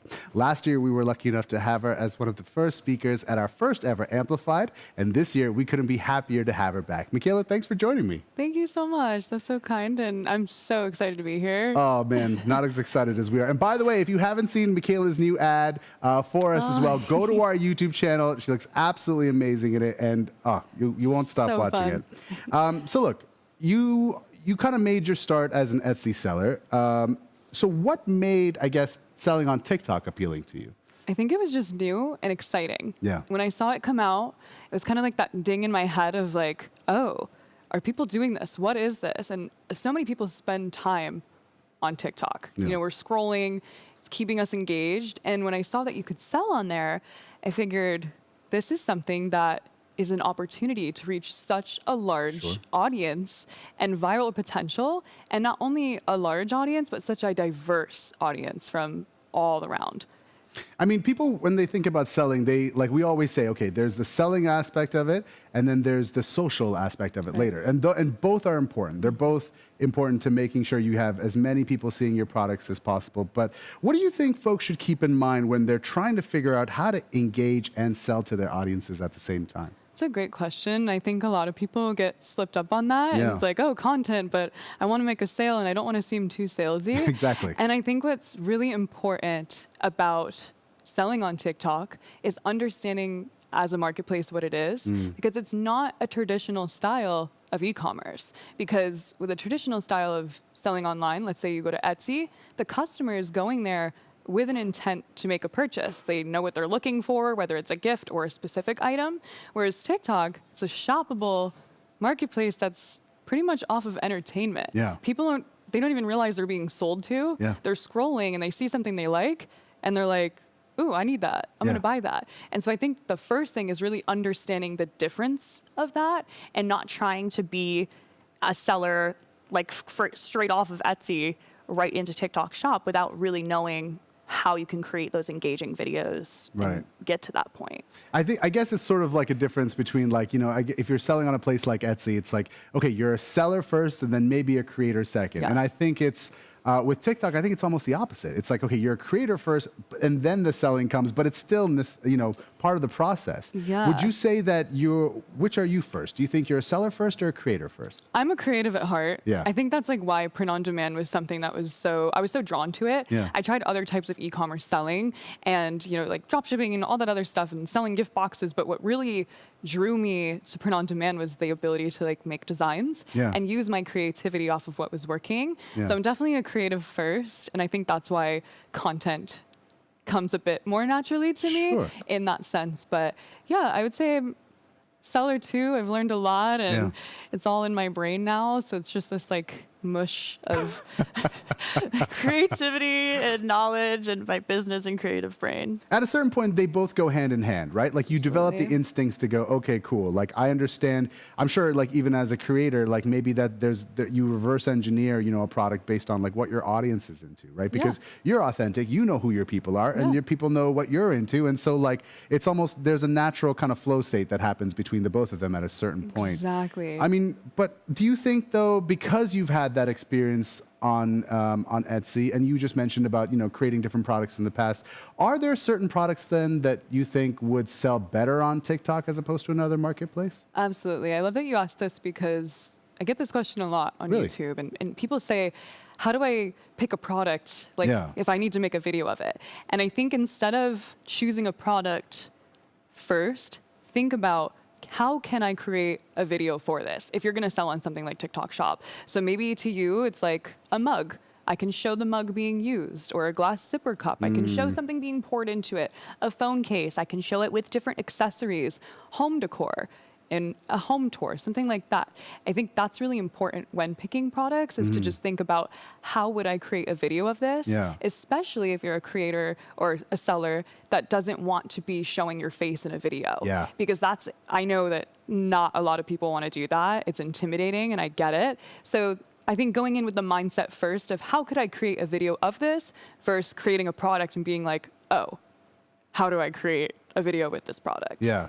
One of my mentors at Printify, David Hooker, actually, who does the branding for us, taught me this really important lesson when I first started, is that you gotta let people see themselves in the product, right? You gotta see that product in use first. And I think this is where like TikTok is such a valuable tool, because essentially what you're doing is you're showing that product in use. You're giving people a demo of what it's gonna be like when they actually have that product. So with that idea in mind, in your opinion, how do you make content about products interesting enough for viewers to actually stop scrolling and check out your shop? Yeah, I think there's a lot of ways to do it. I would say, first of all, is like, think of something that you would want to see, and you don't need to reinvent the wheel. You can go and search. Let's say you want to sell a phone case. You can search up phone cases on TikTok Shop, or even just on the For You scroll, right? And you can look at what other people are doing and what videos performed well. And then you can kind of take that as inspiration and create off of that, because there's a reason why those videos did well. And so I think it's important to take note of that and then add your own creativity with that. And also, you know, using trending sounds and getting into trends when you can be really helpful. But I think that also when you're selling a product, and maybe you're niche specific, you kind of understand your buyer, who you want to sell to. And so I think that gives a really cool way to be able to relate to them and know what they would want to see, because you are them in a sense. Yeah, definitely. I mean, I'm getting the sense right now, a lot of people who are watching this are thinking to themselves like, okay, I like the idea of TikTok Shop, but maybe I'm not great in front of the camera. You know, I want to sell and I want to create these videos, but I can't. So what advice would you give to somebody who has that fear, and how do they get over that? What can they do to sort of warm up to the idea of being a content creator? Totally. There's a few options, actually, which is so cool. The first thing I would say, though, is when you're setting up your store, set it up first. Set up because you have to sync a TikTok account to your TikTok seller account. So create 2 accounts that are together, right? Your shop TikTok account. Then list all of your products. And then once you get into the creating side where it gets all overwhelming, ask yourself, do I want to try to order a few samples and make videos of them? If the answer is yes, go for it. If the answer is no way, there's resources. So there's two ways that you can do this. TikTok actually offers a affiliate program that allows creators to essentially use your product in a video. And if someone purchases it off of their video, they get a commission. Interesting. So you're not paying that creator up front. So it's like organic marketing in a sense. You only pay them if they get a sale. And so it's really cool versus, you know, having to like pay for paid ads up front and not knowing your return. It's a good way to test out products. And also, if that's not something that you're comfortable with, and you've never done it before, you can also look into UGC content creation. User-generated content, Yes, and that's great because there's so many people that want to create content. And so you can just send them your product, which sure, that's a little bit of cost, but if you don't want to make the content, then you got to outsource it. Exactly, just being real. And they'll create it for you and you just post it on that account. And you can do that in bundles. You can have a creator make you 5 to 10 videos, and then that can start getting momentum on your page. One thing that I learned recently, actually, because when we first launched this integration, I was looking into the different types of marketing you could do. And what I learned was that TikTok offers something called Spark ads. Are you familiar with this? Yeah, where you repurpose, where you get that UGC from somebody else who has your product and has created a video about them. And then you can turn that into an ad. You know, you use their permission. But that is a type of like marketing that you could do on TikTok. If somebody has your product and they've shown it in a video, you can use that as marketing. You know, of course, you can get in touch with them, but this is a feature that TikTok provides. And, you know, going back to what you said, getting that user-generated content is so important. I think it's almost like, you know, the equivalent of like getting reviews on Etsy, right? Because that will sell at the end of the day. If you have that, if you have somebody kind of repping your product saying, this is real, I see that's word of mouth at the end of the day. I mean, think about trust, right? Yes. Think about if you were just like scrolling and you find something and you go to a website and it looks sketchy, you're not going to buy. But on TikTok, you trust TikTok. You see reviews, you see people with the actual product. That's why the conversion rates on there are so much higher, because you're physically seeing the product and you're like, oh, this is how it works. This is what someone said about it. So I think that's a really special, amazing thing about TikTok Shop. Absolutely. Reach out to people, you know, get people in your products, get people using your products. And even if at the end of the day, it costs you something to just send your product to somebody, or just like it costs you nothing to reach out to somebody and say like, can you just let people know what you thought, you know, and be honest, because authenticity, we always say matters on TikTok. It really for sure. does. Yeah. Especially on TikTok. We've talked about what you should do. Let's talk about what you shouldn't do. All right. You've been around the block with this. So let me know, what do you think sellers should avoid when they're creating content around their products? I would say quality over quantity. My advice personally is to not post just to post. Right. Don't just take a blank mock-up photo, put it on a TikTok with sound.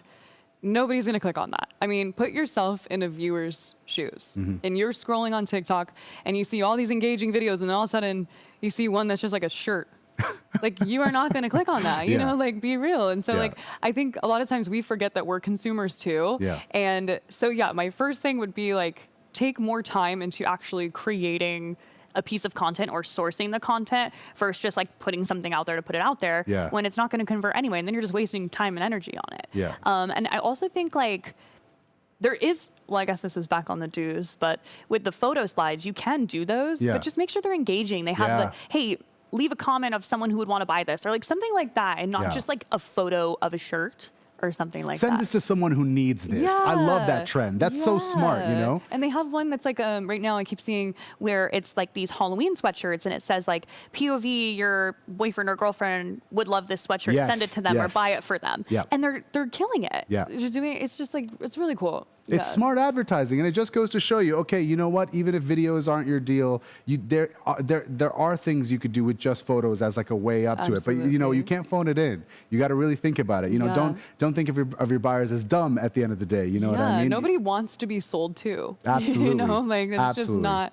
the reality of it. Now, we talk about optimizing listings a lot. We've talked about improvement quite a bit when it comes to, you know, Etsy and Shopify here. What are some ways that we can optimize our TikTok shop listings? Yeah, so I think it's similar in a sense to anywhere you're making a listing, right? And most importantly, SEO. You need to let the algorithm know who you are trying to sell to so that they can put it in front of the right person. So that's, really, really valuable. But I also think there's a bit of a different approach with like your photos. It's not necessarily the same photos that you use on Etsy that you would want to use on TikTok. There's just a few specs that just doing some simple research on TikTok Shop, seeing what's selling, you can kind of get an idea for what people are doing, what types of photos they're using. And TikTok has a lot of features. So it'll show you if you put in like a title with a few keywords you want to use, it'll have an AI thing like generate a better title for you. Right. How much easier can this get? And honestly, I like TikTok. If you sell on TikTok, they make money too. So they want you to win. And so like utilizing those things that they're offering you, they're there for a reason. And so I think like the AI generator, and it'll tell you if your photos aren't good. It'll literally say to you like, this photo is bad. And so it's like, do better. Do better. So I think that's really cool and like a way to really optimize on a listing. And really go down that rabbit hole. I mean, we were talking about marketing tools that TikTok has. Can you tell us a bit more about what sellers can use? Because there's so many options on there to better promote their products. Yeah, TikTok's great about that. They really push live streams of products, which I know, again, not everyone wants to show the product, but you don't actually have to be in the live. Like you can show your phone cases, you can show your mugs and just be on live and like talking about something. That live shopping is such a game changer. You'd be surprised how many people are into that. It's so cool. Like people go and scroll on lives all day and they just stop and they like might buy something for you. So just don't be afraid of that, even though it's intimidating. Like just set up your product and just either start talking about it, even if you're not in the video, and see what happens. They also run like a bunch of sales and like things for you to join in on, and they offer like incentives for different sales, or if you get this amount of views, like they offer stuff. And that's what I think is so cool. It's almost like a community within TikTok Shop. So it's like like I said, they want you to win. So anything that you see in that dashboard, utilize it. Watch the videos, see what they're telling you to do, because that's what I'm doing, and it's working. It's working. So I think it's just about learning the platform. And it's also like, it's a great collaboration tool, especially when it comes to lives. Like, all right, partner with an influencer. And if you can't get an influencer, get a buddy on there. Chat. I think I learned this recently that, and maybe you can tell me if I'm on the right track here, but somebody told me that with lives, there's two things among many things that are important. But first, have a purpose. Start your live and say like, this is what we're going to do today. I'm going to show you my product so people know what they're in for. And also like pair it with a discount, pair it with a giveaway. This is a great opportunity to, if you've used samples for mock-ups, do a live, give them away. You'd be surprised how many people would want to be a part of that. Yeah, people love to be a part of things. Definitely. Even if it's just watching two people talk about something else. It feels like they're involved. People want to be involved is the right term. And so in any way that you can get them involved, whether it's comment your favorite color, what do you think? Do you like this mug? They might tell you no, but like, hey, it's engagement on your video. It pushes it, and it also helps you become better. And it brings that trust factor in too, because people say, okay, they actually care about what I think. These people care about offering me the things that I want. Maybe I might want to check back in the future. But look, before we let you go here, you're an influencer and a trendsetter, if I might say. Based on the content that you create and the content that you've seen kind of trending, is there an exclusive that you can give to our audience about a trend that they could pay attention to in the future that might help them sell better or create that content for their products? Well, we're coming up very recent, Q4, right? We have so many holidays that you don't want to miss out on. Any type of, just think of like products that people are looking for, like blankets or candles, things like that, and then see other videos, trending sounds with anything holiday. It's about to blow up. People are looking for it. They want to buy it. So I would say biggest trend right now, holidays, and do it now.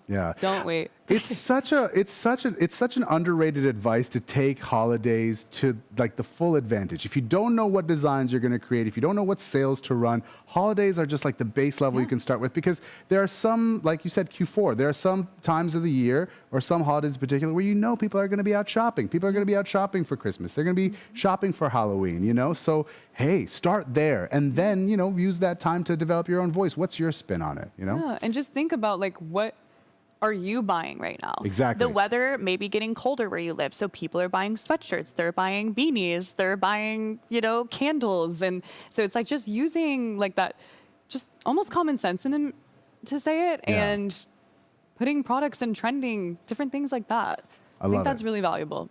Hey, listen, I don't know if you know this, but Michaela is actually going to be sitting here real soon, because coming up next, since we're talking about creating content, we're going to dive deeper into how you can effectively create better video content. And she's going to have something like, I like to think of it as like an inside the actors round table kind of thing. It's going to be you, it's going to be Cassie Johnson and Alex Sheffy, who are all going to be here talking about their video making experience. That's coming up right after this. But in case you feel like we covered a lot of stuff here, you're not going to remember it, you can always watch this later. And while you're at it, subscribe to YouTube. But in case you want the replay right away, go on our Discord chat. We've created a handy resource sheet for all the stuff that we've talked about here today, plus some tools, plus some resources. We're here to help you out. Michaela definitely is. So don't go anywhere. Amplified continues right after this.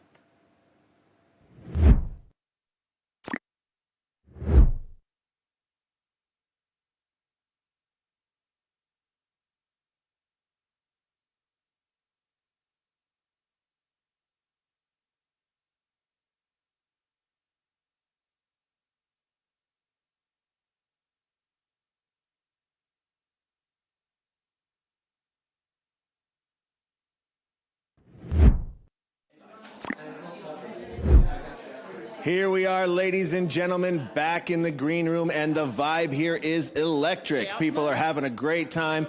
The energy level here at Amplify just builds session after session after session, and it's just an awesome experience, okay? Not only for us here, but for you folks there at home, okay? But we are here in the green room to give away some more prizes. I know you folks have been waiting for more giveaways, okay? But first, let's give some shout outs to our sponsors. Yes, and the first sponsor is Fiverr. If you guys have not leveraged Fiverr, guys, it is a game changer. I've used it for audits to help me with email marketing, anything that I'm not confident in. I've got a Fiverr, found a specialist to either help me do it, audit mine, or I learn from them. So if you're stuck with anything, the cheat sheet is to just hire someone from Fiverr, learn it. It's been a game changer for my business and really like kickstarting everything that I need. Exactly, and I want to give a shout out to one of our partners, and that's TikTok Shop. Okay, like I don't know if you folks like making money or not, but you're not doing yourselves any favors by not taking advantage of the massive opportunity that is TikTok Shop. Now it's the fastest growing social media app out there. It's our fastest growing sales channel. It's an absolute wonderful opportunity for you to get on the ground floor, like right now. And folks, if you would like to learn a little bit more about TikTok Shop, go to the live section of our YouTube page. But not before you subscribe, go ahead and subscribe. Let's push our subscriber numbers over 100,000 using Amplified as a springboard. But go to the live section of our YouTube page and check out the episode of the Clicks to Riches show, which is hosted by myself and Leah, who's on the the hit play stage, because we did a comprehensive breakdown of how to leverage the power of social media to boost your sales, with a special emphasis on TikTok Shop. And I got to tell you, folks, it was a massively successful episode.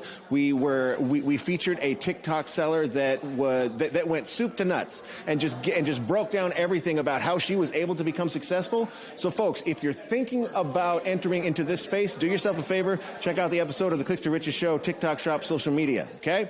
All right, but let's go ahead and announce our trivia question, where 3 of you who answer it correctly will be able to be selected at random to receive a Amplified 2024 sweatshirt, okay? Make everyone jealous because they don't have it and you do, okay? But folks, okay, and I want to make this clear again once more. Do not put the answer into the chat on YouTube, okay? If you do that, you're doing it wrong. We will pop in a link to the trivia question into the chat. Click the link, okay? Put your answer into the form, and then we'll be able to follow up with you with the winners so we can get your information and get you your prizes, okay? So for our penultimate prize giveaway, okay, Christina, why don't you read off that question? Yes, absolutely. So today's 4th trivia question is, which file format is not supported by Printify when uploading your designs to the platform?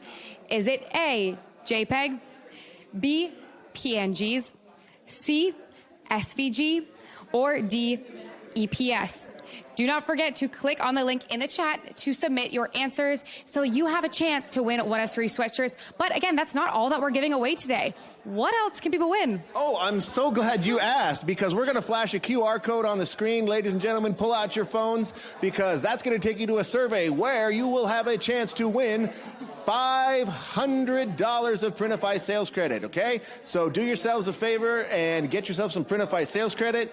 Christina, what would you buy with $500 of Printify sales credit? Right now, guys, I need some skincare. I know nothing about skincare, and I've heard so much about it, so I'm buying stuff there. We already talked about earlier. I need some blankets. It's fall. It's starting to get cold. I'm in a sweater now. I think it's time to cozy up, and right now is also the perfect time to start Christmas shopping.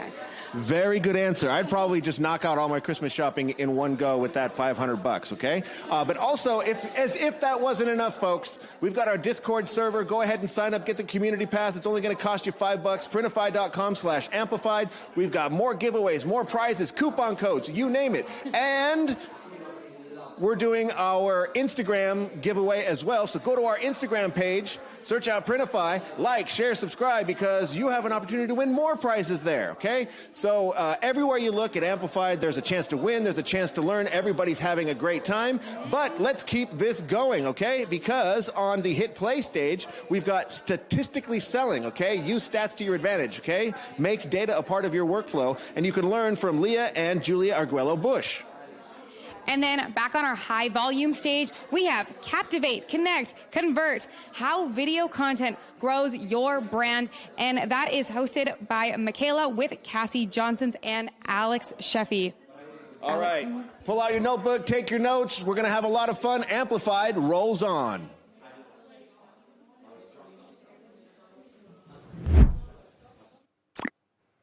Video content can be an excellent way to drive organic traffic to your online store and build trust to your customers. And while it can be extremely intimidating, and I know that personally, I've invited 2 people today that are very special in the content creator community, Alec and Cassie. And we're going to be talking about video content and hopefully give you some tips on to make it easier for you. So welcome, guys. I'm so happy to talk to you about this. Hello. Yes, happy to be here in Latvia. Yeah.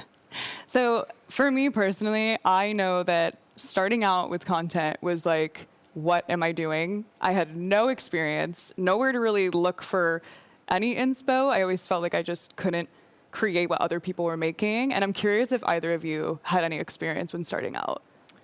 Oh my gosh, no. I had absolutely no experience with content creation when I got started. And please don't go back and rewatch my first videos, but they were terrible. I felt like I sounded like a robot. I was really nervous. I sounded super scripted. So if you're getting started doing any kind of content creation, don't feel like you should be good at it right when you get started, because I don't think that's normal. Just like anything else, you have to practice and learn and get better at it. And that just takes a lot more time than you'd want. But eventually you'll get there. So don't worry. What about you, Alec? Yeah, I think for me, like I definitely had no prior experience.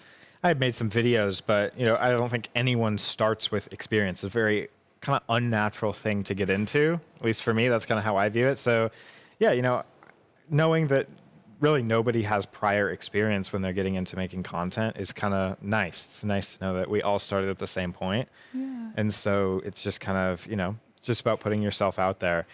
The other thing is when you're first making content and you're first getting into the game, you don't have to be on camera to make content. So you don't have to put your face, in your videos. You don't have to, use your own voice. So those are some things that make it even more uncomfortable.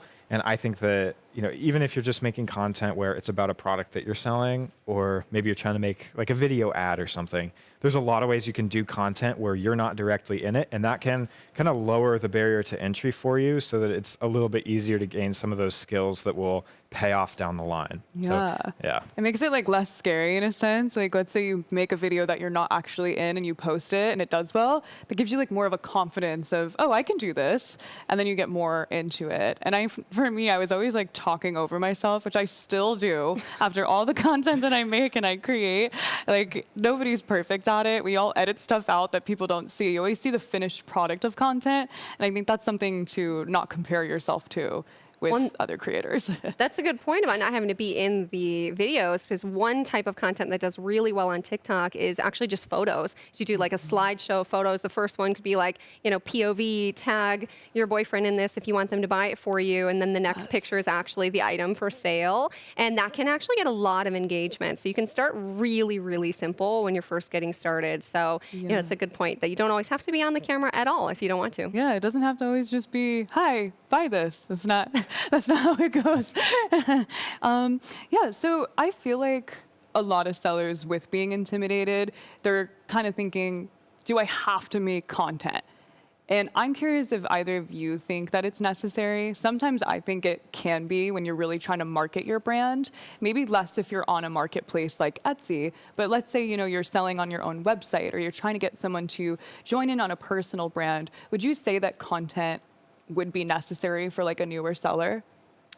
Yeah, that's a great question. Especially with all the social media that we have, it feels like it's like almost a requirement. Yeah. A lot of people feel that way.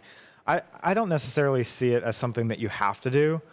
I think it's more important to, if you're making content in a business sense, it's better to get really good at the business and make sure that the business can be self-sufficient before you start adding things that have a higher learning curve in. So, starting a business, print on demand, there's a lot of things you got to learn. And so if you're adding more things into it, like content, I think you can kind of spread yourself a little bit too thin sometimes. So I kind of see it as, a complement. Once you've already got something going, you can add that in. You can add content in to help you grow your business. Unless you're, designing your business around video content, then I think it's something that you can always come back in and add later. Otherwise, to me, I don't see it as a requirement necessarily.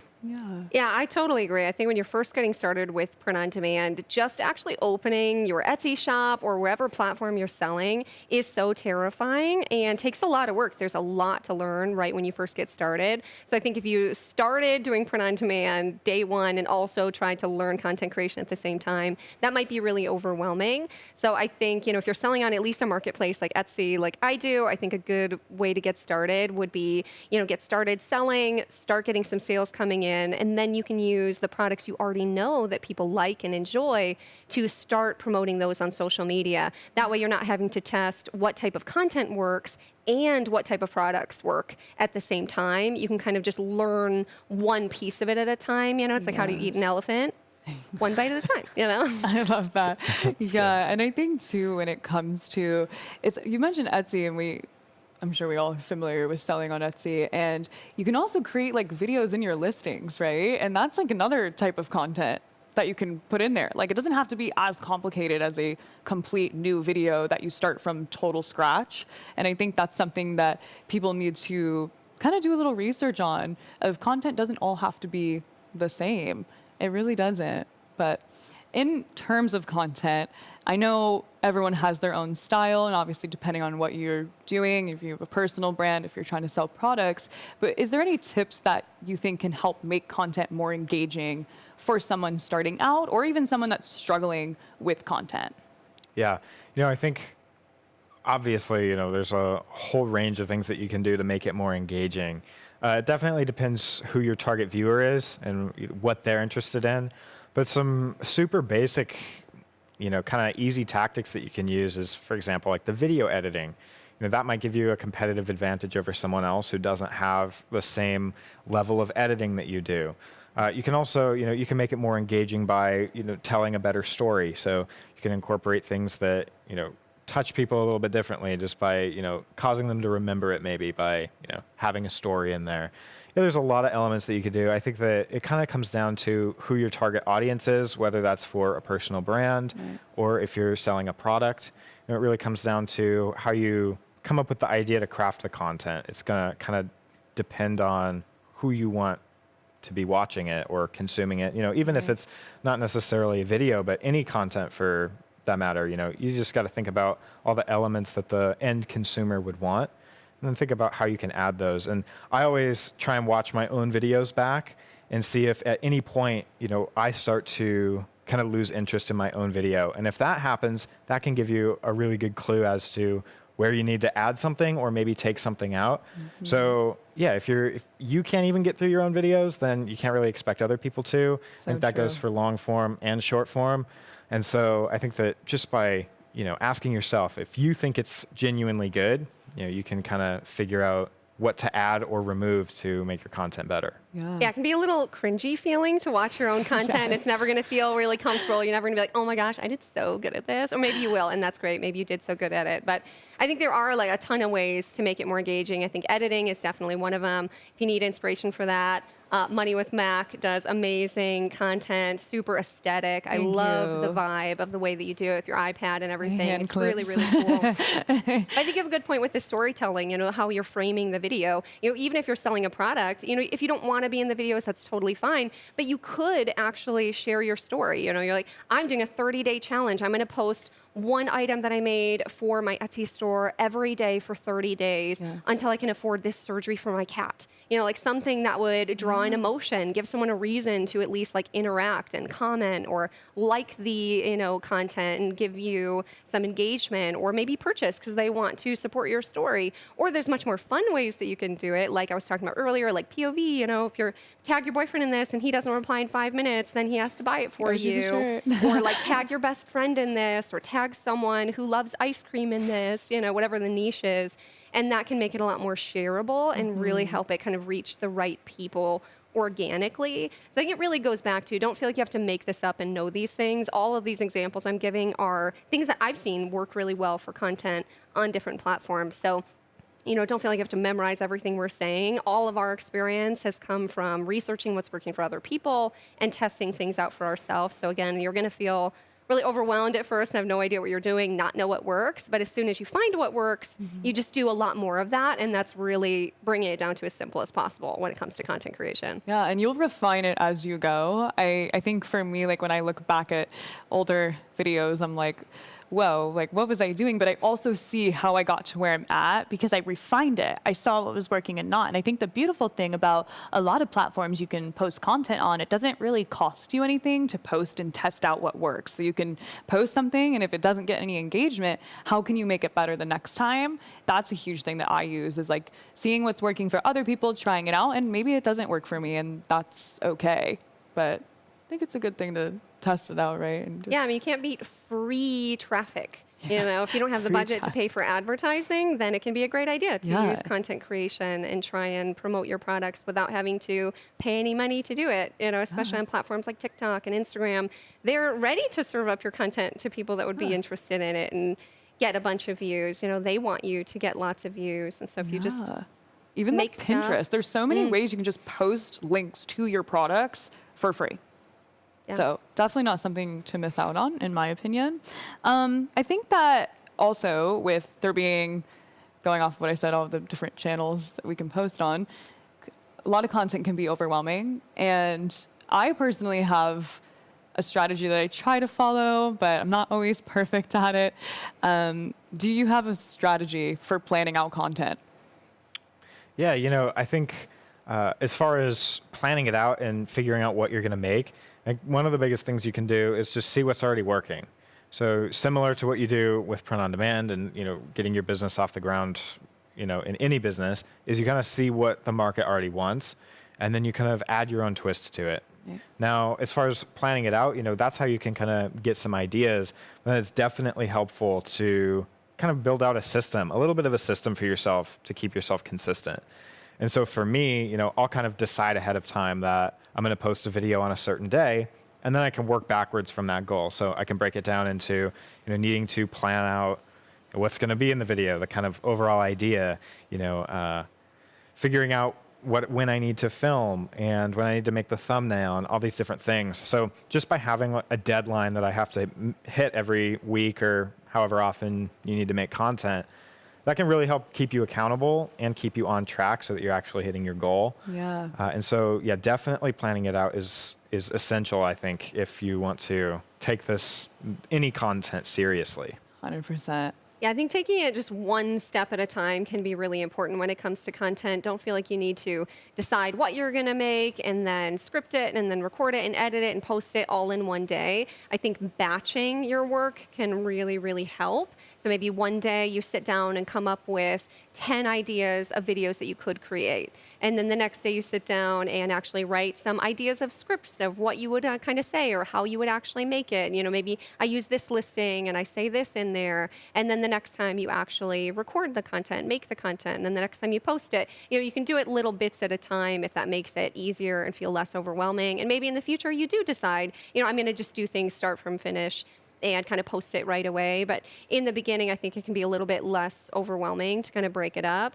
As far as planning, though, I typically plan 1 month of content at a time. I don't go anything too crazy. I'm just like, this is what I'm going to do for the next month. You know, maybe I want to post 20 social media posts for my Etsy store. And I'm like, okay, well, that means I have to do 5 every week. So maybe every Monday, I'm going to do it. And that's the time. Pick a time and a date and a place that I'm going to be there to do that. That's something from James Clear's book, which I'm blanking on the name of it. Atomic Habits. Yeah. I normally know that. You know, he really talks about if you want to get something done, decide a time and a place that you're actually going to get it done, and you'll be way more likely to kind of achieve that goal. And I think that can really help a lot. Yeah, and help you to stay consistent too. I think that if you have like some sort of schedule, it can help you really be consistent in all of that content and just like staying up with it. And I think too, a lot of people spend a lot of time scrolling, and it's like take some of that time scrolling into planning content if you want to, because at the end of the day, it's like research for yourself, but also take that and save it as inspiration. I'm always writing down ideas, like I'll randomly be like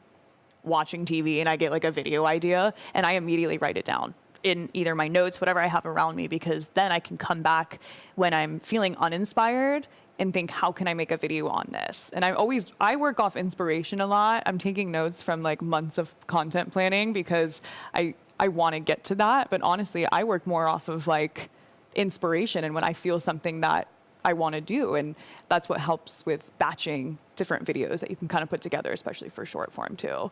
Yeah, I definitely have a never-ending notes app of ideas, and I can scroll forever. So it's a good point. When I'm not feeling inspired, it's a great place to go. I'm like, okay, well, cool. I found this video a month ago and really liked how they did it. So I'm going to put my own spin on it and do something similar, but for my niche, you know? Yeah, and most like social media apps, even YouTube, you can like save the videos for later and just use them as inspiration. But I think it's a really cool idea and tool to use. But do you write stuff down too? Yeah, Ideas? definitely. Yeah. Whenever they come in, you got to make a note because that idea will disappear forever if you don't. Ideas are gifts. I really believe that. I really do. And when it comes to analytics, I'm always trying to see, you know, testing like we talked about, what's working, what's not. Would you say that you keep really close eye on your analytics? Would you suggest to a newer seller to really look at the analytics? Yeah, you know, I think the analytics are there for a reason, right. And they're really just a description of how your customer, how your viewer, you know, responded to your content. And so by looking at them that way, you can kind of just understand their thought process when they're consuming your content, you know, how long they're watching it, or if they liked it, or if they shared it with their friends. You can really understand the full picture of how much they enjoyed what you put out based on your analytics. And so it's important, but you can also use it without over analyzing your analytics. And so for me, like I might use it at a super high level where I'm kind of looking at it in terms of, you know, did this video get views? If so, then it's probably a better video than one of my videos that didn't get views. Sometimes that's not always the case, but generally that's kind of how I use it as just an indicator of, you know, whether people liked it or not, or certain aspects of that content. And so I definitely think it's important to pay attention to. Right. And you can also, you know, you can kind of look at other people's analytics as well so that you can get inspiration. So if you have a video that did great, other people might use that video as inspiration so that they can go make something that people will also enjoy. So yeah, it's not, if you don't have that much data to go off of, it can be helpful to kind of look at what other creators are doing and look at their metrics, even at a, you know, a high surface level, and kind of use that data in your own content creation. We're like all like kind of inspiring each other, especially when like you're in the same niche, you know? I think that's cool. Definitely. Yeah, I definitely think research is really important, whether you're doing print on demand or content for print on demand. Always. It really is a similar process. You want to see what's working for other people, what's working for you, and then do more of it. You don't have to overcomplicate it too much more than that. I think just paying attention to what gets good engagement, what gets a lot of views, what actually gets you a lot of sales. You know, what if one video doesn't get as many views as maybe another, but you actually got a lot more sales for it because it got to the right people. Yes. So I think paying attention to the right metrics is important. And you might not really understand what the important metrics are right when you first get started with content creation, but that'll get easier over time. Yeah. You just have to actually stick with it and stay consistent. You know, don't try doing content creation for a week or two. Like, I didn't get any sales, it didn't work. You have to kind of stick with it and learn and get through that really kind of hard first part, and then it gets a lot easier to understand what works. But again, just like anything, you're not going to be good at it, unfortunately, right in the beginning, unless you're a magical unicorn that's good at everything. And then if so, good for you. We don't know many of those, and it's not linear. Like, every video is not going to perform perfectly, especially in the beginning, you know, like every video, either bad, good, performs okay, and then you just get better from there. And so I think it's really helpful. But I'm so happy we got to talk about this. I think a lot of people, especially newer sellers, struggle with it. So I'm so excited that we were like able to have a chat and give some tips and tricks to newer sellers. Yeah, definitely fun to connect and talk about content creation, and hopefully some of these tips help you make some sales. in Yeah, your hopefully print on they demand do. business. But stick around. We have so much more with Printify, and shout out to Fiverr for being so helpful in all of our creation.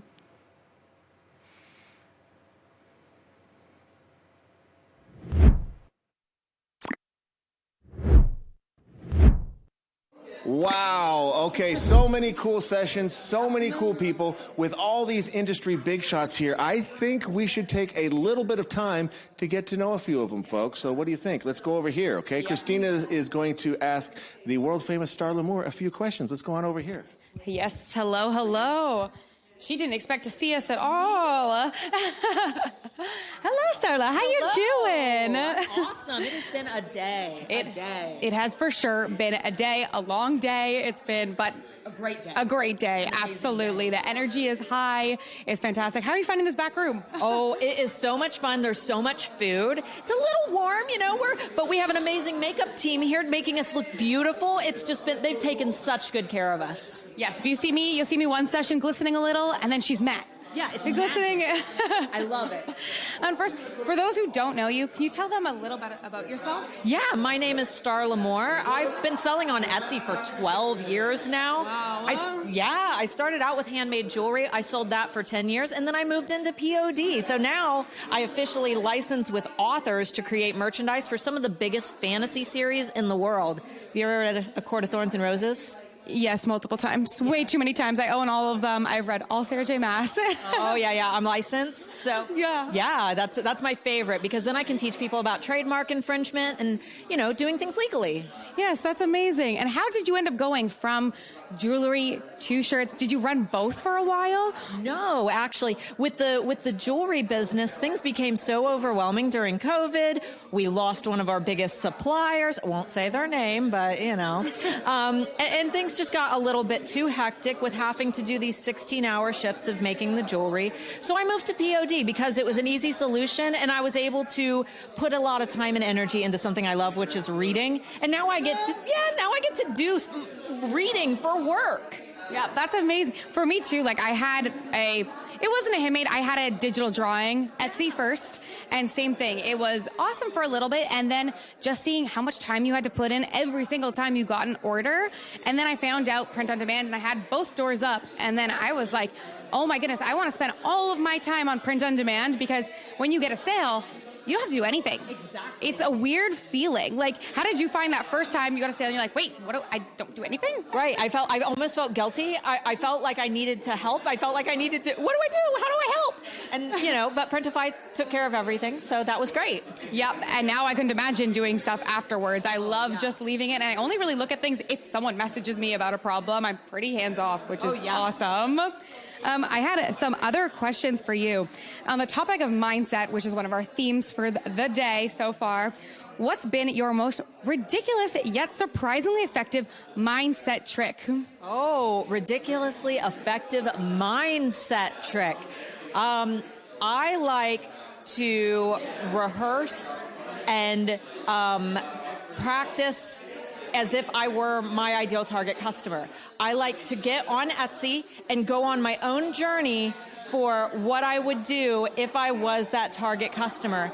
And it not only does it give me confidence in my niche because I get to explore really great products, but it's also very exciting because I learn at the same time. So that's kind of like a way that I almost trick my brain into becoming my customer. Yeah, that's an amazing tip. Guys, give it a try.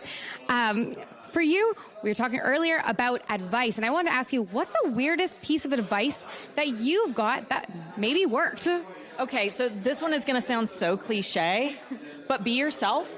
I know that sounds ridiculous, but I was trying so many ideas, with POD. I knew I wanted to move into it, but then I thought about it and I'm like, I already read so much. The idea of officially licensing sounded really hard, but it wasn't. And now I'm able to do it for work. So be yourself, enjoy your passions, and then you can usually find little ways to make a profit from them. Yes, exactly. Starting from your passion really helps. You know the inside jokes. You know what that group is going to want to buy. And it's very big to just feel like, oh, I have to design what I see everyone else doing, but you can really stick out and your business just becomes so much more important to yourself. It's like, I'm so proud of this baby I've built because it's like a representation of me, which I really enjoy. Exactly. And then for you, what is your guilty pleasure when it comes to unwinding after a busy, stressful day of being an entrepreneur? Oh, absolutely. Reading the romantasy. Yeah. Gotta have our romantasy. Book boyfriends. Yeah, and my husband and I, we actually read them together, so then we get to talk. Oh, I'm so jealous. My husband's like, what are you reading again? Smut over there, right? I'm like, no, leave me alone. No, Mark's a gem. He loves them. Oh, that is fantastic. And if our audience could take away one thing from today's presentations, what would it be in your opinion? There's so much diversity and expertise here today. You are learning from the best of multiple industries. So I hope that you all took notes for one, but for two, spend some time after these presentations really reflecting on the material that you've learned and how to fully digest your meal that you've consumed with this massive event. And then maybe come back and reflect and, start taking action slowly but surely. Yes, we've been backstage all day. I can't wait to watch things back, start taking my notes as well, because there's so much I've even learned during today. And we've missed a lot, too, because we've been out, so I'm excited for the replay. Yes, exactly. So if you missed anything, guys, watch that replay. Thank you, Starla, so much for joining us. Absolutely. It's been amazing. Awesome. We'll talk to you later. And now we're going to hand this on off to Martin to get another interview in. Yes, thank you very much, Starla, for sharing your time. Okay. All right. Well, folks, the interviews continue. There's so many interesting people to talk with today. So tell our audience, who the heck are you and what are you doing here? I am Julia, and I'm here to talk about Shopify. I have a YouTube channel called Shopify Success. Wonderful. Thank you for sharing your time with us, Julia. Okay. Well, just tell us a little bit about yourself. Who is Julia? Julia is a creative. I do all sorts of creative stuff. Julia is a designer, a content creator, an online seller, and a musician. Oh, and a musician too. Okay. Well, let's put a pin in that and we'll try to get back to that a little bit later. But tell the audience, why did Julia want to get involved in this crazy business of POD? I was looking for financial freedom. I wanted to work on my own things. I have a background in content creation, but I wanted to create my own content, basically. I just wanted to do my own thing. And so I was researching ways to make money online. I found print on demand, and I thought, wow, how cool would it be to have my own clothing brand? So I just got started, and it was very successful. So, okay. Well, that journey on print on demand has brought you all the way here to Amplified. So I'd love to get your opinion. What do you think of Amplified? Amplified is really cool. Very, very cool. It's so inspiring to me. It's like all the creatives, all the YouTubers, everyone together in the same room. There's just a beautiful collective energy, yeah. Okay. What's been your favorite part so far, apart from meeting all the cool people? Today, sushi. There's sushi. Good answer. We were just talking about sushi. Yes, the sushi is very good. Very good. Yes, we have to keep you guys nicely fed so that that the spirits and the morale stays high. Okay, but we have been asking folks various aspects of like having the right mindset for success. So if you don't mind, I'm going to shift the conversation over that direction, okay? So my question on mindset to you is, like, what's been your most ridiculous yet surprisingly effective mindset trick? Like, are you the kind of person that, like, writes notes to yourself? Do you, like, write on your hand so you don't forget? That kind of stuff. Okay, I talk to myself in the mirror. Okay, I want to hear more. Yeah, so I look in the mirror and I talk to myself. I say affirmations out loud about my intentions for the day. So in the morning I wake up, I close my eyes, I take 3 deep breaths, and I set an intention, 3 intentions actually. And that's really powerful. I look in the mirror and I repeat affirmations, things that I actually want to create, all the success that I want to create in my life. I embody that and I look in the mirror and I state those things, and it's really powerful. Powerful words. Wonderful. Thank you for sharing that. So can you share with our audience, like, maybe a happy accident that you came across that happened in your business, like, because you followed your gut, even when it, like, didn't make sense? Good one. It's a good question.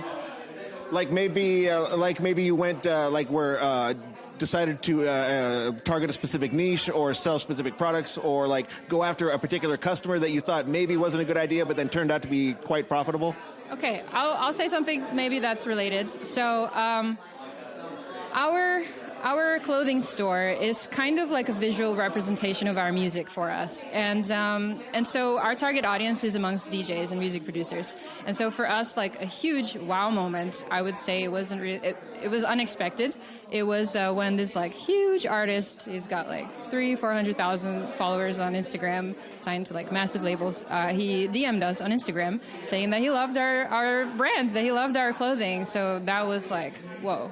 That was a great moment. Yeah. Okay, so earlier when you said that you were into music, you're into electronic music, techno and all that stuff, right? Yep, deep house, techno, yeah. Okay, deep house specifically. Okay, very good. All right. Well, I'm going to ask you one more question, and you've got 30 seconds to answer it, okay? Like, how do you keep the fear of failure monster in check? You embrace failure. You don't run from it. You embrace it. You don't have to be afraid of making mistakes. You can train yourself to perceive them with gratitude for what they're teaching you. So everything is serving you, everything is teaching you, and you can always extract a positive meaning out of things. Exactly. I couldn't have said it better myself. Julia, thank you so much for your time. Okay, we've got plenty more Amplified to come. Ladies and gentlemen, I just want to tell you about our Sellers Club. Go to printify.com/sellers-club. Okay, we're going to pop a link into the chat. Just Google it.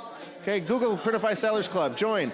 Use the promo code AMPLIFIED, all uppercase, and join the Sellers Club right now for free for the first month, and that's just for you folks that are watching live, okay? But we've got more Amplified to come. We've got, on the Hit Play stage, we've got Vibe With Your Customers featuring Cassie Johnson and Megan Heckman. And then on our High Volume stage, we have The Science of Selling with Davis and Alex Sheffy. Excellent. All right, folks. You thought we were done, but you're wrong. There's more Amplified to come, and stay tuned.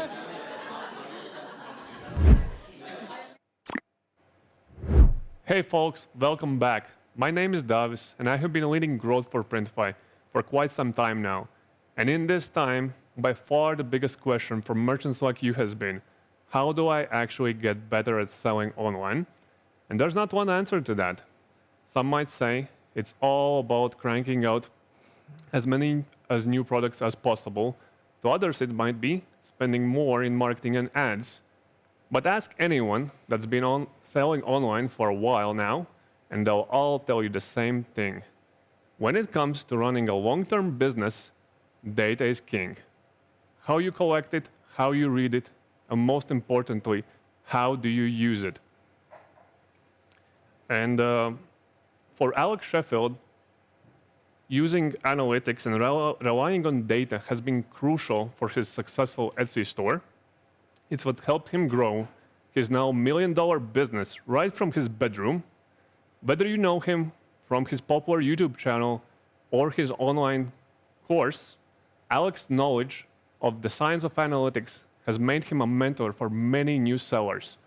And today, together, we'll be discussing how understanding analytics can shape your selling strategy. Alec, thank you for being here with me today. Thanks for having me. I'm excited to be here. And obviously, Alec, your success speaks for itself. And I'm sure many in the audience today would love to know more about the secret sauce behind it. So let's jump right into it. After you first launched your business, when did it click for you that you needed to spend more time looking at the data behind your store and your customers? Yeah. I got started with drop shipping and print on demand in 2018 and 2019. And, although I made my first sale within a week of opening up my shop, it was really difficult when you're not getting that many sales at first. And so what I actually realized was that I needed a way to track my progress and how my shop was doing without getting any sales. Interesting. So for most sellers, their sales are actually what helps them know whether they're doing good or bad. But without those initial sales to rely on, what other indicators were you looking for? Yeah. So, when I first got started, all I wanted was to get more sales. I think that's what everyone wants, and that's the reason why they start. But the problem is it's hard to figure out what's going to sell before you're making any sales to begin with. And so that's when I started looking for other indicators that I was moving in the right direction, that my shop was actually growing. And what I learned was that each analytic, each data point is just an element of the story of your customer's relationship to your shop and your products.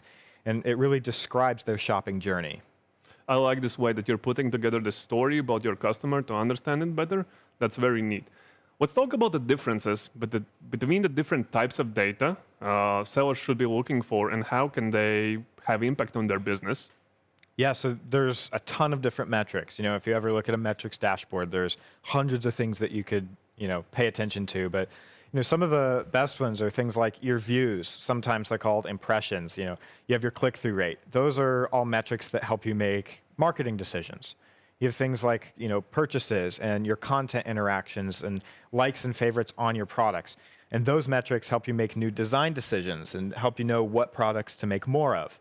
You might get reviews or messages directly from your customers, and that can help you make customer service decisions or even print facility decisions. And honestly, if you have no data, that is data in itself. And it's telling you that you need to go collect more data. So from all of that available, how did you figure out which information was going to be most useful for you? Yeah. I learned that all you really need is just one measurable metric. And so if you could just narrow down on one metric at a time, that you can figure out the problem related to that metric and you could continue to grow your business. And so all you need is just one metric at a time. Now, the way that I learned to do that was by turning this data, these analytics in my shop, into a story using something that I call the metrics funnel. Now, the metrics funnel might sound complex, but it's actually really simple, and there's just 3 levels to it. At the top, you've got the views. In the middle, there's visits, and at the very bottom, you have your conversions. Fantastic. So irrespective of the store type or any other specifics, anyone should be able to build a simple funnel, right? Can you walk us through maybe then the different parts of the metrics funnel and the scenarios that the user store might be in? Yeah, definitely. So it should apply to any sales channel and really any model that you're running. And essentially, at the very top, you have your views. This is the top level of your funnel, so that's what you want to pay the most attention to at the very beginning, especially. Now, if you're not getting any views, it means you have a marketing problem. So you need to make your products more known to your potential customers. They're not being seen by your potential customers. So if you're not getting any views, then you might need to post more listings, you might need to advertise your products more or make more social media content. The second level are your visits. So that's how many people are clicking through your listings onto your product page or your shop. Now, if you're not getting a lot of your viewers to convert into visitors, you might need to work on your designs. But more importantly, you just need to focus on having your design on a great looking mock-up to get those visitors interested in your product. Finally, you have your conversions. Conversions are the very last step, and it's any time a customer interacts with your product listing. So they might favorite it, they might share it with a friend, they might, save it for later, add it to cart, or even buy.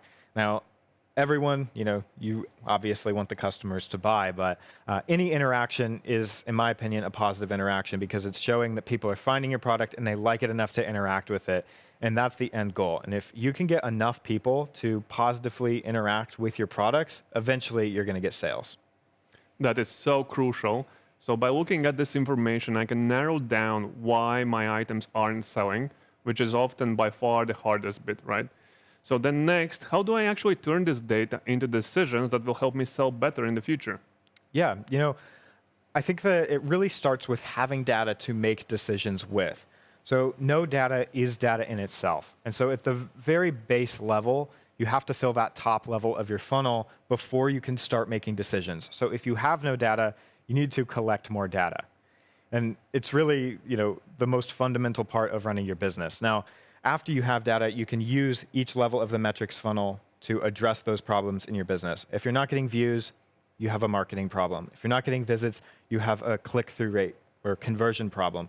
And then if you're not getting people to purchase and like and favorite your products, then you need to work on building out the product listing page just a little bit more. You can also use your competitors' success and your competitors' data to figure out what's selling so that your products and your entire shop has the best chance of getting sales. That's a good point. So collect more data. Okay. What if sellers have shops set up on multiple platforms and they're suddenly getting data from everywhere all at once? How can we make sure that we're still making the best decisions possible? Yeah, that's a great question. So for me personally, I think it's super valuable to master one platform at a time. Some data will translate across different platforms. So for example, if you have a best-selling t-shirt on Etsy, chances are that you'll be able to sell it on Shopify if you run some ads to it. But sometimes data won't translate directly. So another example could be Etsy has built up a massive brand over the last decade where they have a ton of trust and people love shopping on their marketplace because of their reputation. Whereas if you're running a Shopify store, it might not convey just quite the same level of authority and trust in the customer's mind just because you haven't built it up as long. So paying attention to things like conversion rates, it might not translate directly. And that's why I think mastering one sales channel at a time can help lead you to success. In addition to that, each platform is going to have slightly different names for each metric. And so that's why I think that if you can master one platform at a time, you can kind of learn how to read the data. You can turn that into a story and look at the customer behavior, and then you can move on to your next sales channel. So definitely key platform specifics to keep in mind. Are there any other challenges sellers might face when trying to understand and use the analytics in front of them? Yeah, I think for me, the biggest challenge is it's hard to kind of make data decisions when the only data you really want is just a paycheck hitting your bank account, or you want to see reviews from your customers wearing your products. I think at the end of the day, metrics are so important to growing your business, but you can't forget about the customer and you can't forget about what they need. And so, when your focus is not so much on just pleasing the algorithm, but it's also, you're focused on making a great product for someone to buy, that's going to be a huge challenge. Just to overcome that is super beneficial to your overall business because then you're keeping the person that actually matters the most in mind versus just trying to please an algorithm. I couldn't agree more. Optimizing for the customer is super crucial. So you clearly spent a lot of time learning to understand this information, process it. What was the most important lesson you took away from all of that? Yeah, I think that because metrics are so confusing and because there's so many of them, learning to distill all that information through a simple framework like what I talked about, the metrics funnel, using that simplifies it a lot.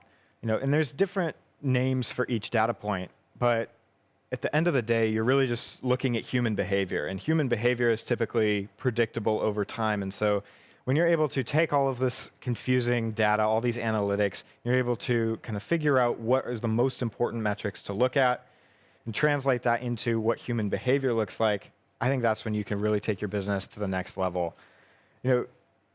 Instead of trying to make too many decisions all at once, if you can just focus on one level of the metrics funnel at a time, that's when you can take a step forward instead of taking multiple steps backwards. So I would say that the most important lesson is that you don't obsess over the metrics directly, but instead just use it as kind of an indicator and a compass as to what you might need to adjust about your business next. That's actually a very good point. We often see sellers so dialed in on performance and they make too many changes, adjustments, that they don't actually give the store time enough to ramp up and miss that chance. So we looked at how analytics explain customer behavior in the past, so we can sell to them better right now. But do you think there's also a way we can use data to predict what potentially buyers might want in the future? Yeah, definitely. I think that when I was first getting started with this print-on-demand thing, I was definitely hesitant to jump on big trends, especially things like holidays, because I thought that they'd kind of been beaten to death and that everyone was doing them. But what I realized was that, everyone who's shopping for those products, they want new products year after year. And so there's a reason why they're such big trends. And so even just by making those products and positioning myself to be able to make those sales, I was able to capitalize on those trends, even though, originally I thought that they were super oversaturated. And to be honest, trends come and go, and eventually they'll all slow down. But the key thing that I always try to remember is that human behavior stays the same over time, for the most part. And so all of that to say, yes, I think that you can definitely capitalize on trends. And just by positioning yourself within trends, it opens you to the possibility. It's not a guarantee, but it's a possibility that you can capitalize on those and make some sales using trends. Cool. So it's actually one of the reasons why we make Amplified right now. So you guys have time to set up your stores for the holidays and the events and the trends right around the corner. So similarly as the trends, Alec, do you think the way that we read analytics also changes over time? If so, how can we adapt? Yeah. I think that the way that we read analytics definitely changes over time, but I think that the human behavior tends to stay the same. And so when I think about it, we're always getting new tools and we're getting new ways to view analytics. But at the end of the day, we're just trying to read how previous human behavior has been and use that to predict how future behavior will be. And so for me, it always comes back to customer behavior. How have they behaved, and how can we turn that into a readable metric so that we can address that issue in our business? If people aren't even seeing my products, what does that mean? Well, that means that I have to go advertise my products and get them seen by more people. If people aren't clicking on my products, there's a direct issue, and so we can use the analytics to look at that and say, it's probably because of the mock-up or the design or something wasn't enticing enough for people to actually click through. So I think that the way that we read analytics definitely evolves over time, but at the core, it stays the same. Now, you can use tools, oftentimes sales channels will have their own way of displaying these analytics. You can use tools like the one that I'm building at Listing View, but it doesn't really matter at the end of the day. All you're doing is trying to figure out how customer behavior is in relationship to your shop and your products. Awesome. Now that our audience has gotten an idea on what to do and how they can implement the ideas that we talked about today into their selling process, what final advice maybe you would give to them to avoid getting overwhelmed with all of that? Yeah, I think analytics is an overwhelming topic. And so it feels super, complex and at the same time also necessary. And the first thing I would say is that you don't necessarily need analytics to be successful when you keep the customer in mind. So in terms of, avoiding getting overwhelmed, the metrics are there only as a tool to help you grow the business. It's not necessarily there for you to have to use. And when you're able to take something super confusing like analytics and these metrics, and you're able to distill them down through a more simplified process like the metrics funnel, for example, you're able to address individual issues one at a time, makes it a lot less overwhelming because you're able to manage your risk and you're able to just address each problem according to the behavior that you see, just one at a time. And so that's what I would say is just focus on one analytic at a time, and that's the best way to avoid getting overwhelmed and confusing yourself when there's hundreds of analytics and metrics available. Right. Yeah, customer obsession is always a good bet for sure. So it's not an easy topic, but Alec, you have definitely made it easier for us all here today. So thank you for keeping it real, being here, sharing your expertise.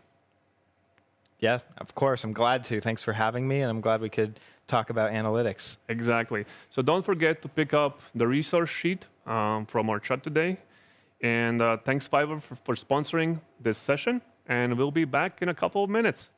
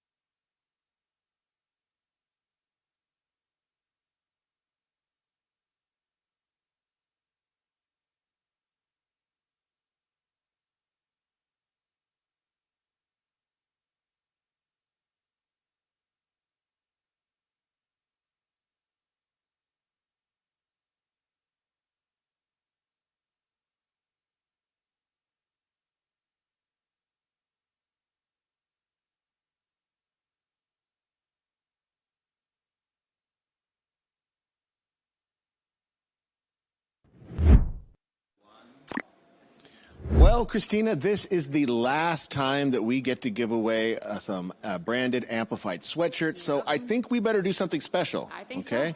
So, but before we do, why don't we give out a little bit of love to our sponsors, okay? We've got Adobe, we've got Fiverr, Fiverr, not Fiber. Fiber is something completely different, okay? Fiverr, Placeit, and Wix, okay? Just having you this year has made this an absolutely wonderful, wonderful event. Yeah, everyone, do us a favor, do yourself a favor, go give these sponsors some love. And they shared some awesome discount codes, coupon codes for you to use them, and they're really going to help you with your business, your print-on-demand journey, get a leg up. So make sure you're utilizing those today. Every print-on-demand seller deserves to have the best tools in their toolbox, whether it's creating #1 best-selling designs with Adobe or connecting with the freelancers with Fiverr that can free up your time to grow your business, or finding mock-ups on Placeit that dare your customers not to click on them, and then having the confidence of knowing you have a flexible, durable, and confident storefront by Wix on which you can stake the reputation and name of your business. Do yourselves a favor, folks. Put these tools in your toolbox to your ultimate success. They're a great accompaniment to partner with alongside your partnership with Printify. Okay, wonderful. But we promised we were going to give away some more stuff. This is the last time we're going to do it. And just as a quick review, folks, now we're going to pop a link into the chat. Click on the link, answer the trivia code, okay? Do not put the answer into the YouTube chat, okay? If you did that, I'm afraid you're not going to win anything, okay? So, without further ado, today's fifth and final trivia question is... Brought to you by me. Just kidding. The fifth and final question for today is, on the Printify YouTube page, how many videos can currently be found in the live section? Is it A, 33, B, 39, C, 42, or D, 51? Get counting, guys. Yes, all right. I can hear everybody feverishly heading over to our YouTube page, counting up the live videos. And while you're there, make sure you subscribe. Let's make sure we get over 100,000 subscribers and using Amplified as a springboard to do so. And folks, I promise you, a little bit later, this green button is going to be pressed, and there's going to be an amazing reveal, an announcement that accompanies it. I know we've been teasing you with that all day, so it's only a little bit away. You only have to wait a little bit longer, folks. But let's go ahead and pop up that QR code up onto the screen again, because I want to make sure our audience out there has enough opportunities to win today. Get out your phones, follow that QR code, because you are going to have a chance to win $500 of Printify sales credit if you fill out the survey to which it leads you to, okay? As well as our Instagram giveaway, okay? Go to our Instagram page, just search out Printify on Instagram, like, subscribe. You're going to have a chance to win more prizes there, okay? I don't think I got to ask you, what would you do with $500 credit? Oh, my goodness. Okay, first of all, I'd buy myself a couple phone cases. I'd probably get myself some hoodies with my name on it, just so people know who I am when I walk around. I don't know. Ooh, we've got some, I'd probably get a new shower curtain. Like a personalized shower curtain. That would be really cool. Yeah. What else? Like some hockey pucks, maybe a Unicube. No, but just exactly. Here you go. Here's a hockey puck. Maybe some ping pong balls. I don't play ping pong either, but that's fine. But we have some really I don't want to say obscure products, but products you wouldn't necessarily associate with print on demand. But I guarantee you, if your customers want to buy it, you can find those products in our catalog. So do yourselves a favor. Just go through the catalog and just put yourself in the mindset of your customer and just go through each category. You never know what you might find in there. Okay. So, all right, folks. But yes, we're going to be pushing this green button here really, really soon. We've got plenty more to come on the Hit Play stage. We've got Maximize Your Store with Leah and Chris Heckman. And right here on the High Volume stage with my buddy Talish right there, we're going to have, he's going to be talking with Shimmy Morris and the lovely Christina Umares on the topic of building a bigger business. So don't go anywhere, folks. We've got a couple more sessions to go, and then someone's going to push this green button. Okay? So stick around, folks. Green button.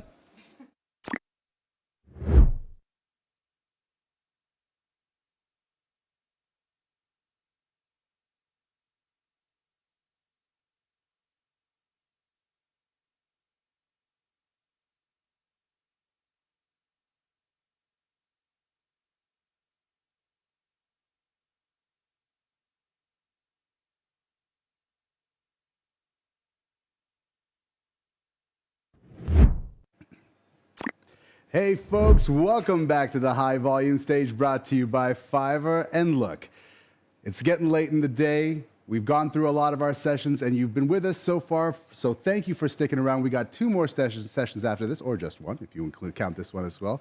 But you know what? All day through Amplified, we've been talking about how to start and maintain an online business. But what about what comes next when the money and the sales and the buyers start to become more and more consistent? I know it's a dream come true, but what do you do next? Do you take your foot off the gas and relax a little, or do you push even harder and wear yourself out in the process? Besides, what does scaling your business even mean? Well, luckily, you don't have to hear about it from me. I've invited both my friends back on stage, Christina Ramirez and Shimmy Morris. You may know them, of course, through their very popular YouTube channels, but in case you don't, Christina started her first business during the pandemic, and a year later quit her full-time job to begin focusing on that store while traveling the world full-time. And Shimmy Morris, well, the guy's been an online seller since he was literally a teenager, and he's been creating successful businesses ever since. They both joined me back on the High Volume Stage. Thanks for chatting with me about this, you guys. Amazing. Thanks for having us.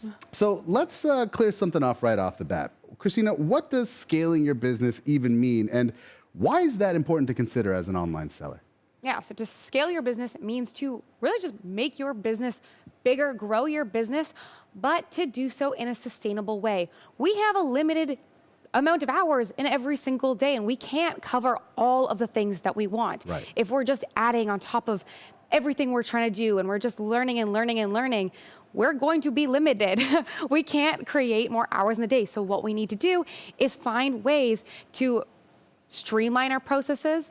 We need to find automation tools to make our processes faster so that we have more time in the day so we can actually grow our business and we're not focused on just maintaining that business and struggling to just stay afloat on top of it. We want to thrive in our business, and to do that, we need time. Yeah, it's interesting how there's a certain point when you start your business, you focus on you focus on just actually starting it and creating it, the design aspect. Then it's just the operations. But it's weird how at a certain point, you really just gets down to managing your time, managing your business. Shimmy, as you watched, your first stores, your first businesses start to get more orders, at what point do you think your businesses were validated enough that you thought, okay, it's time to take this to the next level? Oh, nice. So, I mean, for me, getting any amount of sales can validate, well, specifically a design, because we're validating designs over the whole store.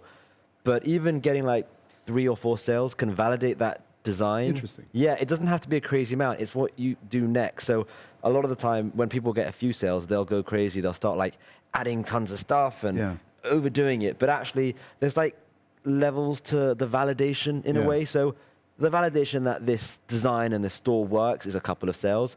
But like before moving on to the next level, like what Christine is saying with hiring and AI and all that kind of stuff, you really want to be making a good amount of money every single month, and a good amount is different for everyone, whether it's 1,000 or 10,000, whatever. And when you get to that, that's when you're ready to kind of move to the next step. Yeah. That's an interesting idea that, you start to see things working and you think, okay, I got to do more. But if I'm understanding you correctly, it's like the opposite. You got to step back and go, okay, what's working? Exactly. And where should I put in the time and the effort to really kind of supplement this success instead of going, okay, like I said, wearing yourself out in the process. So with time management in mind, Christina, what can sellers do to streamline their processes to make that growth more manageable? So the first thing that I like to do is, I find the number one most time-consuming thing right now is customer service. That takes up so much time, and as people grow, that just becomes more and more pretty much time-taking. Yeah. So the first thing that I do, the first thing I would focus on to streamline your business is start standardizing your responses. So when I get a response or I get a question that maybe I'm going to get again, I have a full spreadsheet of common questions and how I'm going to respond to those. Because maybe one day you're not really on the top of your game. You can't remember how you responded last time. You have to retype it all. Maybe you're a little grumpier, so your message is a little meaner to your customer. Instead, all I have to do is go into my spreadsheet, copy and paste it. And so that saves me a lot of mental space and time. And with that, same thing kind of along the line of templates is templating as much as I can. All my descriptions are templated. I just plug and play. I have like a different process for everything. So I know what steps I'm going to do all the time. And it's not using mental space and time to re-come up and spin the wheel every single time. The next step is investing in your business and investing in your time, really. When you first start, you're high in time, low in money. But now that you're scaling, you are higher in money, low in time. Now is the time to start buying the things that save you time. When I first started, I was spending so much time doing research, but now any tool that makes my research faster, I'm on that in a second. Anything that makes my SEO faster, just really anything to, again, buy back that time. And then the last step for those who are really trying to scale, and the biggest game changer for me, was getting outside help, hiring a VA to help with that customer service. And that has brought me so much time back into my day. So I can now just focus on the growth part of my business and not the maintenance. What I love about this is that you really took like a micro level approach. You're like, okay, cool. I see that there's all these tasks that are taking up my time, and they can feel overwhelming. You know, overall, they can feel overwhelming. But I love that it's just like, you've broken it down to even just like, I'm just going to put all the replies I have into a sheet and start there, just the little things, you know? But, you know, Shimmy, you've done this for a really long time, and I'm sure you agree, you know, even when we were setting up for this conversation before, you were taking calls, you have another job, you've got a lot of stuff going on, and you're a machine, but I'm sure you can imagine that there are a lot of people in similar positions where they have an online business, but maybe they've got other stuff going on in their lives. They've got families, per se. They've got other interests. And so there's a point where time management starts to become very difficult. So when you have those other priorities, what do you think sellers can do to make, I guess, scaling easier on themselves? Well, I mean, I can tell you exactly what I do. And it's actually similar to what you're saying, where you're building all these processes, these templates and stuff, so that when you do eventually hire, there's less of a training curve. But it's, I guess, knowing when to hire and all of that. So what I do is I like to kind of template out what is important to me, and all the different tasks. So let's say you've got like creating mock-ups, creating designs, uploading, anything. And there's so many tasks, right? So you rank them however you want to rank them, whether it's like, you know, of importance or value or how much time it takes, however you want to rank them. And then you say how, like, the rank is based on how much you, like, what you need to do, right? So with a design, I'm the designer. I feel like I know what works. So that is like a 10 out of 10. Like, I need to be doing that. Creating the mock-up is something that I can create a very simple SOP for, a standard operating procedure, right? Where I can just shoot a Loom video on how to do it, give someone else. So that would be like a rank of a 3. Uploading to Printify is even easier, be a rank of a 2. And then once you've got like all the big picture of all the different tasks, and like think of everything. Like there's so much. Even like I don't know, like responding to comments on YouTube. I mean, that is something I like doing. Like literally anything. And once you've ranked out everything, put yourself and only put yourself in the high-level, high-value tasks that only you can do. And once you do that, you'll start doing a lot more of it, which will hopefully move the needle a lot further in your business. I find this idea fascinating because, again, it's a simple solution where it's like, find the things that you really want to do first and focus on those things. Because where your heart's going to be is where you're going to, you know, have the most effect. I wonder, though, is ranking just by what you want to do? Is that the only metric you're using, or is there something else that, okay, there's what you want to do, and then there's something else too that comes into play? Well, there's value, there's ease, there's enjoyment. So like designs, I love creating designs. I will happily sit on a beach and my relaxation is designing. But I passionately hate bulk making mock-ups. And so I will, even if it's a good high-value task, because mock-ups are very, very important. Like without mock-ups, you're not going to get clicks. So it's got a lot to it, a lot of riding on those mock-ups. But someone else can do it very easily. So you have to determine kind of what you want to do, what you find valuable, and what you think you need to do. And sometimes at the beginning, you'll think you need to do everything.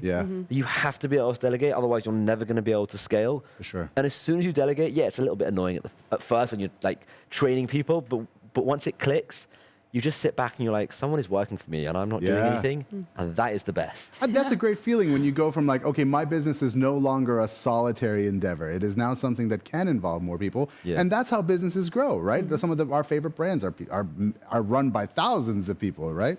So I love that. Christina, though, aside from better time management, as as your stores began to grow and more orders started to come in, did that have an impact on maybe the type of designs that you were creating? Yeah, absolutely. When I first started, I was testing a bunch of niches in my store. I was testing a bunch of different products in my store, more so testing niches itself. Yeah. I'm just really big on testing. But since then, I've gotten so much data on what's been working. I now get to see what niche sells. I now get to see what design sells. So unlike when I first started, when it was just throwing out everything, it's, okay, I know this type of design works in this niche. So I'm not going to reinvent the wheel every single time I come to a design. Right. I'm going back to my old design. How can I edit this to maybe be slightly different, add more value to it, apply it to a different niche, or just maybe make it a little bit different, put on a different product. So now I'm finding that I'm getting sales a lot faster with new designs because they're rooted in research and rooted in my own research. Like I'm not going out on Etsy and finding other people's bestsellers. I have this myself. I get to see which one's my bestseller. And it's super easy and fast now to make those designs because I already have the template. I just duplicate it, change a word, put it back up. So it's definitely changed the game. For me, now I'm focused on what works, and that's how I'm able to scale faster. Absolutely. You don't have to reinvent the wheel every time. You just got to double down on what works. And, you know, it's almost like lateral thinking in a way, right? Like it's like, okay, how can I apply this winning design to other things or to other niches? You know, this idea of like cross-niching or sub-niching, you know? So it's like cool. Scalable designs. Absolutely. Yeah. You don't start over. Figure out what works for you and go from there. But when we talk about scaling, though, a lot of it also is just improving the way you reach customers. We talked about selling internationally as one aspect of this, selling on different platforms. We're going to talk about that in a sec. But Shimi, can you tell us about how scaling can impact the way you reach out to new potential customers? Yeah, sure. So when you're ready to, well, you start with getting traffic. So let's say it's with Shopify and Facebook advertising, right? And then once you've, I don't want to say you've plateaued because you don't plateau, but like once you've reached, you shouldn't plateau. No, hopefully not. You know, once you've reached a level where you're like, okay, I'm happy. You know, whatever your goal was. Let's say it's $5,000, just a random number, right? You're making that now. You're like, okay, I've reached that goal. It's now time to, like you say, scale. Yeah. So I like to kind of follow a nice like path. So like then you kind of do emails, you know. So now you start emailing people multiple times a week. But then you've got Google ads, retargeting ads. So now you're reaching people who are just searching dog t-shirt on Google, right? And then you can take it a whole step further. You could add more products. So I like to teach in our community, start with t-shirts. It's the most popular product, right? Yeah, absolutely. But you know, you can add hoodies, tank tops, various other products. So more products. And then I like to say the last big one is international, because that is like, obviously adding more products is huge and adding more designs is huge, but as soon as you go international, you're not just adding one new product, you're reaching 50 million new people. Yeah. Or whatever country you decide to go international to. So I think the end goal, well, the end goal would be selling, but the end goal in terms of scaling and reaching new customers would be going international and trying to sell across various marketplaces, UK, USA, Canada, Australia, and, you know, various others. Was there some sort of, I guess, you know, like the scaling thing is super important, but I also wonder if there's, you know, we talk about the strategy of social, we talk about the strategy of email marketing. Does that change as well? Or is that something like if you're not doing it, you should be doing it? So, yeah, well, actually, you reminded me, thank you. International is a big goal. Yeah. And I would, like I said, end goal. I'm going to just go back on what I said a little bit. Sure. But the social aspect, which I was meant to mention, having the big social media platform. So a lot of people will like to start with social because it's organic, it's free, and I'm going to they're like, I want to just do this business free, so I'm going to start on TikTok. I like to start with the ads because it allows you to validate much faster. It allows you to get those sales, that traffic faster, and end with social. Because when the business is at a certain level where, you know, you're making huge amounts of money, but you've also got this hardcore following of millions of people. When you sell it, when you do anything, you've got like two businesses in one, and social is such a valuable business. Absolutely. But yeah, I would work on social once every box is ticked, even after international. Like social, I would say, is like the last thing that you do. You can be doing it the whole time, but it should be the last thing that you really focus on. Because I like to focus on something and give it my all, get it to a point that I'm happy at, and then bring in something new, and maybe even delegate the previous task to someone else. Definitely. But yeah, no, social's huge. For sure. They go hand in hand, I think. I think people always, you either, there's different ways to approach it. Some people, I've met some sellers who start with the social first, they build their community, and then kind of reverse engineer, or I guess kind of build their products according to the needs of their followers. And then there's some people where it's like, all right, I have my products, now I gotta, push it on my social, do that marketing and bring those customers in. One thing that we talk about, or among the many we talk about, when it comes to scaling your business is if you're an Etsy seller, start a Shopify store. If you're a Shopify store seller, get on marketplaces. But I was surprised to learn, Christina, that you didn't actually start your first standalone store until 3 years after you started your Etsy store. Why was that? Yeah, so you kind of mentioned it earlier, focus is so important. Yeah. There's that saying, master of all is a master of none. And that's very, very true, I think, in this industry. A lot of people, there's so many options, especially right now. You can do all of these different marketplaces at once. The problem, though, is learning a bunch of different marketplaces or websites, building a website by itself and an Etsy is really hard. You're spreading your time so thin because now you have to focus on both. You're both starting from zero testing on either of them. So now you have to learn that. Yeah. Both of them have different rules, SEO rules, different strategies. Yes. Yeah. And to try to learn both of them at the same time. Again, we have a limited amount of time in the day. Yeah. And to do that, you are pretty much more than having your chance at being successful on either. So for me, I was just like, I'm going to pick one and I'm going to nail it. I already kind of knew Etsy, so that was easily like the one I was going to focus on. I'd seen it work before, and I had a leg up because I kind of knew it. And I had blinders on. Yeah. I was like, I'm not going to focus on anything until I get this up.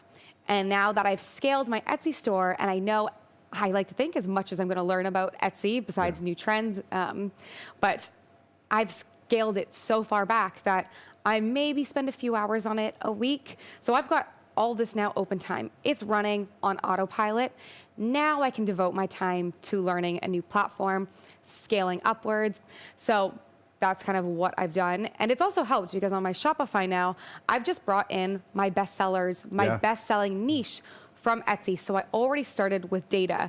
You talked about validating your designs. I already had that validation, moving them into my store. I was also able to leverage my Etsy reviews, move them over to Shopify because social proof on Shopify is extremely important because people don't know who you are yet. Yeah. People are a little sketched out to buy from a brand new website. So I highly recommend to people, pick one that resonates with you and put those blinders on and focus. And that's going to help you find that success so much faster. Absolutely. Take it step by step. There's a reason why that works. And what I love about this is that you're selling smart. You're like, okay, I'm testing on Etsy and I'm filling my Shopify stuff with the stuff that matters. So there is a method to this madness ultimately at the end of the day. In the final minute that we have here, look, you guys have seen it all, done it all. We talk a lot about the responsibilities and the challenges, the obstacles that people have to overcome. Let's end off on something more positive here, and because I want to talk to you guys about what the greatest benefit to you has been from scaling, from making your bigger business. Obviously, the money is not something to cry about. But Shimi, let's start with you. Wait, I mean, you kind of said it a little bit there, but no, there's so much to it. The fulfillment is a huge thing. When you get your sale, you get your first sale, it feels amazing. You feel like you've done it. And it gets to a point where that kind of goes. Because you're just like, oh, a sale, because I like to try and get the notification on my watch. It vibrates my wrist. I was like, oh, a sale. And it's kind of gone a little bit, which is why we switched to like the community aspect where we're helping other people. Whenever someone says to me, oh, I got my first sale, bang, it's right there again. I'm like, wow. So to me, it was that, but it's also the validation.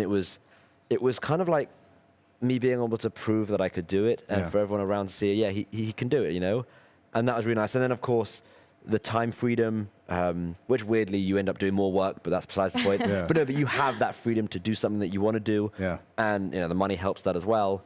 But just, the benefits are endless. I could go on for hours about all the good things. Seeing people in your stuff too, that's got to be validating as well. Well, I said that to you already. I don't want to go over time, but the biggest thing was driving when I was, a while ago, I was a bit younger, and I saw someone wear my T-shirt.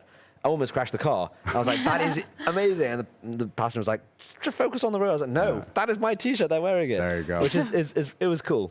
Hey, listen, folks, we are not done yet. Amplified continues with one more session after this, and we're going to chat with these two way more in the Discord chat as well. So you have any questions, make sure you find them there. We'll be back in just a sec.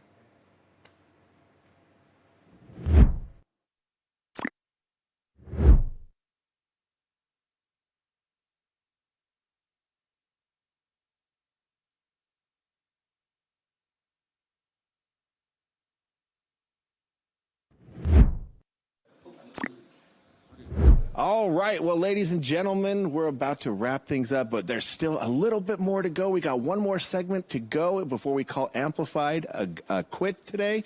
But I hope you've enjoyed the discussions today. I certainly have enjoyed them. But Christina, this is the last time that we get to do our last sort of segment where we bridge the gap between sessions. I just want to say it's been an absolute pleasure doing this with you. It has been. It's been so much fun. The day has flown by. I've loved it. Exactly. And I appreciate how flexible you've been. Like, you were just on stage and then boom, you come over here and it's like let's do another segment. There was one where I had to like sprint down to the embroidery closet. So it's been an adventure. You know, you can never really plan these things out, at least, you know, not to a fine point. But it's just been awesome to do this with you and just to see where this road takes us, okay? Yeah.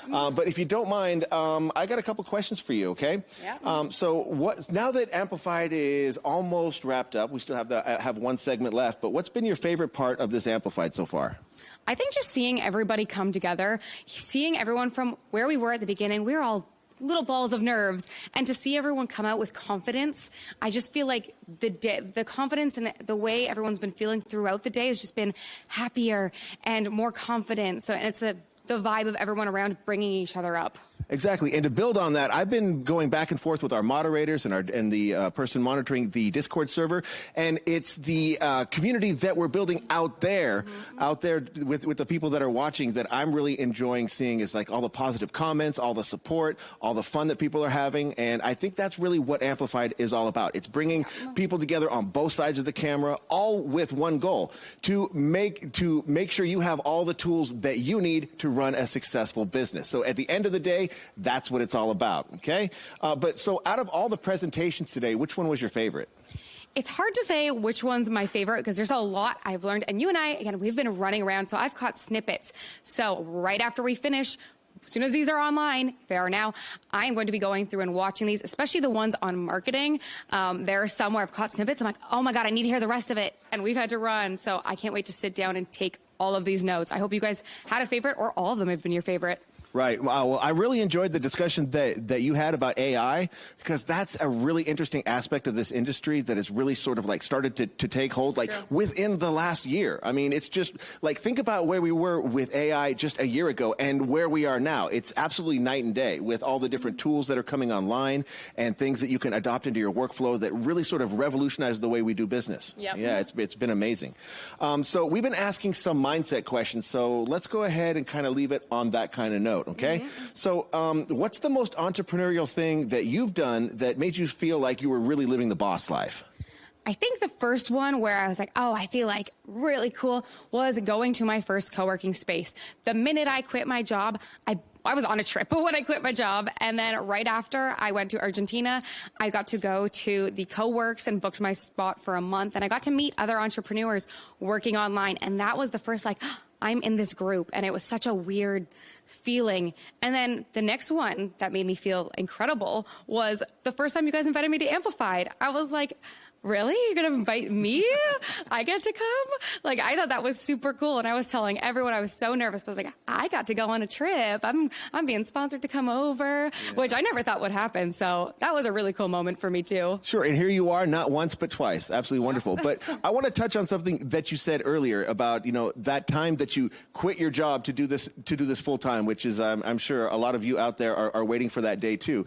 I can imagine it happening in like 3 stages. There's like the time leading up to it where you've made the decision to yourself, but you haven't told your boss yet, and then walking in there and saying, hey, I'm done, and then that feeling of relief and just openness. Like, I want you to describe that feeling to our audience. Like, after you told your boss you're done and you walk out of the office and you're just like, describe that feeling. What have I done? I was so nervous. Like, what if my store stopped selling tomorrow? Like, it was just that fear, and I feel like I still have that fear. But I have to remind myself, I have more security now than I did back then. I could have been fired at any moment. Now I've got this income stream. I can leverage it for more. So that fear is gone, but that was the initial feeling like, oh, what did I just do? This is crazy. Right. I'm quitting, but I might call you in a week. Yeah, don't forget about me. Yeah, exactly. So what's been the most unexpectedly fun part of building your business empire? I think just finding the confidence in myself. I've never found or thought of myself being an entrepreneur. I remember like saying to people, like, I'm not smart enough. Like, I thought to be an entrepreneur, you had to like be a web developer, you had to be in engineering. I thought those were the types of businesses that allowed you to quit your job. So when I started doing this and selling t-shirts, I was like, I didn't have to be a genius to actually start making money by myself. And I've just found the more and more stuff I've done, that gave me a lot of confidence. And I've just had a lot of confidence in everything I do now. And I believe I can build it up. So I think my mindset has completely changed from a few years ago to now. Sure. Okay. And on that note, you've been at this for a few years, but let's get out the crystal ball. Where do you see your business going in like 10 years? I don't know. It's going to grow with print on demand. It's hard to tell because, again, print on demand, we're seeing so many new products, so many new marketplaces, ways to sell, and we're seeing AI change. So it's changing, it's evolving, but I want to be on top of it. I absolutely love doing print on demand, and I love talking about it too. So I don't know exactly where it's going, but I'm going to be on it. Okay, wonderful. Yeah, and just to, like, if we can, like, we can project 10 years into the future, but it's just as important to look back like 10 years in the past, like at the beginnings of this entire industry. Just who would have thought that it would have led to where we are today? Exactly. With the plethora of different sales channels and all the different product options and just all the different ways that you can do business in this space, because there's no one way to get it done. Nope. Right, exactly. All right, well, folks, I just want to thank you for coming along on this journey with us, but we are not done. We have one more session left. I have the honor of hosting it, and it's going to be super awesome because we get to talk about one of my favorite topics, and that's having success in the upcoming Q4 holiday season. I'll be joined by a representative from Wix, from TikTok, from Amazon, and also from Hello Custom. We're going to have a roundtable discussion. You guys can sit in, and it's going to be awesome. You're not going to want to miss it. Amplified is not done yet. We've got a little bit to go. Stick around because it's going to be awesome. Oh, it's been so much fun, guys. Popping that.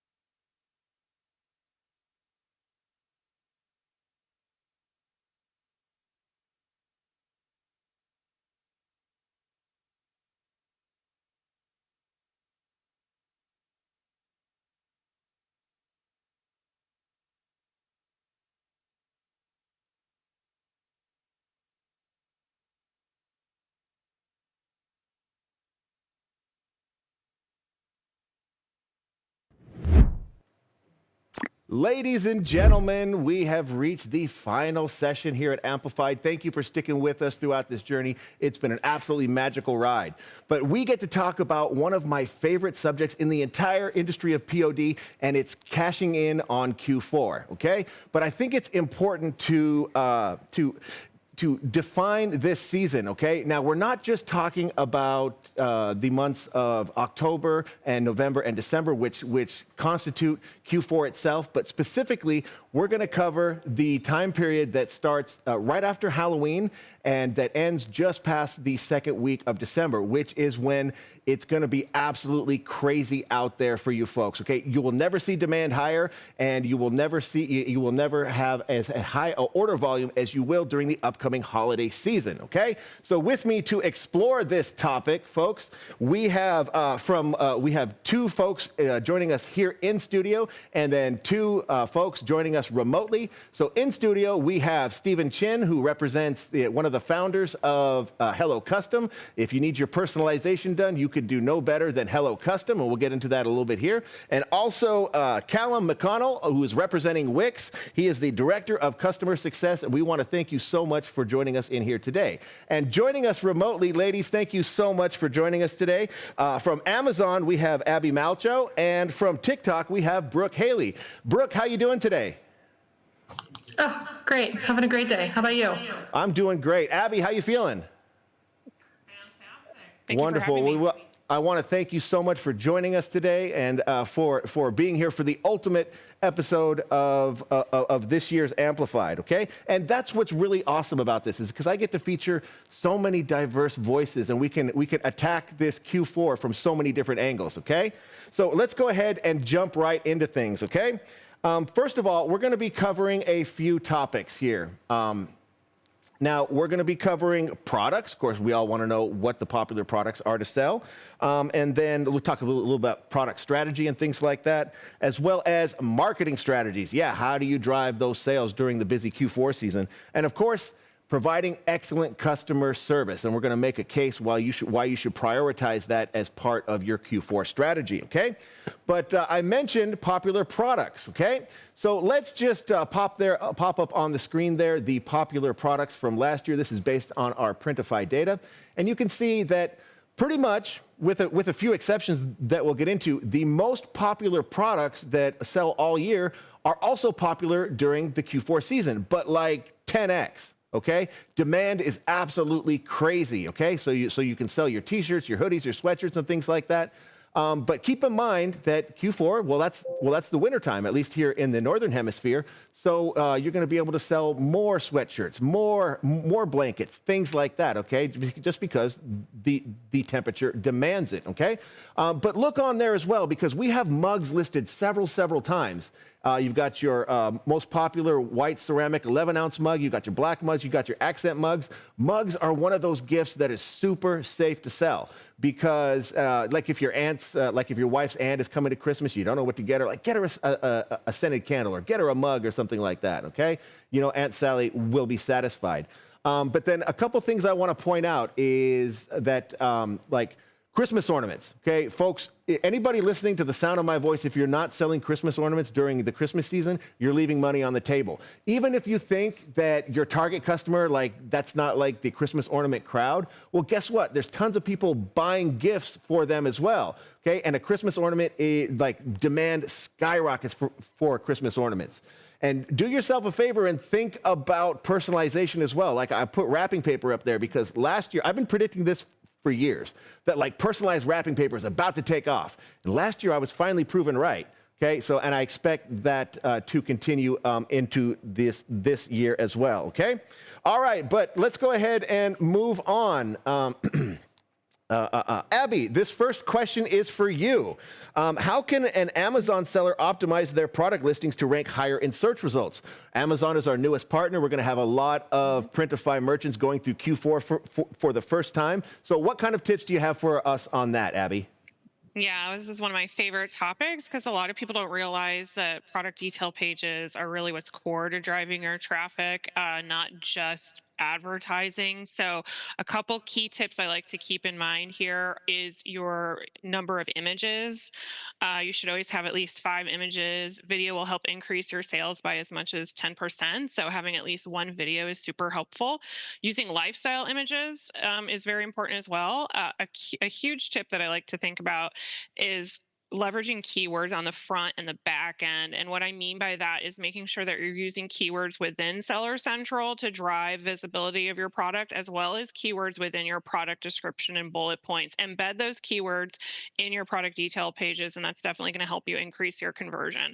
And then just be clear and concise. The more honest you are, the better reviews you're going to get. Just make sure that you're being as clear and concise as possible.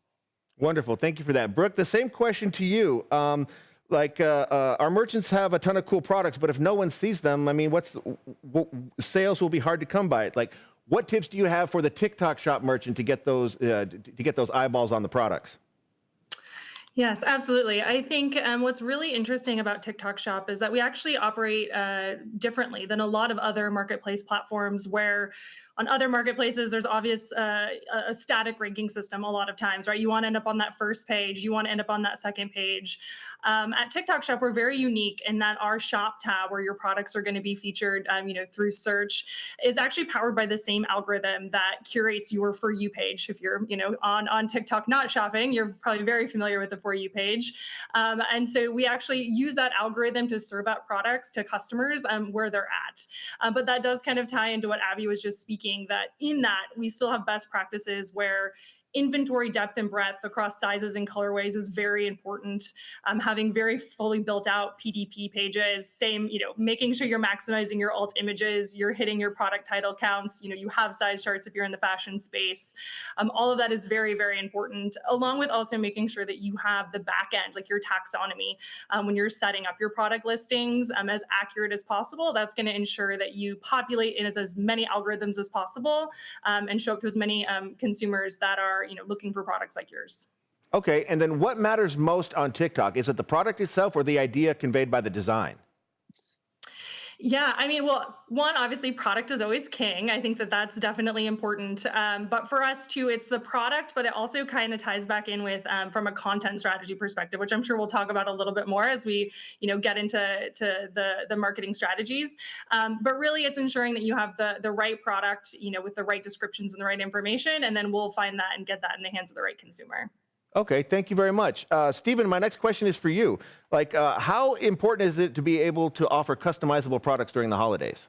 Very. It's very important to offer customization during this gifting season. So out of all the products I've personally sold, we sold a little over 220,000 products. 100% of our products were personalized, and we would sell about 50 to 70% of our sales in these next 3 months. And a majority of those sales were during that window that you just mentioned. So that's not just the power of Q4, but also the power of selling personalized products during a giftable season, because personalization, it really goes hand in hand with gift giving. To give you a quick example, the one that I like to use is, I'll ask Callum this question, is imagine there are 2 mugs, the exact same price, the exact same quality, and they're going to write at the exact same time. One says mama, and the other one says mama, but it says the children's name on it. It's personalized. Which one would you buy your mom as a gift this Christmas? Personalized. 100%. Good answer. And customers are the exact same way. If a customer can buy a personalized version of a gift for the same price, quality, lead time, they're going to buy the personalized product each time. So that's the power of, again, using customization during the season. Sure, and like customized products, that is a segment of the POD market that we just see increasing year over year over year. So, and I don't expect that trend to stop anytime soon. Okay, correct. Wonderful. All right, well, let's go ahead and move on because we have a lot to cover. Let's go ahead and switch gears into marketing, okay? But it's important to realize that during Q4, you're not just dealing with one customer, you're dealing with 3 different kinds. You've got your early birds that are shopping like now, okay, into like the beginning of November. Then you've got your Black Friday, Cyber Monday deal hunters, okay? Now, those are 2 different kind of consumer types that are going to be enticed by different kinds of deals. The early birds, you're not going to be able to get them by the, hurry up and buy now, okay? Whereas the Black Friday, Cyber Monday deal hunters, they're going to be looking for deals. And if you're not offering deals, guess what? They're going to find it with your competition, okay? And also, there's the procrastinators, people like me that wait to the last minute every single year, like we forget that Christmas happens on the 25th of December every year. Now, those are the people that you're going to be able to lure in with, flash deals and hurry up and buy now, and using that fear of missing out, because we want to make sure we get all our gifts under the tree in time, okay? So if you can account for that and then adjust your marketing strategies accordingly, okay? But Callum, you've been so patient sitting here. My next question is for you, okay? Take us through some best practices in terms of how to present your storefront to account for these different product types. Yeah, sure. So think of it as 3 Ps. Make it as straightforward as we can. 3 Ps, got it. 3 Ps. I'll test you at the end. Okay. Product. Yep. Promotions. And what's the other one? Post, pancakes. Okay. Procrastination. There you go. So the first one is product, okay? Okay. Dedicated product pages for holiday season is super important. Right. So if you're focusing on Christmas or Halloween, create pages specifically for those those occasions. Don't have users hunting around looking for products in your store. You can lose them, or they'll get distracted and they'll wander off into the depths of your website. So make it nice and clear above the fold, importantly. So when you land on a page, they know what they're looking for.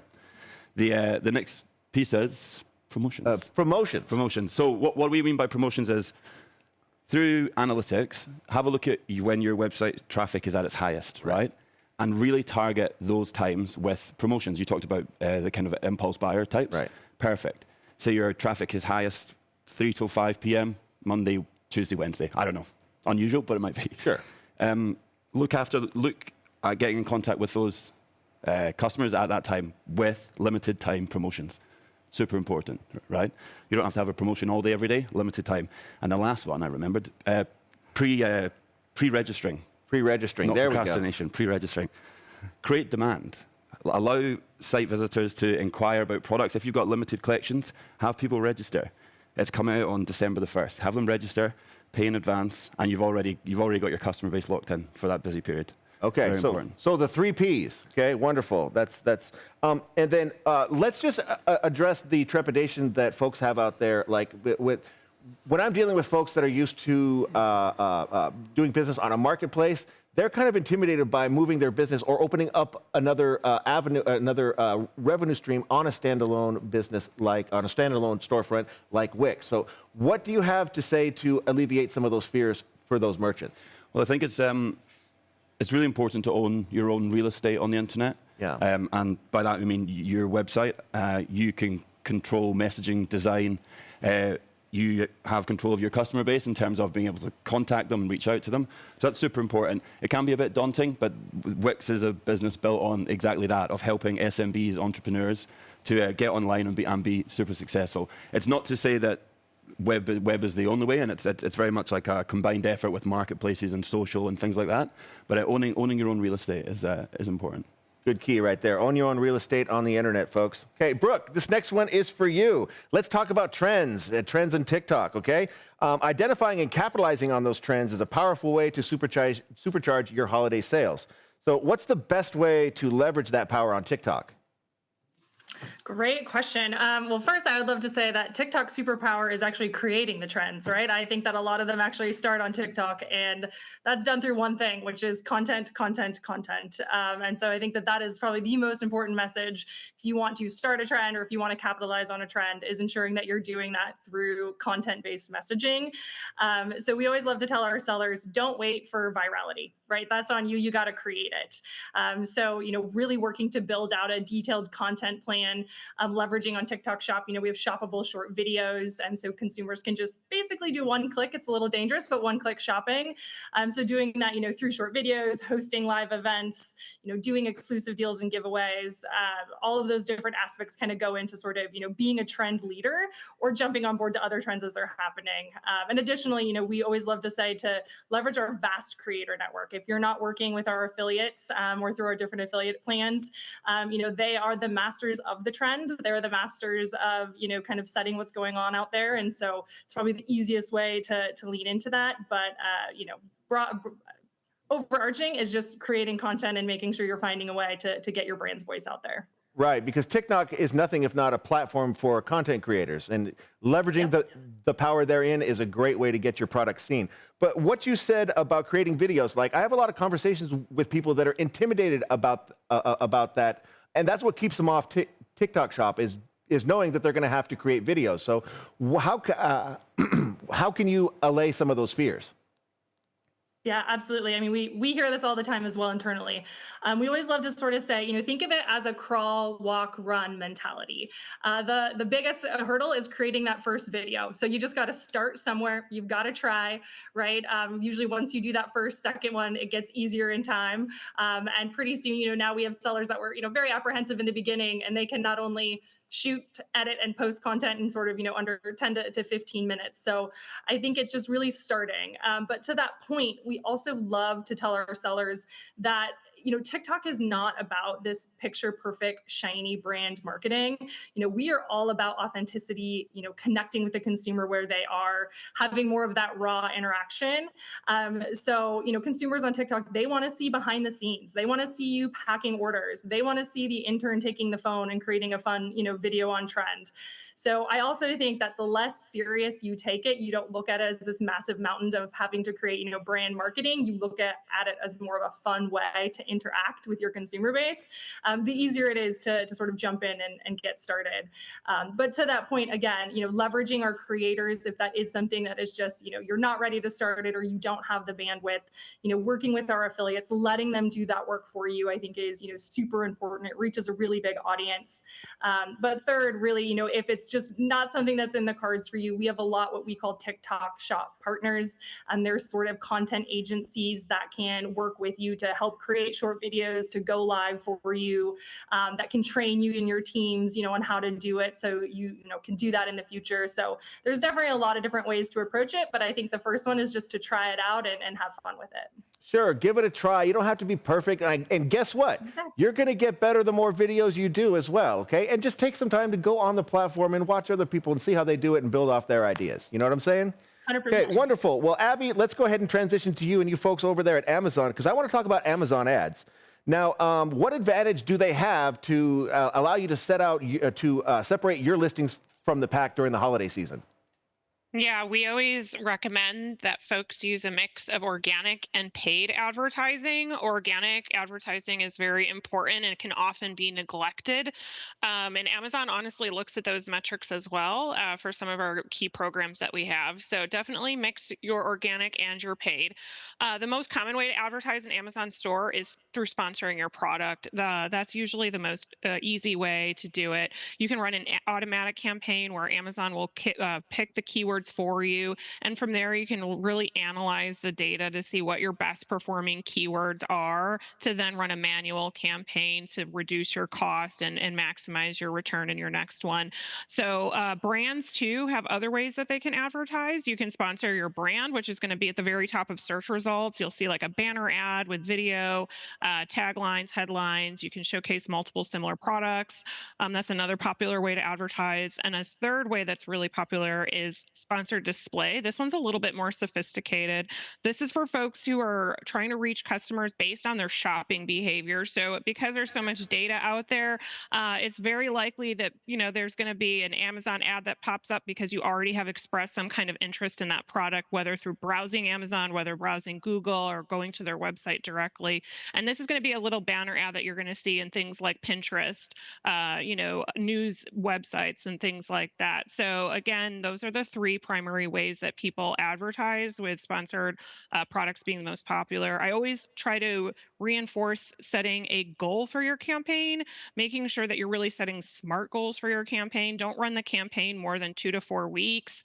Really go in and analyze the data. Analyzing the data is really going to help you so much. I feel that people don't really truly analyze the data. Maybe they just don't have the bandwidth, but really look and see where you can optimize your campaigns. Yeah, definitely. Make use of that data, people. Make data-driven decisions. And Abby, I'm going to put you on the spot. Can you, in 30 seconds, tell us where a merchant's social media strategy aligns with their Amazon sellers? Well, because we just also work with TikTok now. So in your TikTok videos, you can hyperlink your PDP on Amazon. So social media is very important. We also have an influencer program where you can hire influencers to promote your brand and promote your product. So again, the social media is super important because people are watching you. So wonderful. I wasn't timing you, but I'm going to bet that was under 30 seconds. So thank you. Okay, Stephen, let's wrap up this marketing section with about the demand for personalized products. It'll never be higher than it will be during the holiday season. How do you stand out amongst all the others? Yes, I couldn't agree more. So what I found is sales typically come down to relevancy. So hear me out. So for example, like Halloween products don't typically sell well during Thanksgiving, and Thanksgiving products don't typically sell well during Christmas because they're no longer relevant during that time. So yes, launch, Halloween products going into Halloween, Christmas going into Christmas. But like you mentioned, the demand for personalized products is never higher than this holiday season. And the reason why that is personalization goes hand in hand with gift giving. And gift giving is relevant in a holiday season when everybody is gift giving. So essentially, the number one piece of advice I can give to anyone who is not doing personalization or is considering doing personalization is right now is literally the best time of year to start. I've talked to so many merchants who started doing personalization for the first time this time last year, saw crazy results in their Etsy businesses, where one of our users, she was doing awesome with her non-personalized products. She wanted to try doing personalization, so she made a copy of her products, one personalized, one not personalized, one personalized, and her personalized product sold 3 times better than her non-personalized product. She literally made mosquito. She literally made 3 times more money with her personalized products than her non-personalized products. So I think personalization is probably the smallest lever that you can pull for the biggest results for your business going into Q4. Very well put. And I always say that selling personalized products puts you in a position to capture sales you wouldn't normally otherwise be positioned to capture. Okay. All right. Well, we're running up against the clock. We've got 5 minutes to wrap this up. So let's see if we can land this plane within the allotted time. Okay. But we have one more section we have to cover, and that is. There we go. Providing excellent customer service during the holiday rush. Now, keep in mind, everything will be pushed to extremes. Logistics, order volumes, the customer inquiries and complaints and questions and things like that. Also, stock levels. So if I can give anybody one piece of advice, it's expect the unexpected, be flexible, and come up with contingency plans in every case, okay? Make yourself available to your customers, okay? You know the time of year when it's going to be busy, so make sure you're available to respond to them quickly. Even if you can't give them an instant response, just reach out and say, hey, your question, your concern has been noted. I'll get back to you with an answer. That way, even if you don't have a solution for them right away, you have at least let them know that you're on it, and then that's going to go a long way in their minds to say, hey, my business is appreciated, okay? So let's go ahead and jump right into this, okay? Now, Brooke, TikTok Shop's rather unique in terms of the way customer service is provided, okay? So given this, what's the key to having happy TikTok customers? Yeah, well, first and foremost, fast delivery. I think everybody's sort of on that same page. But if once we move past that, I would say, again, TikTok gives you such a unique opportunity to engage with your customers where they are. So comes right back again, shockingly enough, to content. Engage with your customers through the comments. Take a comment, reply to it, create a video on it. I think it's just, again, that authenticity, that transparency. If somebody is complaining in your comments, don't use that as an opportunity to ignore it. Use that as an opportunity to change that narrative, have that discussion, let your audience know what's going on, take them behind the scenes. Again, transparency, I think, is really important, meeting them where they are. And that kind of also creates, a great brand story as well. So content again. There you go. All right, get those orders out quickly and use our dedicated TikTok Shop catalog on the Printify platform to get those orders out and comply with their SLAs, okay? All right, Abby, what metrics does Amazon use to measure customer satisfaction, and how can sellers ensure that they are delivering the best possible service as an Amazon seller? Yes, very important to keep track of your account health. Otherwise, you can get a deactivated listing, and you never want a deactivated listing. There's a few key metrics, but I will say first and foremost that if you are fulfilling through Amazon, a couple of these metrics won't apply to you. Some of these metrics are more specific if you're fulfilling yourself. So you could just go into Seller Central, look at your account health dashboard. Your order defect rate's very important. That's just the percentage of orders that lead to a bad customer experience, such as chargebacks and things like that. Late shipment rate, very self-explanatory. That's just the percentage of your orders that have shipped after the expected ship date. You also want to monitor your cancellation rate. This is when sellers cancel an order because they don't have enough inventory to fulfill it. So my biggest pro tip here is when you're fulfilling orders, especially during peak seasons like Q4, you want to make sure that you have inventory in Amazon's fulfillment network, and you also want to make sure that you're fulfilling it yourself, just because you never want to run out of stock. So it's good to leverage both mechanisms there. And then valid tracking, again, that's just very self-explanatory. That's the percentage of orders that are shipped with valid tracking, and you want to keep that extremely high, at least 95% or more. Wonderful, thank you. Stephen, I'm going to put you on the spot. You have 20 seconds. What does the merchant focusing on customized product need to know about communicating with customers? Yeah, so in regards to customer service for personalized products versus non-personalized products, there's actually no difference. So a lot of people think that you have to do proofs back and forth, that dialogue back and forth for the personalized product. That when you sell a complete design with personalized elements, the customer knows what it's going to look like, and as a result, you don't have to send the proofs. Thank you. Very good. Now, in 20 seconds, tell us about the Wix Printify app. The Wix Printify app. Yes. Yeah, so it's exciting. It exists in the Wix app market, which essentially syncs your Printify store with on your Wix website. Well, there you go. Easy Perfectly. Easy peasy. All right. Now, lightning round quickly in just a couple words. Share one final tip for our audience. Abby, what do you got for us? I just say remain customer obsessed. Give your customers whatever they want, and you'll be set up for success. I love it. Callum. I know the theme is cashing in on Q4, but have one eye, if possible, on Q1. You generate so much momentum and new customers. Try and keep them coming back. I love it. Steven. Take action and be consistent. Be consistent. Brooke. Content. Create all that content. Engage with your customer. Engage with the audience. Wiser words have never been spoken, folks. Well, you hear to hear all you need for success in Q4. This is a topic we could go on for hours and hours, but unfortunately, we have to call it a quit. We have to call it to a close, but we're going to close out this Amplified here in just a minute, so stay with us, folks. We're going to close this off. We're going to hit that green button. We're going to make an announcement. I want to thank Abby. I want to thank Brooke. I want to thank Callum. I want to thank Steven for sharing their time with us to discuss Q4. There's a little bit more to come. You've come this far. You can come with us to the end. Amplified continues. Thank you very much.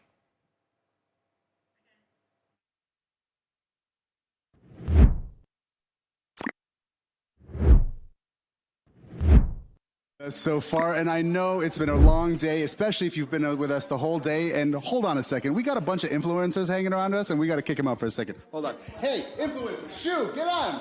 Amplify the stuff. Get out of here. Go. Scram. Gosh. The egos in this place. I swear to God, these people just hog all the camera. I think we've scared them a little bit. Yeah. Because we got to get down to business here. You guys have been waiting a long time, but I feel like we just need to go over what happened We today. got to talk about some things. But first of all, I really want to say thank you to all of you guys, all the viewers. I mean, you guys were a huge part of today. And just comparing it to last year, we have doubled the viewers. Thank you to you guys. What did you say in the beginning? Good things? Oh, good things come in twos. Yeah, so buddy. thank you for doubling that for us. I think, now that they've left, we can get comfortable, we can get right? some couch Yeah. time. All right. Hey, Ooh, okay. We've had a lot of sessions happen today. You've talked to a lot of people. I've talked to a lot of people. Let me ask you, who was your favorite session today? Wow, I feel like that's a really loaded question. Really, really tough to answer. Don't worry, the influencers are gone. We They don't have favorite influencers, of course not. I think everything on the Hit Play stage was super awesome, super valuable. But I really enjoyed the third session with Taylor POD and Andy from Adobe Express. I think he just did such a good job showcasing Adobe Express. And it's one of those tools that I only recently started using it myself, and it's super cool. And the way he showed how easy it was to do those designs, this is amazing. I mean, if you're an OG like Photoshop user, you know how complicated it can be. You know how much time it takes to learn. And honestly, Adobe Express cuts all that. It's way cheaper, but also just way easier to use. So if you're like, oh man, I've always wanted to get started with Photoshop, Adobe Express is a good one. You know what I think we did really well on my stage was the AI versus graphic design debate. If you haven't seen that, that'll be available for replay afterwards. But it's a question that we get from sellers all the time about whether or not they should be using it. And you know what? That will be available for replay later on as well. But yeah, man, things got a little heated on that stage. So I actually haven't seen that session yet. Who won, AI or graphic design? We left it up to the crowd, man. We left it up to the people on Discord. So we're gonna go figure that out. But you know what? I have a sneaking suspicion that I think graphic design, classic works. But I think AI's got us. It's coming for us in a few years. I think so too. What's something that kind of surprised you from today? I think the phrase that I kept using today, and Chris Heckman did this in the paid marketing, in his paid marketing presentation, he talked about whenever you're having a business, you got to take that 10,000 foot view, And let's get some fresh air. Yeah. We got to have that 10,000 foot view. Zoom out. Everything is not about just you and your designs. Sometimes the most beneficial thing you can do is actually just take the macro level view. What about you?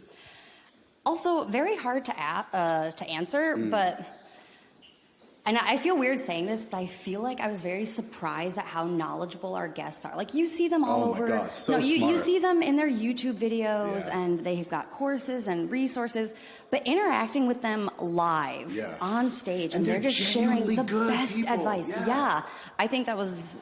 I mean, I shouldn't be surprised, but it was just truly amazing. Yeah. One final question. Do you think Martin has kept that button safe? Oh my God, if Martin pushed that button, I'm gonna lose it because we have been waiting all day. Wait, we gotta go find this button. I think we gotta find Where the is button. it? Hold on a second. I think, hold on. Oh, wait. There it is. We found the button. And something good. Yay!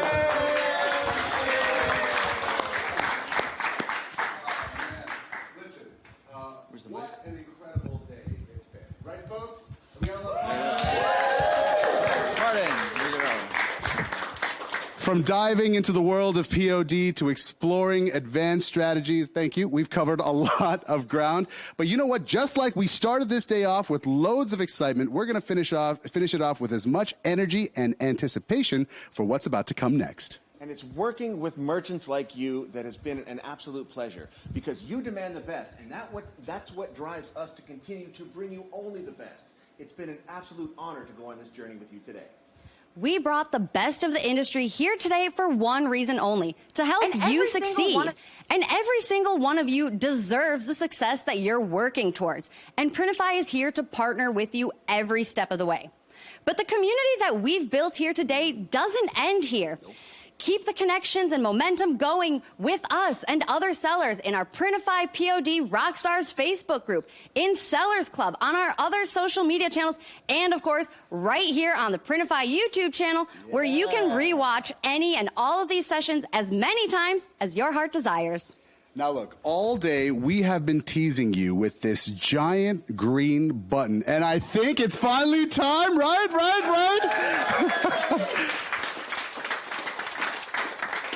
To tease you for a bit longer, because our whole theme today has been all about making things easy, whether that's creating your first product, or even just managing your global business empire, or giving you all the tools that you need to make selling easier. But what about making things easier on the eyes? And no, he's not talking about giving me a makeover. After all, how can you improve on perfection? Facts. This is all about you, the driven, independent-minded, tech savvy, and straight to business owners. Reject the status quo of the reject the status quo of the 9-to-5 because you want to do business where you want, when you want, and how you want. You are on your own path to financial freedom and everything that comes with it. And we are here to support you every step of the way. Which means I think we can invite Ashish back to the stage to finally push this green button.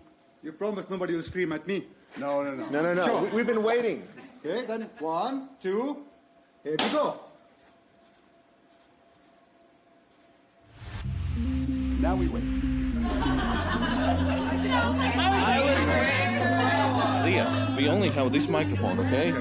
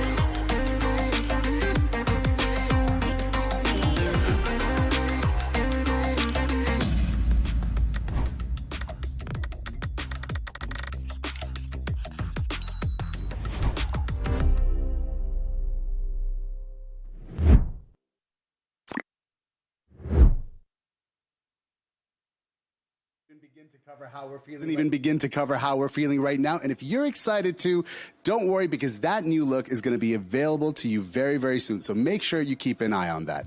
But folks, it's that time of the night where we have to thank all the people who had a hand in putting this event together. This event would not have been possible, literally, without people from all over the world chipping in to help making it happen. Starting off with our amazing sellers. Thank you so much for being here. And of course, we have to thank our sponsors. And look, there is still time for you to join our community platform where you can take advantage of all those super sweet discount codes. Printify.com/amplified is where you can find out all about that. But yes, thank you to our sponsors for giving our audience, you, the tools you need to thrive. And a big shout out to our Printify colleagues who, without their dedication and hard work, none of this would have happened. To our event leaders, David Hooker, Liva Tsauna, Eva Stalita, Xenia Abramova, and Liga Skroda, who made the platform, the communications, and this entire event possible. And of course, our mega talented in-house production team who made it possible for you all to see us tonight. Emils Jasuns, Valeris Olehno, Kristers Hartmanis, Niklavs Batra, Denis Michisev, Mana Narcisyan, Dimitro Zoltov, Gonzalo Alzabar, and Arina Sizova. Yes. And of course, we can't thank all the many creative and skilled hands who came together to make this event possible. I'm talking about Gabriela Roncoroni, Valeria Chalik, Ruta Jakobsana, Jana Babicheva, Emma Rogers, Rocio Ben Anselmo, Vitalis Michnonox, and Juris Olenix.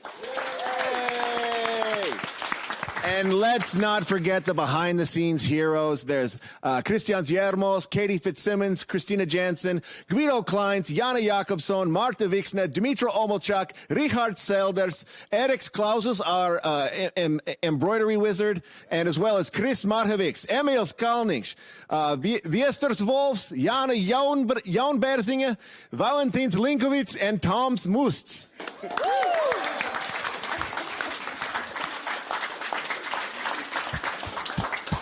And last but not least, our crew, Madara Struka, Aldis Bichevskis, Kristaps Kleinbergs, Selena, Larry, and Dwayne, and our moderators, Elisa, Ricky, Olive, Michael, and Nico. Yay! Woo! As we wrap up Amplified 2024, keep the vibes going, the creativity flowing, and the dreams growing. Your journey in print on demand is just beginning, and we are so excited to see where it takes you. And on behalf of the entire team here at Printify, all our friends here who came to join us, and of course your favorite Printify YouTube trio, thank you so much for joining us for Amplified 2024. Here's to you and the amazing adventure ahead. Thank you and good night.